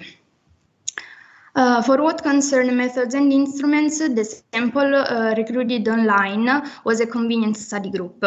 A questionnaire was created and sent to subjects via link for the online compilation. The total sample was composed by 281 subjects. There was a the majority of the sample were women with 185 subjects, and the average age of the sample was 33.8 years. Subjects were also asked if they had managerial competencies. The questionnaire was divided into different sections. First, socio-demographical data, a psychological profile with the personality inventory for DSM-5, which defines a subject's maladaptive trait profile, risk tolerance with the risk tolerance scale, which provides a person's willingness to take on investment risks, and finally, delay discounting with the monetary choice questionnaire, in which subjects choose between small immediate rewards and larger rewards available after a delay, and probability discounting questionnaire where individuals choose between a small assured reward and a chance at winning larger rewards. For what concerns data analysis, we first checked reliability for each test, for each scale, and antagonistic traits of BID5 resulted strong, reliable, together with the monetary choice questionnaire and probability discounting questionnaire. For what concerns risk tolerance scale, we relied on polychoric correlation because items were polytomic ordinals, and the results revealed that the scale could be considered acceptable. Then afterwards, we checked the normality. The results showed that we accepted the alternative hypothesis with a p-value less than 0.05. This means that the distribution is not cannot be considered normal. We stratified subjects by gender and age. For what concerns age, we created different categories. For what concerns antagonistic traits, the expectation was a high level of antagonistic traits in male subjects compared to females, and higher level in 36, 45, and 46, 55 age groups. Results showed higher level in males rather than females and higher value in 26, 35 age group. Risk tolerance scale results show high levels of investment, financial, and speculative risk that are subscale of the scale in males rather than females with a minimal difference, and other specific results for the other subscales. PDQ results show no association between gender and age in all magnitude because mean values were very high. And for MCQ, results show that females had a greater tendency for delay discounting compared to males in each magnitude of the rewards. Group 56 and older show no tendency for delay discount in none of the magnitude. Then a relationship between categorical variables has been verified using the chi-square test. It was carried out a relationship between gender and managerial competencies of subjects. For males, about half of the sample had these type of skills, whereas for women, less than half of the sample had managerial competencies. The p-value resulted equal to 0.03, that was less than 0.05. This means that it was significant. Moreover, Kramer's V represents the size of the effect, and the value was equal to 0.176. That indicates a moderate effect, so gender had a moderate effect on managerial competencies. Since the distribution was not normal, Spearman correlations was carried out. A correlation between risk tolerance and monetary choice questionnaires resulted significant and negative. This means that subjects show a low trend for delay discounting.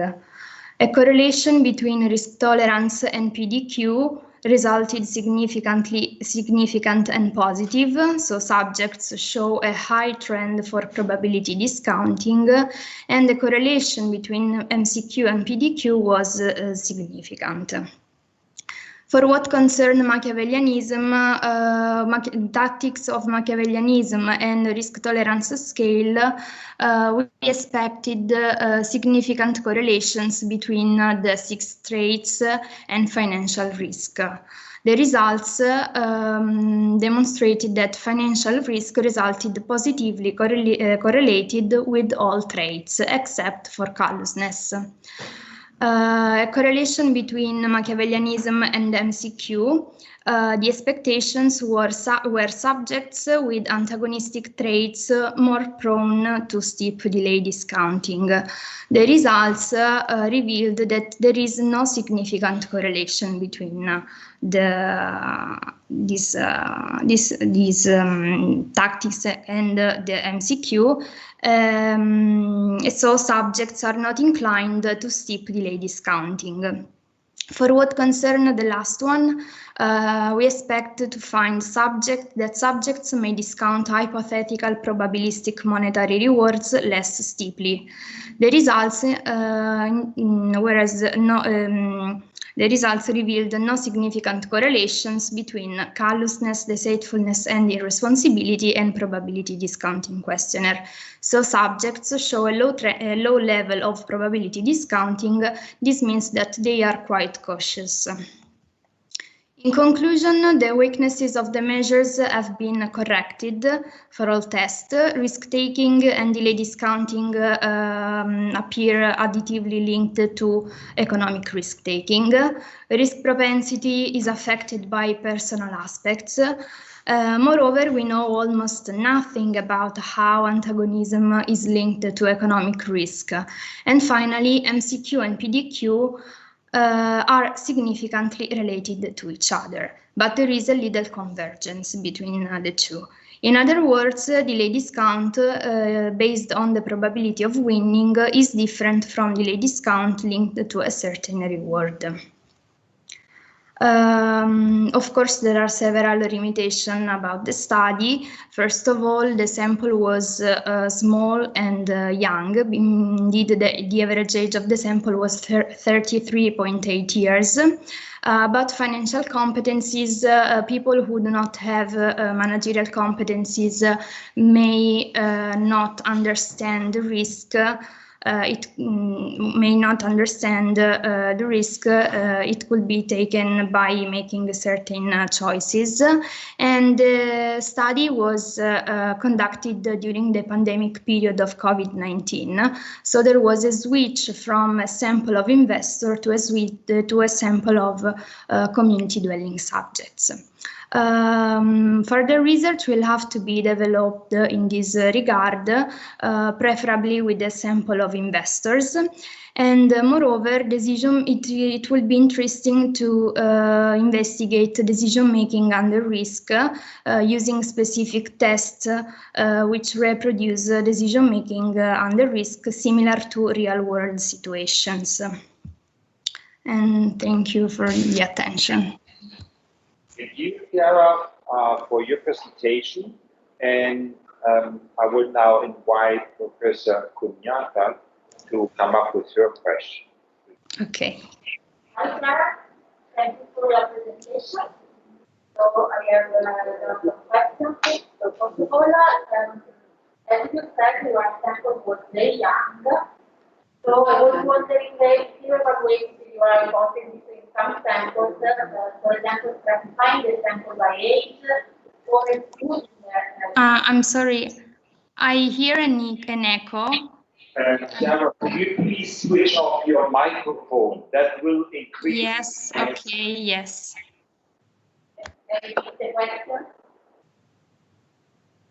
So I was wondering if you evaluated your hypothesis in some samples, for example, stratifying the sample by age or excluding the students. So this is the first question. And my second comment is about the timeline of your work. Maybe you write the aim of your research is to investigate the risk of propensity. So now networks operating in the European Union are obligated to collect information about the clients through the so-called MIFID questionnaire.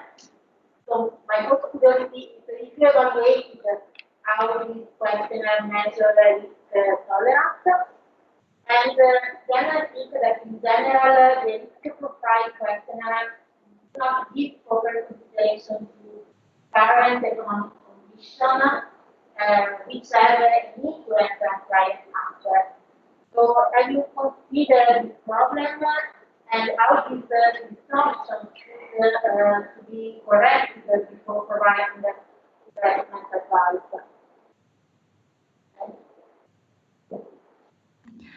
I'm sorry, but I didn't hear some words of the last words because the connection is not. Okay, so the first question was about if you evaluated your hypothesis in some samples. Did you get this question? Chiara? No, I'm sorry, I didn't understand. I understand about something about the sample.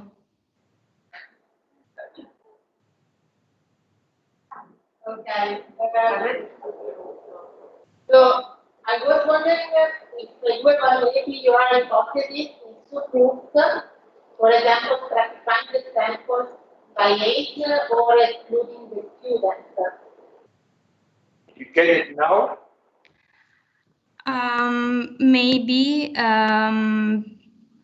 the initial part of the question, not. I'm sorry. I hear you well, Professor Schulz. Non si può alzare il volume? Non si può alzare il volume un po'? Ah. Can you hear me? Yes. Okay. So, my first question is if you evaluated your hypothesis in subgroups, for example, stratifying the sample by age or excluding the students. If I understand well, I may choose my hypothesis based on the literature that I had. That was not so much, and for example, I hypothesized for antagonistic traits that usually people who invest are of a middle age. So I did not consider the very young people. But since our sample was very young, it was not possible to had the expectation that I had. I don't know if I get the question.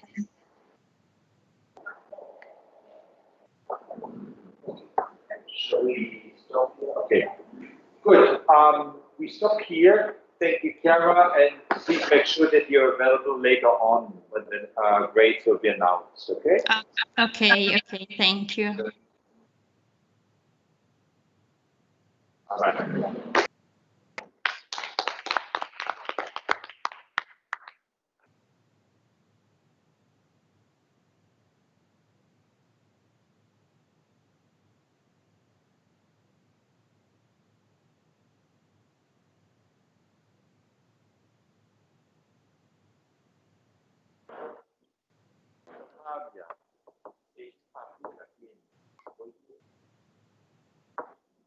Rebecca?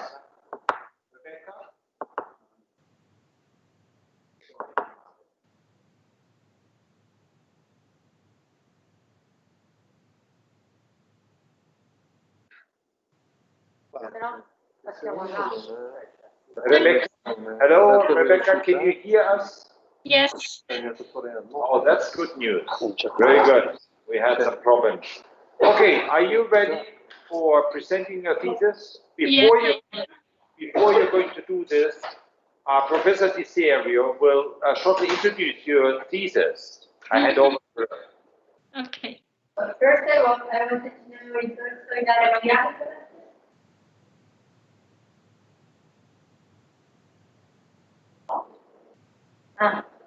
okay. So, afternoon, Rebecca. So I just introduced this morning in accordance of this project, which is a project who won the competition for ARESCO and my district project. So the project that was conducted in a joint but different work with Elisabetta Miaco was focusing on the evaluation of the communication campaign of Mind to measure consent, and in particular also by using tools like focus group qualitative analysis that we have been developing during the master program, and also with Rebecca Focus, particularly the decision about rating. So whether also investors would be willing to invest in some initiative like the Mind Project. Can you hear me, Rebecca? Yes, there also some noise. Okay, can you hear me? And yes. Please turn off the microphone. 1 second. Yeah. Better. Okay, can you hear me better? No? Okay. So, and I was saying that so in the project, Rebecca focused more on the evaluation of the decision-making process for investing in initiative like the Mind project initiative. So I just leave the floor to Rebecca to describe her project. And okay, Ilaria already expressed her enthusiastic participation to the project and the autonomy that characterized both candidates for taking part to the research. Thank you. Okay, Rebecca, so it's your turn. Yes.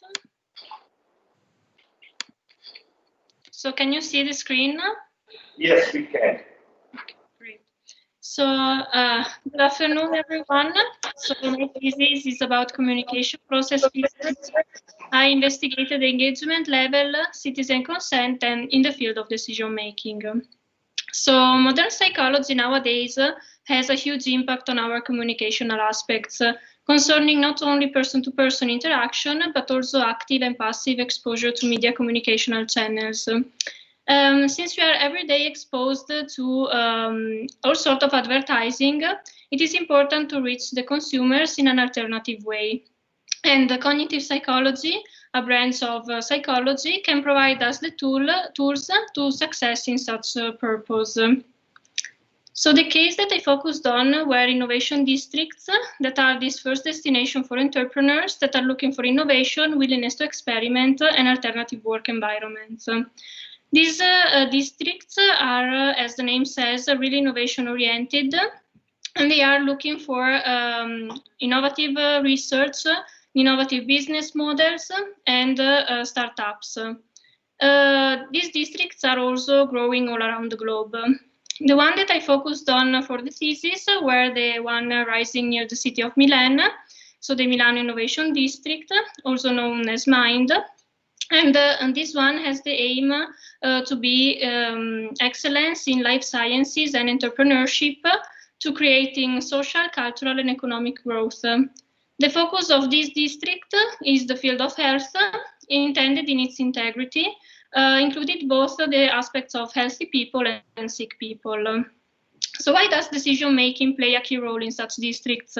So in order to make these districts grow, it is important to have the consent of the people, and also the people, so the citizens, need to give their contribution to such districts. Therefore, when they give their contribution, they need to make these decisions that I want to specify that the contribution can be both financial but also non-financial, such as working in these districts, doing some volunteer, or just simple using the services. So we can explore this field of decision-making starting from the pioneering work of Tversky and Kahneman, which opened a new world on the person's psychological dimension of decision-making. And they showed that different aspects might impact the person's decisional process. So they also discovered that humans act like a machine, so gathering information, processing it, and then taking a final decision with these two systems that are working simultaneously. So system one that is more intuitive and system two that is more analytical. Therefore, aspects like biases, heuristic feelings, and also the frame of the message can have an impact on the person's final decision.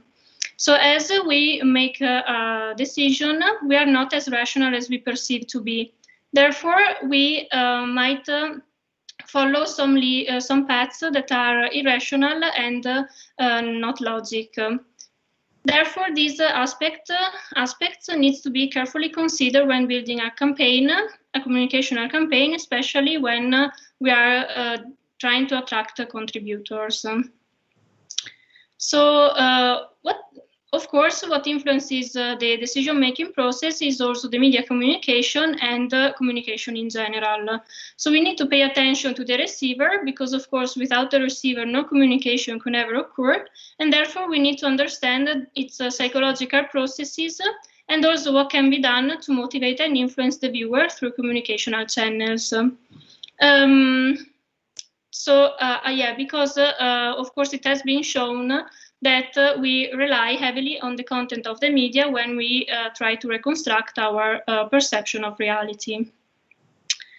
So how can we explore this field of decision-making in its integrity? We can do it by using modern tools such as neuroscience.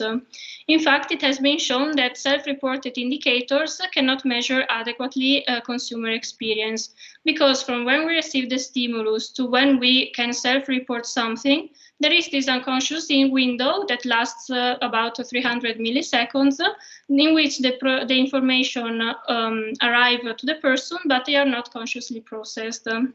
Therefore, we should apply new technologies in the field of communication to investigate also this unconscious process, to have an entire view of the field. So, for example, as I will then use in my thesis, in the following parts, is the engagement level. Engagement plays a crucial role in the effectiveness of the advertising, and being able to measure it has a huge commercial implications. So let's see now the research that I did for my dissertation. So the goal of my thesis was starting from the video campaign that was intended to be launched by the Milano Innovation District, was to measure how much this campaign was effective to capture the attention of the viewers in order to influence them to contribute either financially or non-financially to the innovation district. Therefore, the focus won on the campaign intended to be launched by the Milano Innovation District and the citizens of the Lombardy region. All the samples that I recruited for the phases of my thesis were citizens of the region. And I used both qualitative and quantitative methods of research. So the main question that I wanted to answer was therefore whether there is a difference in attitudes towards contribution between the participants who have seen the video and those who have not seen the video. My thesis was built of 3 phases. So phase 1 was a focus group with 5 participants with an age range of 18 and 65 years old. Phase 2 had the aim to investigate the engagement and had 71 participants with a mean age of 33 years. And the phase 3 wanted to analyze the impact of the video. And there were 2 groups here. One was the experimental group that had seen the video, but we had just 22 participants because at the follow-up questionnaire, just 22 of the participants of phase 2 answered to the questionnaire with a mean age of 30 years old, and a control group with 60 participants that were randomly selected from the general population with a mean age of 42 years old. So phase 1 was more an exploratory phase. We conducted this focus group with the aim of understanding the context, the population consent, and their inclination to contribute. We did this, we transcribed the text of the focus group, so the entire focus group, and we analyzed line by line, creating categories and subcategories. And then we created, these categories, finding recurrent topics and opinions. Phase 2 was done together with the collaboration of the laboratory field of the Politecnico di Milano, and we wanted to investigate the level of engagement. We wanted to investigate both the objective level of engagement and the subjective level of engagement. The objective level of engagement was analyzed through the EEG engagement index, when applied when the participants were seeing the video. And the subjective level of engagement was analyzed through a self-report questionnaire given right after they saw the video. To assess the reliability of the subjective level of engagement, I applied the linear mixed model test to answer the hypothesis whether there is a difference in the EEG signals, therefore in the objective level of engagement, between the subjects who report high engagement subjectively and those who report a low level of engagement. We used this model because we had repeated longitudinal measures. There were some missing values in the EEG engagement index, and this method considers both fixed and random effects. We then analyzed the impact of the video in another phase, considering the 2 groups, so the experimental group and the control group, by giving them a self-report questionnaire after 6 weeks to the laboratory sample, and at the same time to the general population. And we developed the questionnaire using the program Qualtrics. We then stratified the results of the self-report questionnaire to investigate whether there is an age or gender effect. And we used the Mann-Whitney-U test to analyze the hypothesis whether the inclination to invest of the experimental group, those who saw the video, differs from the one of the control group. We used this test because we had a small sample size, ordinal data, and 2 independent samples. So let's see the results. So the results of phase 1 report that overall there was high consent about this innovation district, and the group gave also some qualitative suggestions to improve the video campaign. Moreover, there was a positive willingness to invest both financial and non-financial resources in the area.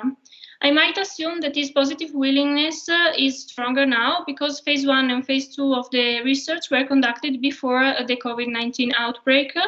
Therefore, since now people have understood that health is a really important aspect, these results might be changed. This graph shows the results of the objective level of engagement gathered through the EEG. So at the horizontal axis, we can see 40 numbers. Each number corresponds to 2 seconds of the video. And on the vertical axis, we can see the normalized score of the engagement index. Anything above 0 indicates high engagement, and anything below 0 indicates low engagement. I highlighted here two thresholds, so plus 0.20 and minus 0.20, and to indicate what is higher than normal and lower than normal engagement. We can see here that since reporting depicting powerful people like Martin Luther King Jr. or Albert Einstein are eliciting high engagement, higher than normal engagement, and since depicting everyday life like people working or children playing, and where there were some breaks in the video, have elicited lower than normal engagement. I also report a spike in which there was the name of the district that was just written. There was the acronym of the name, white written on a black screen, with no voice of screen reading the name. We then analyzed the subjective level of engagement through two variables of interest, so whether the video was interesting and whether they felt impressed by the video. The data report that there was a high subjective engagement on a 5-point Likert scale. The scores were almost 4. So was this subjective level of engagement reliable? We divided the laboratory sample in two subsamples, those scoring subjectively high engagement, so 4 and 5, and those scoring low engagement, so 1 to 3. As we can see here, we performed the linear mixed model analysis, and it showed no differences between, among the two groups. Therefore, the two groups report the same objective engagement level despite reporting different subjective evaluations. Moreover, we found no time effect. That means that the participants were engaged at the same level throughout the video. Phase 3 investigated the impact of the video. We stratified the results to investigate whether there were some gender or age effects, but there were no found. So for both groups and both variables of interest, non-financial investments and financial investments, there were no age or gender effects. Moreover, the laboratory sample report that most of the participants report that they could not recall the video. When we performed the Mann-Whitney U test, this showed that there were, as we can see here, there were no video effects, meaning that those who have seen the video and those who have not seen the video reported the same answers.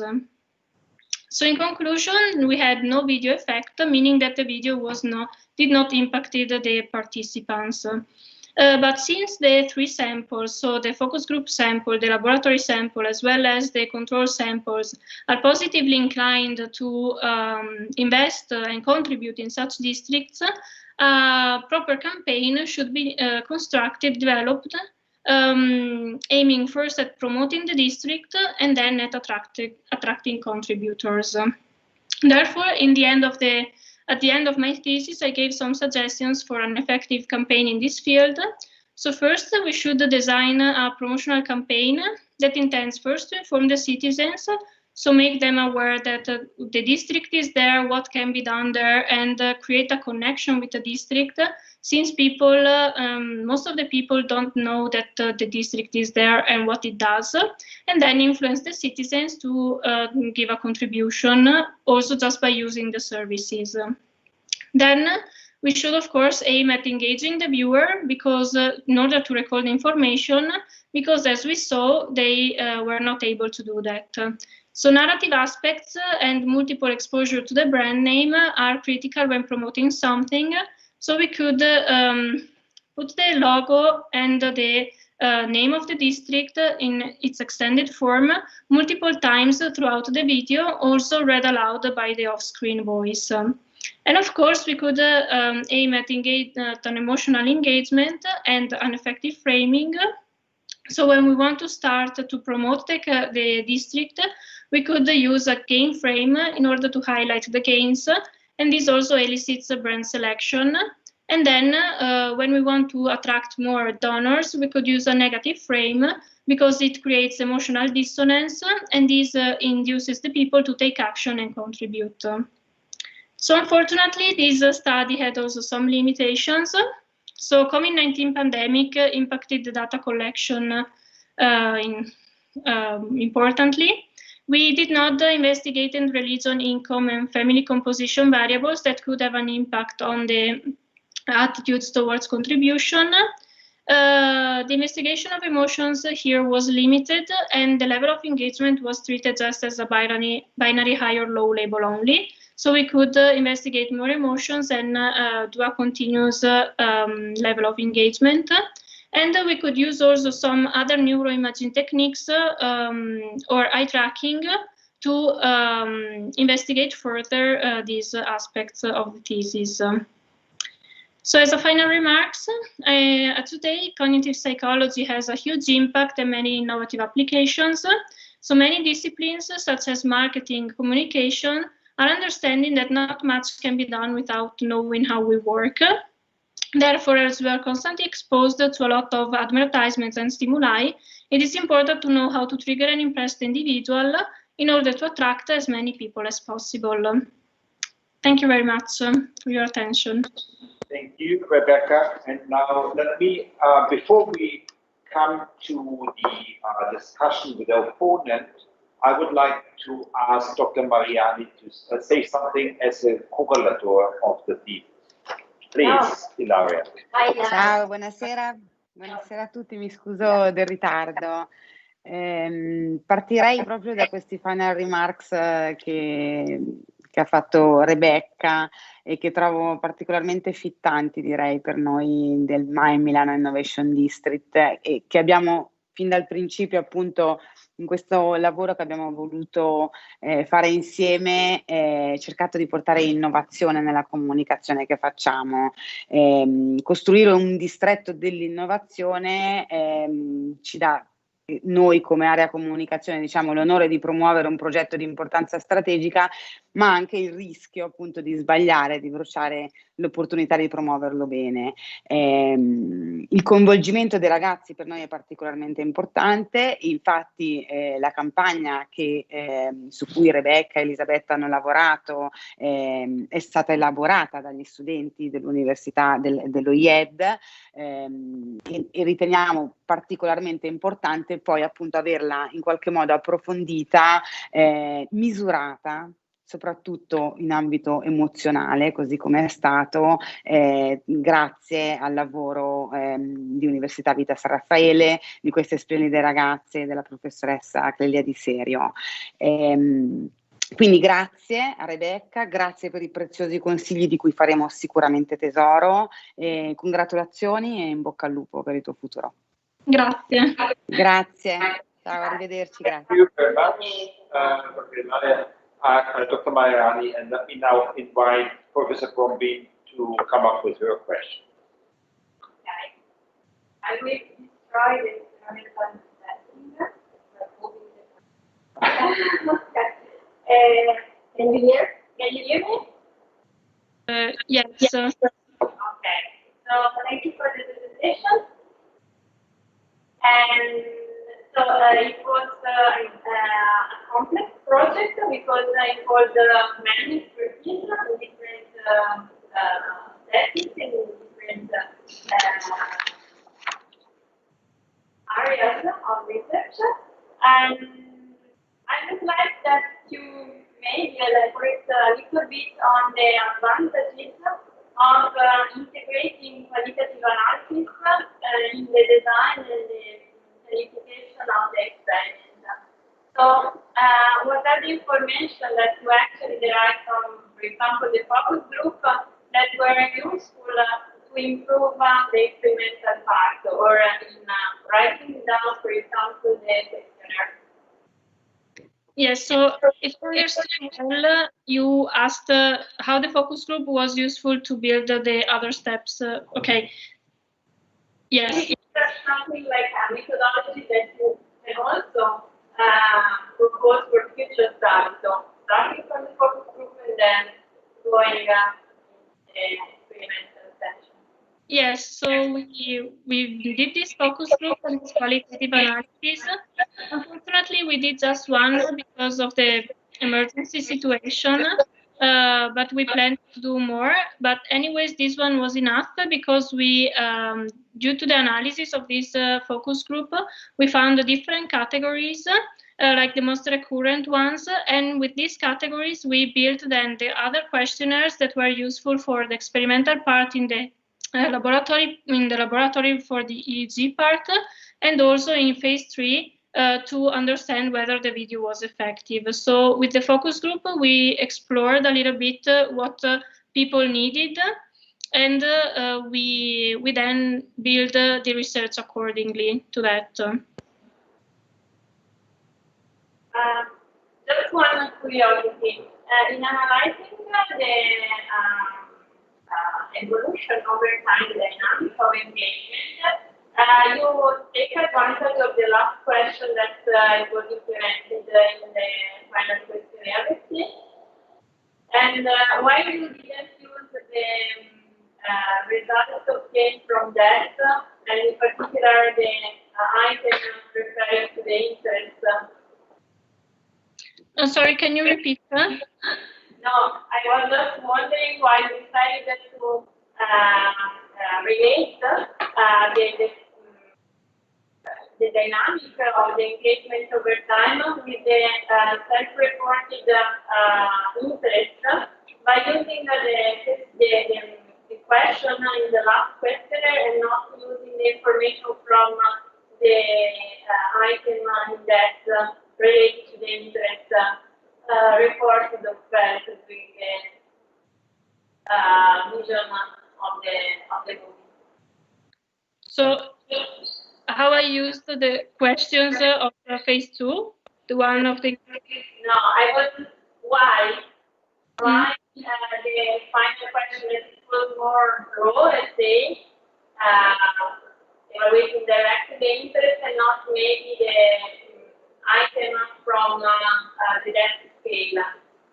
Oh, because I just wanted to investigate whether either they recall the video, that was really important, because if you don't recall the video, you cannot decide to use, like, make a decision.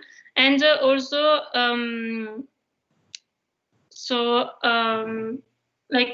was investigating whether they were then inclined to contribute there. So what I was interested was not really much whether the video in phase 3, whether the video was interesting, but whether they recalled the video, because it was the last phase. And the last purpose, the goal of the thesis was whether they were inclined to invest there. So it doesn't matter if the video is really interesting. I mean, it does, but not so much. But it's more important if they recall the video. So, thank you. Thank you. And here, Rebecca, and we will see each other in about a half hour. There's one more question. Oh, there's one more question. Wait a minute. Okay. Yeah.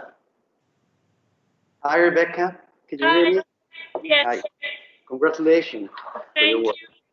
So this morning, but also you showed this index that you call engagement index, and it was not clear to me what this is. Okay. If I understand you have used EEG data, which are continuous, no? Yes. So if you record EEG, you have a continuous data. And if it's an analogic recording. But in the graph you show, there were just a few points along the presentation of the movie. So it was not clear to me how you measured that and why you plotted in a sort of discrete way. Okay. Yes. So we built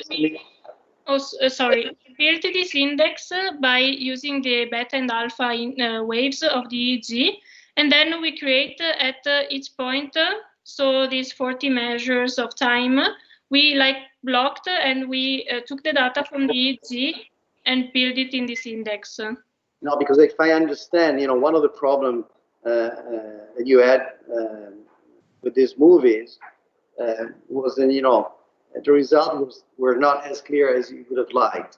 So my question is why you got only 40 points if the data should be a sort of, infinite set of data. You could have a continuous trace. Why you got just discrete points of this index, whatever it is? If I understand it's the alpha rate and the beta rate, you just calculated something to say the brain was awakened by the movie, something like that, I guess. Okay. Yes.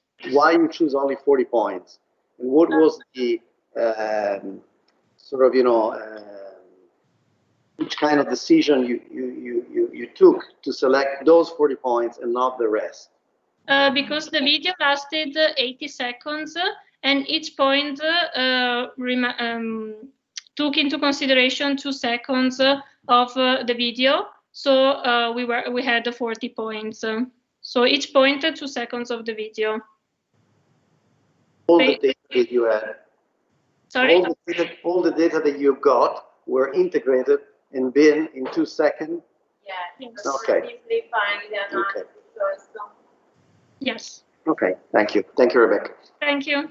Thank you, Rebecca, and see you then in about a half hour, in about 1 hour, probably. An hour?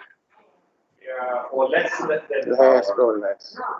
Half an hour. No. Well, No, 1 hour. We'll be about 45 minutes. Okay, perfect. So Thank you very much. Don't worry. Okay, thank you. Un'ora. Okay, no problem. Bye. Bye-bye. Bye. Okay, thank you. Okay, so let's come to the next, indeed, Antonio. Yeah. That's you, right? Yes. Very good. Maybe we can, let me call Ferruccio. Puoi collegare bene. Ecco, Ok. già presente il candidato. No, collega, bravo, anche col video. Matteo? Ecco così, adesso. Ecco, ci sono. Buongiorno Ferruccio. Buongiorno. Buongiorno, Peter. Sono Ferruccio. Ecco. Buongiorno Matteo. Are you ready to... Are you ready? Good. So before you start with your presentation, let me actually shortly ask the supervisor, this is Professor Margarodi, to say something actually to introduce your topic. Okay. Hi, Matteo. Hi. Hi. So, if you do psychotherapy, you use words and you listen words. And what Matteo have done is to essentially analyze the kind of words which are used to describe your dreams. So, Matteo has worked for many years together with Ferruccio Marcoli at ERG, and he got a sample of dreams, and he essentially did a sort of qualitative but also quantitative analysis about these dreams to understand the most interesting feature of the dreams. And so, I would like to ask Ferruccio Marcoli to say something about Matteo. Ferruccio? Sì, ti sento, ecco. Ecco. Vuoi dire qualcosa su Matteo? Sì, quello che posso dire è che Matteo lo conosco come un pensatore di valore e dunque anche un epistemologo che è in grado di entrare in temi non facili né comodi. È per questo che mi sono preso la responsabilità nell'ambito dell'Istituto Ricerche di Gruppo di fargli avere come materiale tutta una serie di racconti di sogni che sono stati prodotti durante incontri regolari di gruppo dagli psicoterapeuti che lavorano insieme a me e che regolarmente si incontrano per questi incontri, per questi momenti di intervisione e di scambio. Per cui lui si è soffermato a ragionare su questi contenuti e sono convinto che il suo lavoro ha uno spessore non trascurabile. Grazie tanto Ferruccio. And now Matteo, it's your turn. Please start with your presentation. Thank you very much. I try to share my presentation. Can you hear me? We can hear you, but we can't see yet the presentation. You can see now the presentation? No, we can't.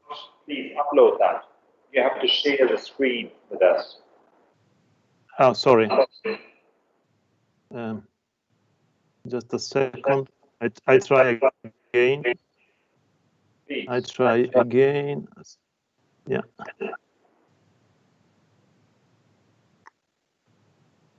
Did you get anything? Okay. Can you see now? That looks good. Okay. Okay. Thank you very much. Thank you very much. First of all, let me thank you, Ferruccio Marcoli, to be here today, and also for his general comments to my work. I would like to begin this presentation of my work with its title, and in particular with the expression "dreams without dreamers." This expression refers to the fact that I have studied a group of 44 dreams without knowing the identity and the personal history of the people who produce them. In my case, this is not a bias. In fact, the goal of the thesis is to study the dreams from a linguistic, thematic, and qualitative point of view as independent from the singularity, as expression of a group of work. In fact, the dreams belong to a psychoanalytic group conducted according to the method of Willem Bion, and more precisely, with a version of this method developed by Ferruccio Marcoli between January 2015 and December 2016. The group, directed by Marcoli, met once a week for an hour and a half in the IRG, l'Istituto Ricerche del Gruppo di Lugano. Each participant could freely tell one or more dreams. The dreams have been written down, and they are integrally reported in the methodological annex to the thesis. Now, the thesis is divided in two parts. The first one develops a theoretical study of beyond thinking regarding the conduct of the groups, along with a discussion on the specific contribution on this topic offered by Ferruccio Marcoli's thought. And the second part develops a study of dreams from a qualitative, thematic, and quantitative point of view. So in the first chapter, I discuss some Bion's theory, essential for understanding the analytical method used in the sessions. The most important texts were, in this sense, the classic experiences in groups, and then elements of psychoanalysis, end-to-end transformations. But the specific contribution of this part of my work consists mainly in the study of the most important variants introduced by Marcoli with respect to Bion thought. And in this case, I study in particular 3 books. The first one is Il pensiero affettivo, maybe the most important and difficult books written by Marcoli, and then Fare storie con I bambini, and for ending, Wilfred Bion e le esperienze nei gruppi. The first concept discussed by the work is what Bion calls group mentality. That is the tendency of each group, of each working group, to build a conformist attitude, an internal agreement which sacrifices individual impulses and needs for saving the existence, the very existence of the group. Equally important is the structure of a group, which depends on the dominant basic assumption, to say that is the psychological link operating in a group. Bion's basic assumptions are 3: dependency, fight, flight, and pairing. I discussed these assumptions also in the light of Marcoli thinking, who added very interesting elements to the analysis of the figure of the group leader. The group leader is very important because his role is able to affect the mood of the group and also to change the basic assumptions. Finally, the discussion focuses the fundamental container-content relationship that in Bion characterizes both the relationship between the child and the mother, and the relationship between the patient and the analyst.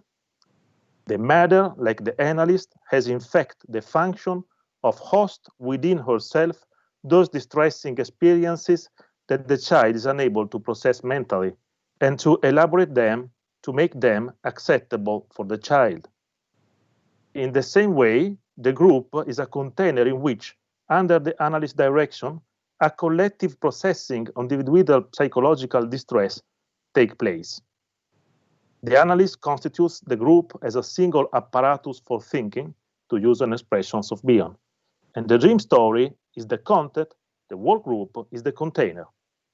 But the group, according to Marcoli's proposal, works on the basis of two fundamental assumptions. The first one is that the analytic group is an organization analogous to the family, and the psychotherapist has the parental function within the group, both maternal and paternal. The second assumption is that dreams told in the session are stories about the people who belong to the group. Basically, every dream told in the group has to be referred to the participant to the group and to the group situation. The group participates in the interpretation of the meanings of the narrated dream, and thanks to this teamwork, produces a forced elaboration of the dream's content. The subsequent dreams can be read as a re-elaboration of those discussed in the previous sessions. And in this way, the analysis works as a cycle alternating day sessions and night dreams, work group, and individual dream activity. From this point arises the last and most difficult question of the thesis. Is it possible to read groups' dreams as it were the expression of a group unconscious? By group unconscious, we mean that the dreams told in the analytic group influence the dreams of other group members.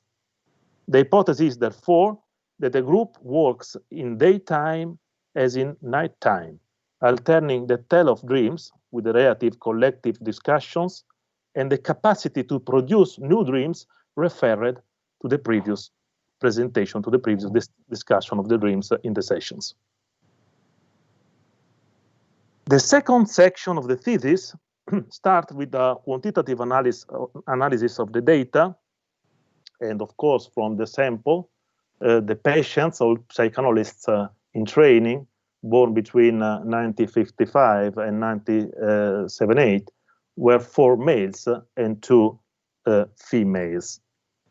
About the tales of the dream, the first period, as we can see in this slide, till session 9 alternates with a very strong regularity, dreamless sessions and sessions with 2 or even 3 narrated dreams, the fourth in particular. This fact is not an accident because the formation of a group mentality requires the development of complex and demanding psychological dynamics. This data is consistent with the theory and also with the theme of home, acceptance, recognition, frustration for lack of recognition, typical of dynamics to negotiate the relations with the group.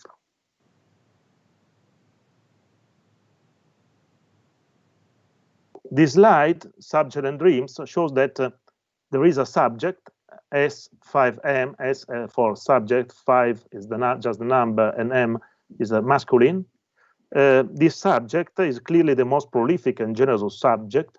In the group, he told 16 dreams and can be considered, this fact can be considered an indication of a leading personality capable to influence the others and to lead the group, and to influence the group state of mind. We could call him the principal dreamer, or better, the principal storyteller.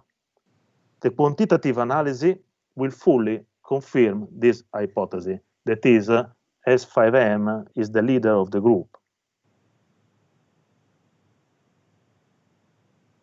The thematic analysis considers 7 topics recurrent in the dream styles and connected to the symbolic environment of the family. I have, I have extracted this data through a linguistic analysis of the occurrence of some words in the dreams. And I've marked the words in different colors in order to distinguish them. Some team, as you can see, collect more than one word. For example, parental parenting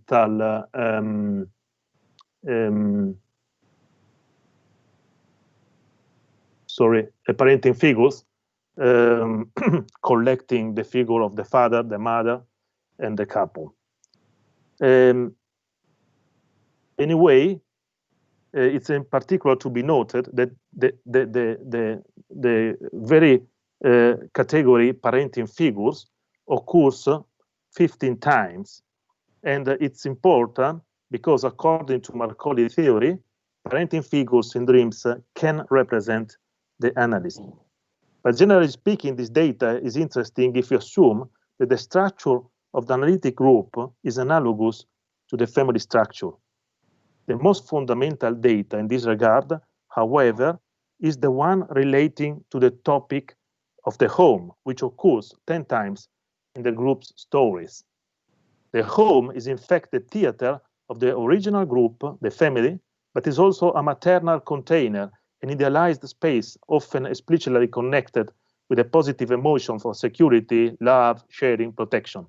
The dreams offer a rich phenomenology of the psychological meaning of the home with its symbolic connotation. There is sometimes the meaning of the returning to home, of the welcoming and loving interior opposed to the city, of the lost and idealized house to be reconquered, of nostalgia for the childhood home.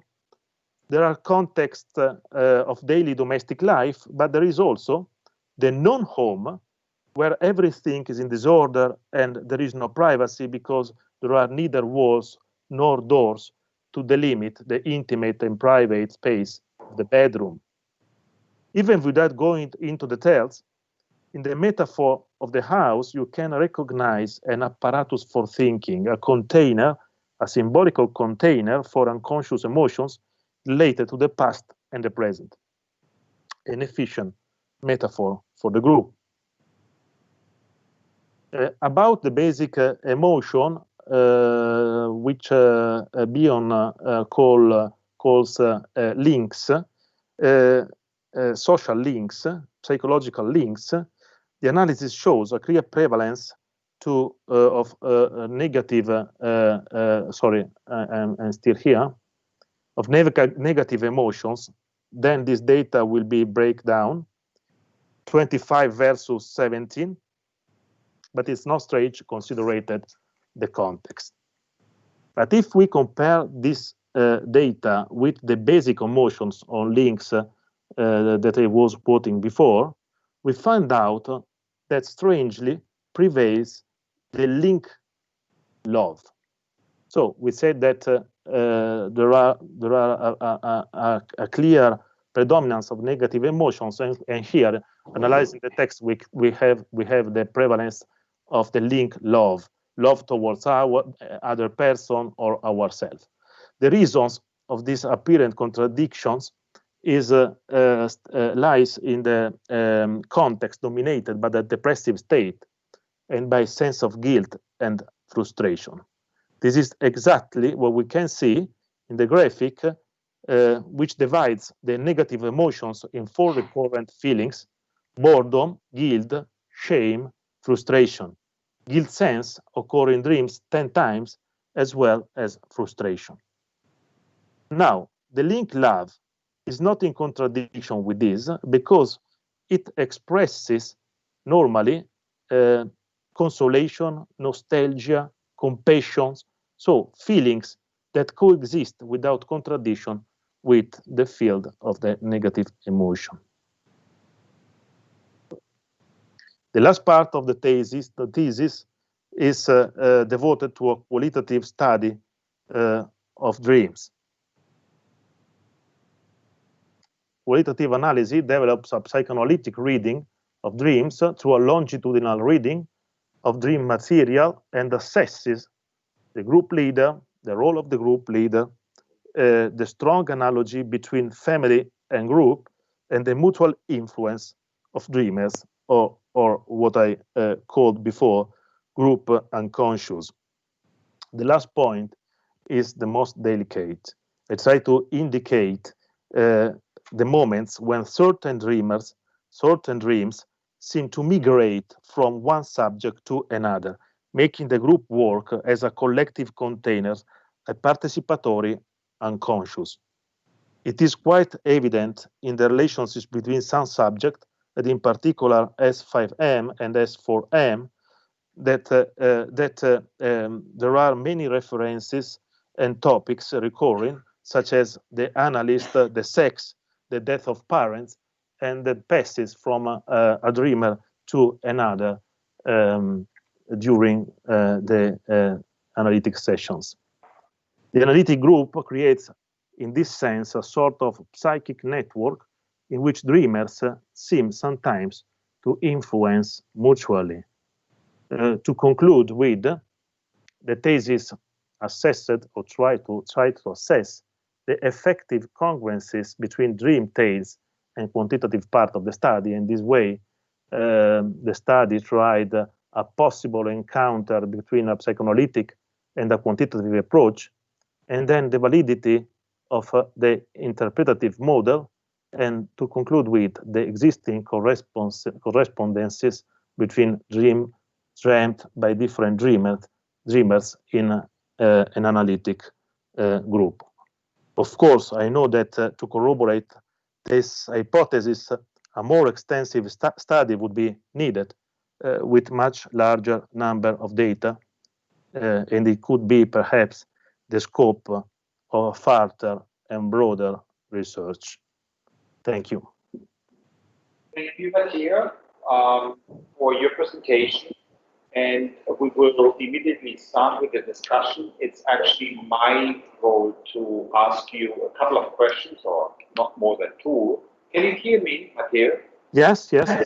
Okay, so let me just first start with a more general comment. I think this is a very exciting topic that is what constitutes your thesis. I found that very exciting, perhaps also because I don't have any kind of further knowledge about this in this field. Now, there is a kind of fundamental assumption in your thesis. And the assumption goes like that. Words that are used to describe the dream actually reflect also the content of the dream, right? So you would actually say, so all the data that you analyze and describe actually is based on this assumption that the words that are used to describe the dream actually also would reflect kind of in a proper way the content of the dream. Now, I can imagine that there are some effects going on which would violate this assumption. For example, some recency effects or primacy effects, saying that the things that you dreamt lost at the very end are probably better recorded than those that are at the beginning of the dream. Would you agree with that, or would you say no? I would not buy this assumption, or I would not believe that there is anything like these primacy or recency effects. So, sorry. I mean, we have here with us a specialist on memory. So this is Professor Margaroli, and he certainly also can inform us and help us with that. But the question is first for you, whether you think how reliable are the data that you analyze with respect to the content of the dream? No, that's a very good question. I have to answer that this is not so much important, the correspondence between the tales and the dreams, because we never know the content of the dreams. dreams are for us, I mean for us, because in saying this, I'm following the theory of Ferruccio Marcoli. Dreams are interesting in their conscious narrative. So we are interested in the narrative, in the story, in the tales, and not in the dreams in itself. Okay. Right. Interesting. Very good. Very good. So then my next question is, you mentioned as one limitation of the study that the data are kind of very limited in the sense. But my question is another one. How would you actually, if you had enough time and research funding to continue this sort of research, what would be the next step you would actually suggest to do? That's an interesting question. If I would have the opportunity to continue the study, I would like to analyze basically with the same method, but a very large number of tales, stories related to the dreams of a group.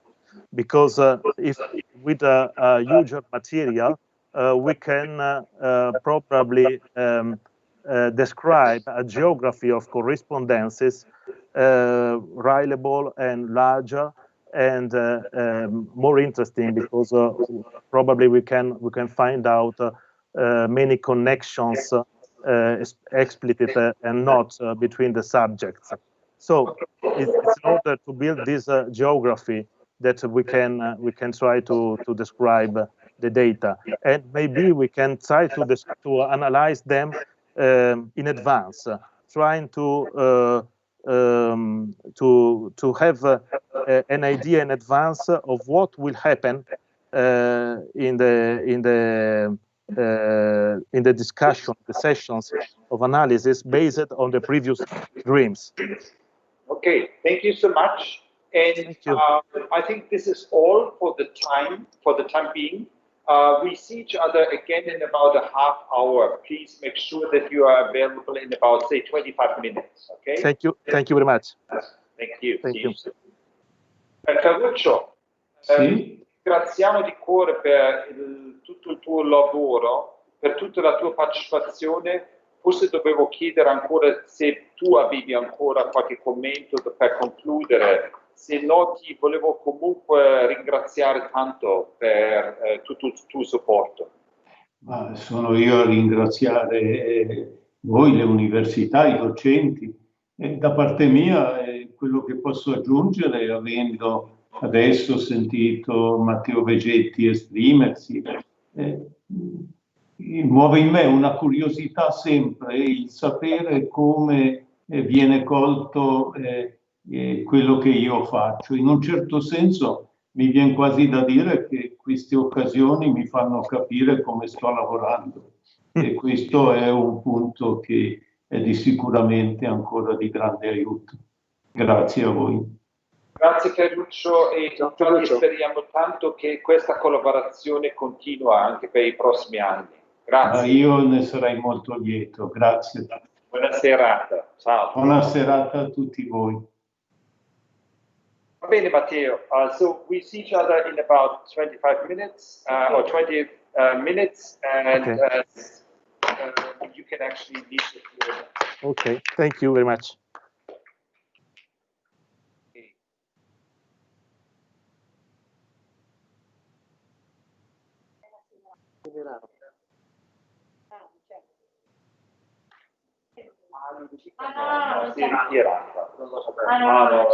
Non presente, sì, dobbiamo dare i voti. Diamo i voti e poi. Diamo i voti e poi. Ci conviene dare i voti e poi passiamo o no? Poi passiamo cosa?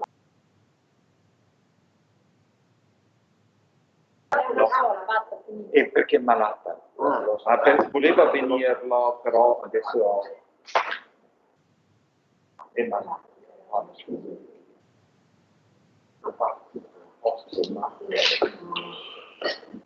Non c'è? Non c'è. Silene, hello. Hello. Can you hear me? Yes, we can. And can you hear us? Yes. Good. So we know that you are not feeling well. We know that So this is something we will also consider. Anyhow, we are glad that we are capable to do this defense, or that you're doing this the defense. And I will very shortly introduce your topic, and then I will ask Dr. Petocchi also to add something if she is with us, and then you can start your presentation. Serena, are you with us? Yes, I'm here. Can you hear me? Very good. Yes, we can. Good. Okay. So Selene actually conducted a study which is based on a theory that most recently had become quite important in psychology. It's a theory, it's a further development of framing theories, and it's called construal level theory from a colleague at Columbia University. He's actually the one who pushed this theory and came up with this theory. And the topic or the domain in which he applied the theory is in the way of internet information processing. So, and the basic question is, can we use actually certain frames to reduce the number of erroneous information or the erroneous processing of information in the internet? That's the topic. And let me actually, I can just say that Selene worked in a rather independent way. Once we designed the study, actually, she did all the data collection on her own, and also then she did the data analysis partially with the support of us. And perhaps, Selena, you would still like to add something before Selena will start. Yes. Yes, thank you. Just few words.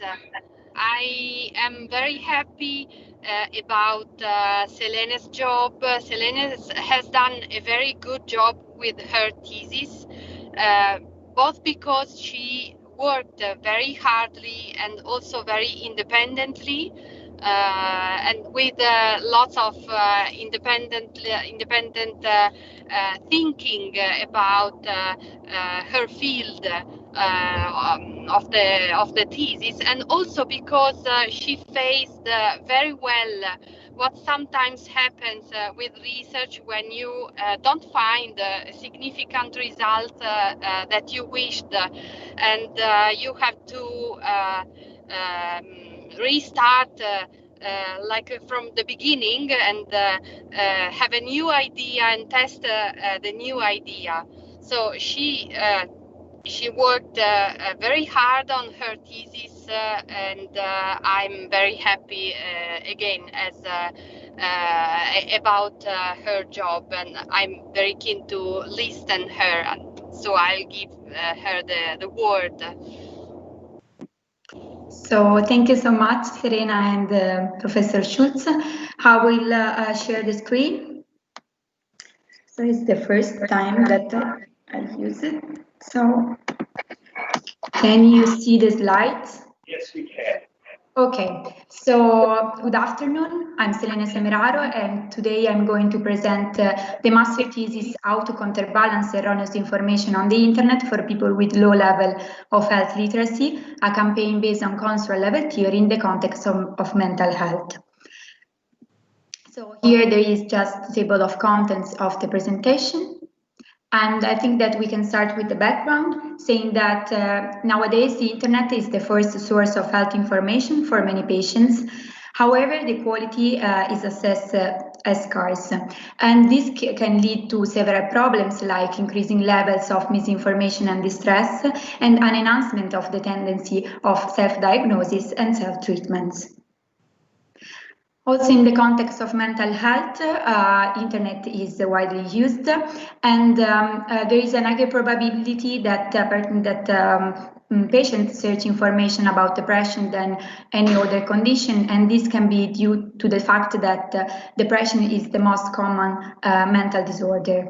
However, also in the context of mental health, the quality is assessed as overall poor, and in fact, around 50% of the website don't use any criteria like the DSM for defining the symptoms, and don't provide basic treatment advice or don't give information about professional help, drugs or psychotherapy.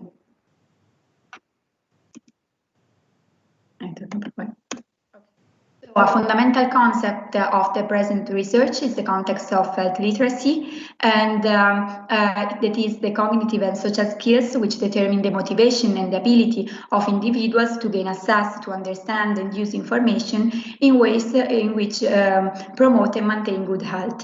So generally speaking, we can divide the population in people that have a low level of health literacy and those that have a high level of health literacy.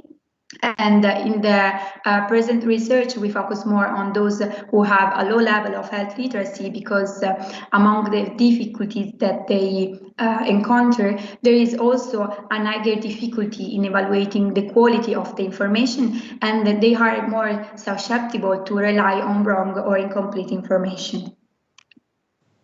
So health literacy in Italy, so Italy has one of the highest number of citizens with a limited health literacy, and with around 50% of the population having it, and preceded by Bulgaria, Spain and Austria.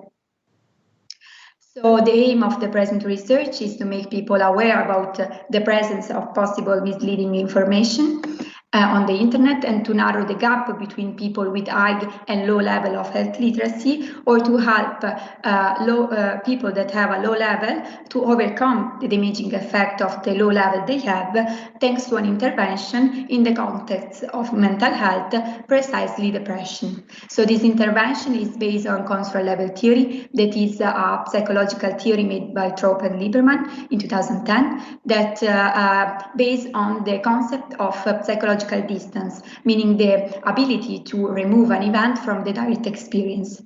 When the psychological distance increases, the information are seen as more abstract, schematic, and decontextualized. And those information that this information that focus on ends, meaning on the why aspect of the situation, and the information that use base rate information are those that are more in line with the high level control. On the other side, when the psychological distance decreases, the information are seen as more concrete, detailed, and contextualized. And so the information that focus on means, meaning on the how aspect of a situation, and that use narratives, are more in line with what is called low-level control. So the present study is an experimental study that randomized the participants in one of the 4 manipulation groups based on control level theory, or in the control group. And the main outcome is the treatment choice for depression. So here we have the group composition of the manipulation groups, and given by the crossing of 2 method design, meaning a text based on narrative or base rate information about depression, or crossed with the 2 method topic, meaning a campaign based on desirability or based on feasibility.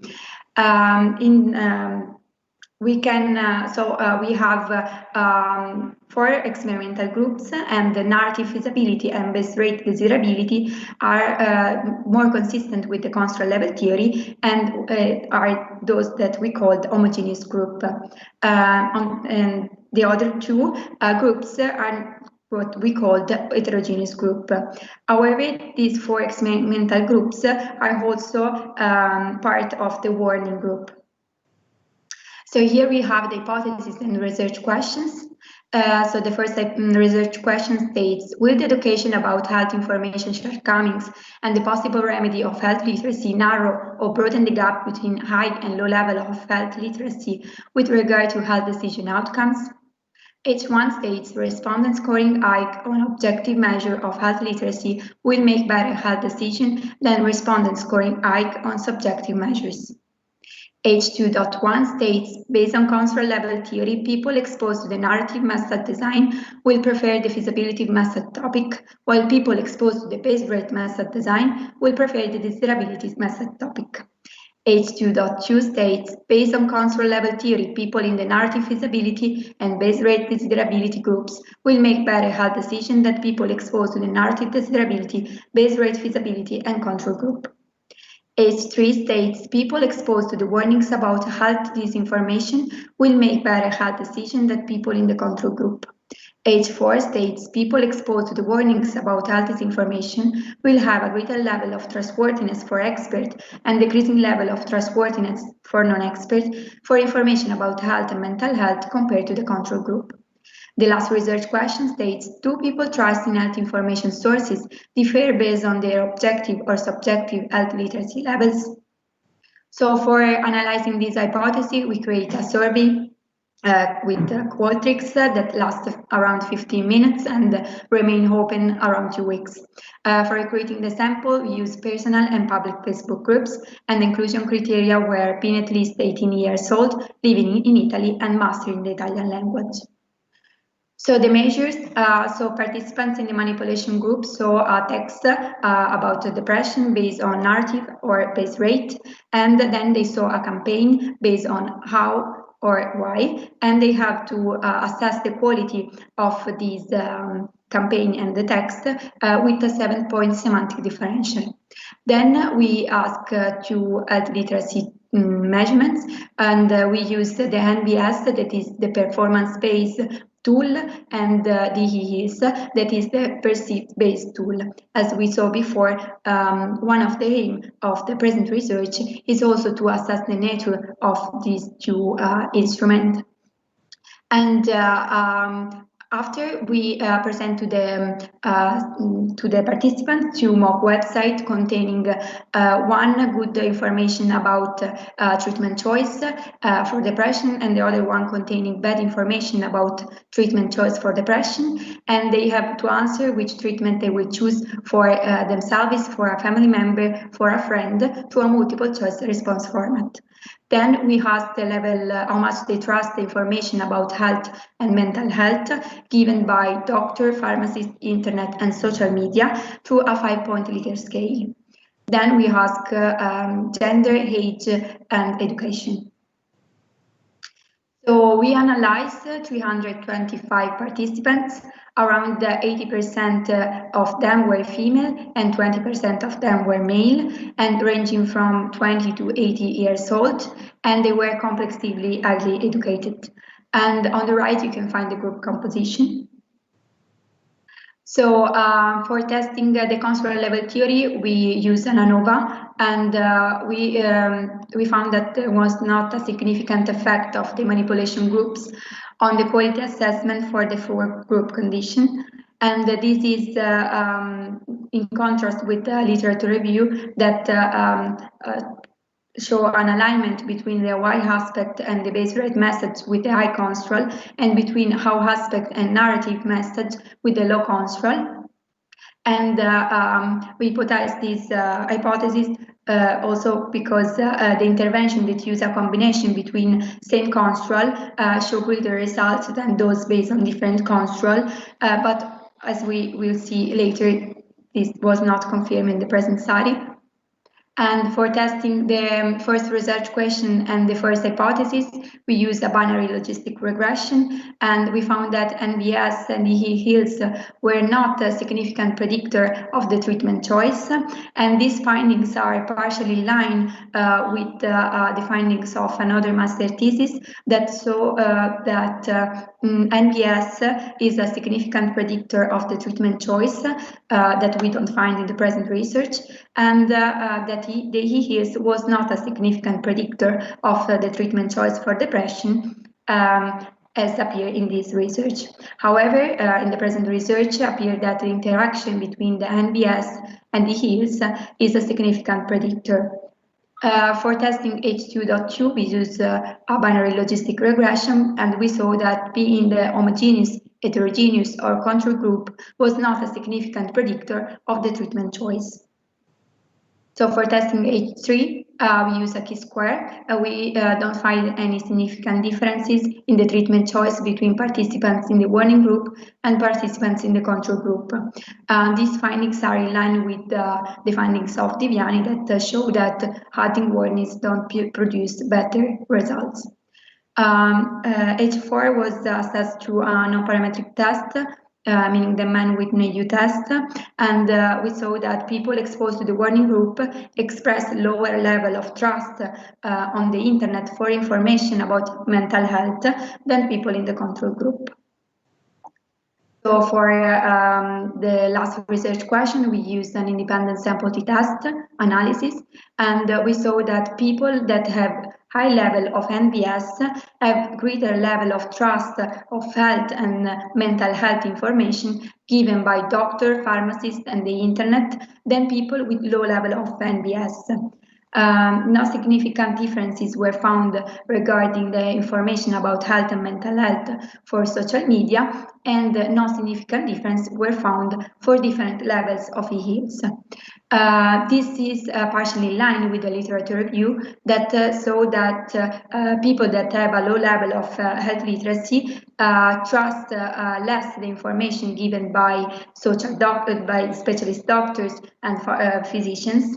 And in the present research, we found the differences for the information given by pharmacists that are not confirmed in the literature, that don't find any significant difference.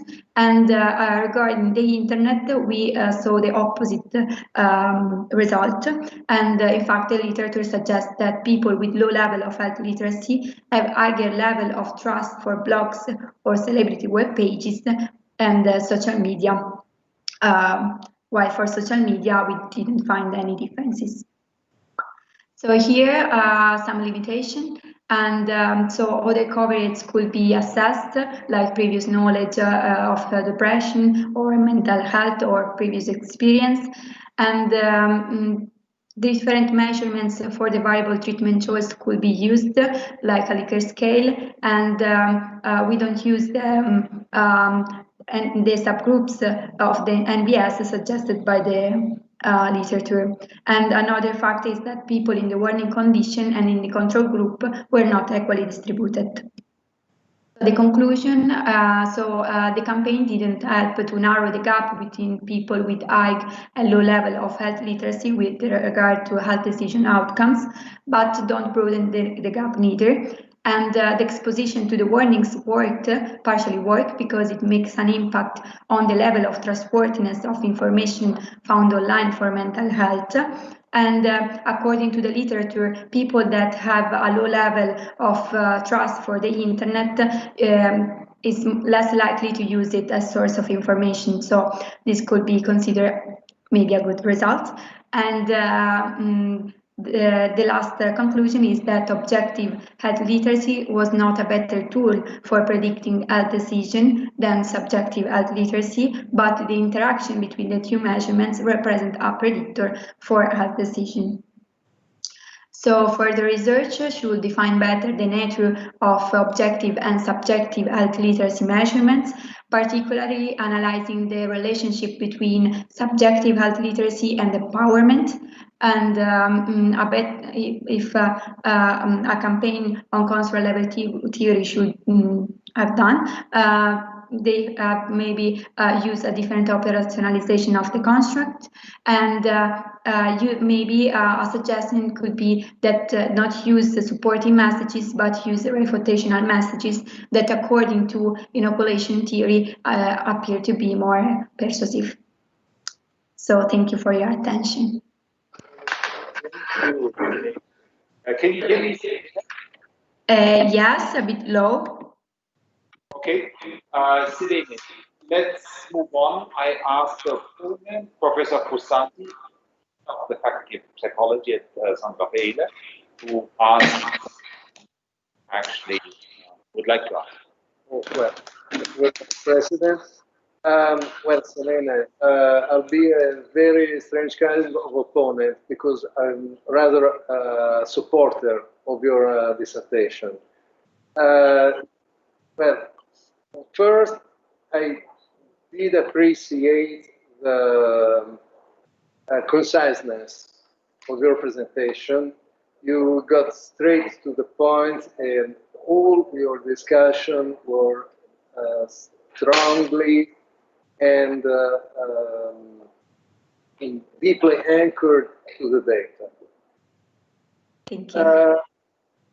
The second point that really hit me of this presentation and most of your study was the demonstration that good science is the base for good politics.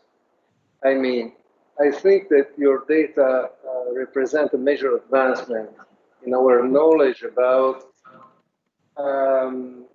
how people get good or bad information and select adequate or inadequate sources of information about mental health, but we could say health in general, not simply mental health. I can hear. Yeah. Are you living close to an airport? No, actually, no. Or to a car racing track? Sorry. No, my final comment is simple. I mean that your data are very useful also for policy making about how to plan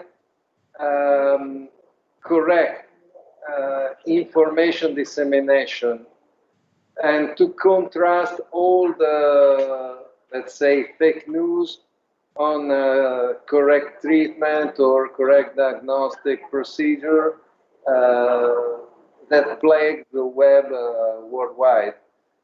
Yeah, exactly. It's very important that so we can't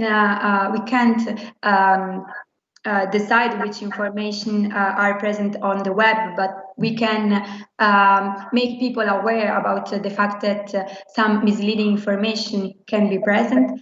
Also because when you go to Google, the information are not ranked based on quality. So people should have the skills for facing this factor, and we have to make people aware about the presence of possible fake news or misleading information. Selena, I simply meant to tell you that I have no question because I learned a lot from your presentation. Thank you very much. Thank you very much. Thank you. Thank you. Very much. A couple of minutes feedback in 5 minutes, then we actually come to the moment of the final announcement of the program. Right? Okay, perfect. So I close it. Yes, please. Okay.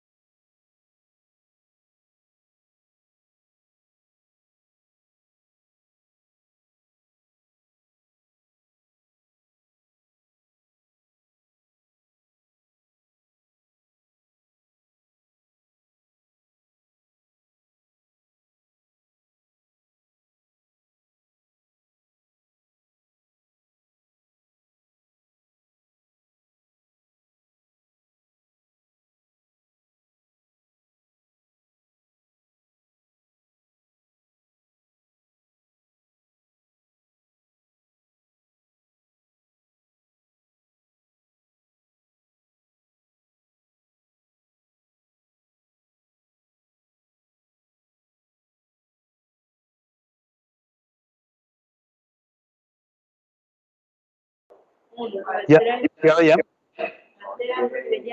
Non ci vediamo. Matteo? 4-6, bene. Okay, everybody's present.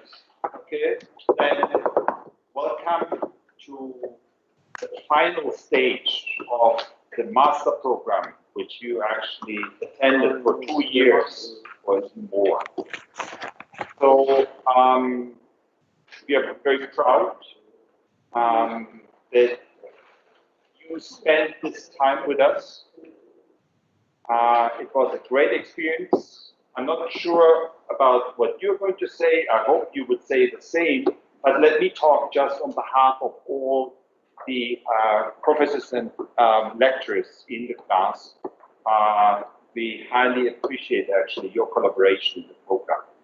And of course, what is most important for us, I say that before I come to the point where I announce formally the grades, what is most important for us is that you, following up now on your job, will actually become an ambassador of our program. But more to that later on. Let me now come to the moment where you learn about your final grades, and I follow the order of the presentation. I will start with Manuela Polimeni. By virtue of the authority vested in me, I confer the master's degree in cognitive psychology and health communication to the candidates with the following comprehensive final grades. There is Manuela Polimeni, 97 out of 110 on the Italian scale, and 8.5 out of 10 on the Swiss scale. There is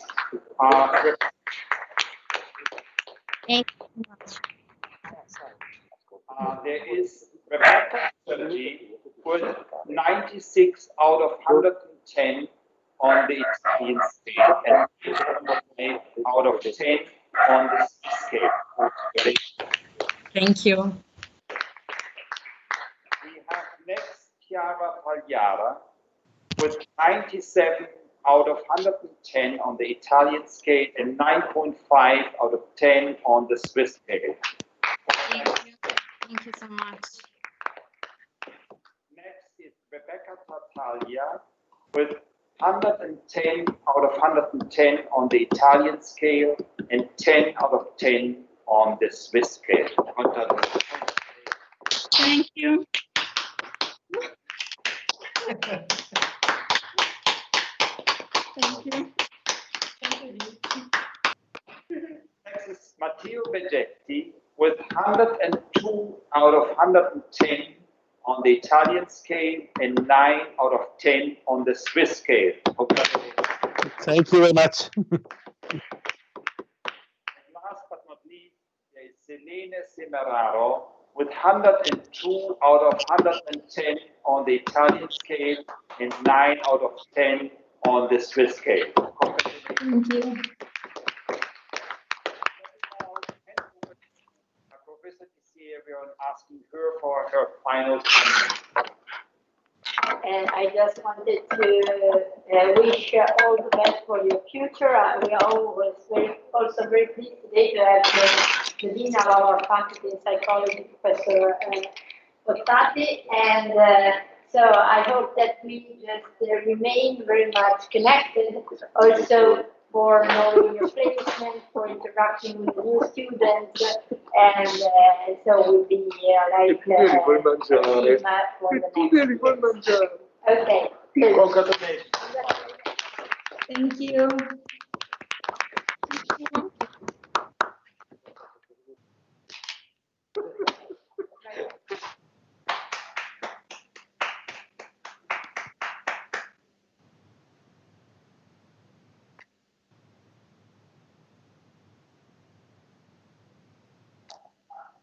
Mm.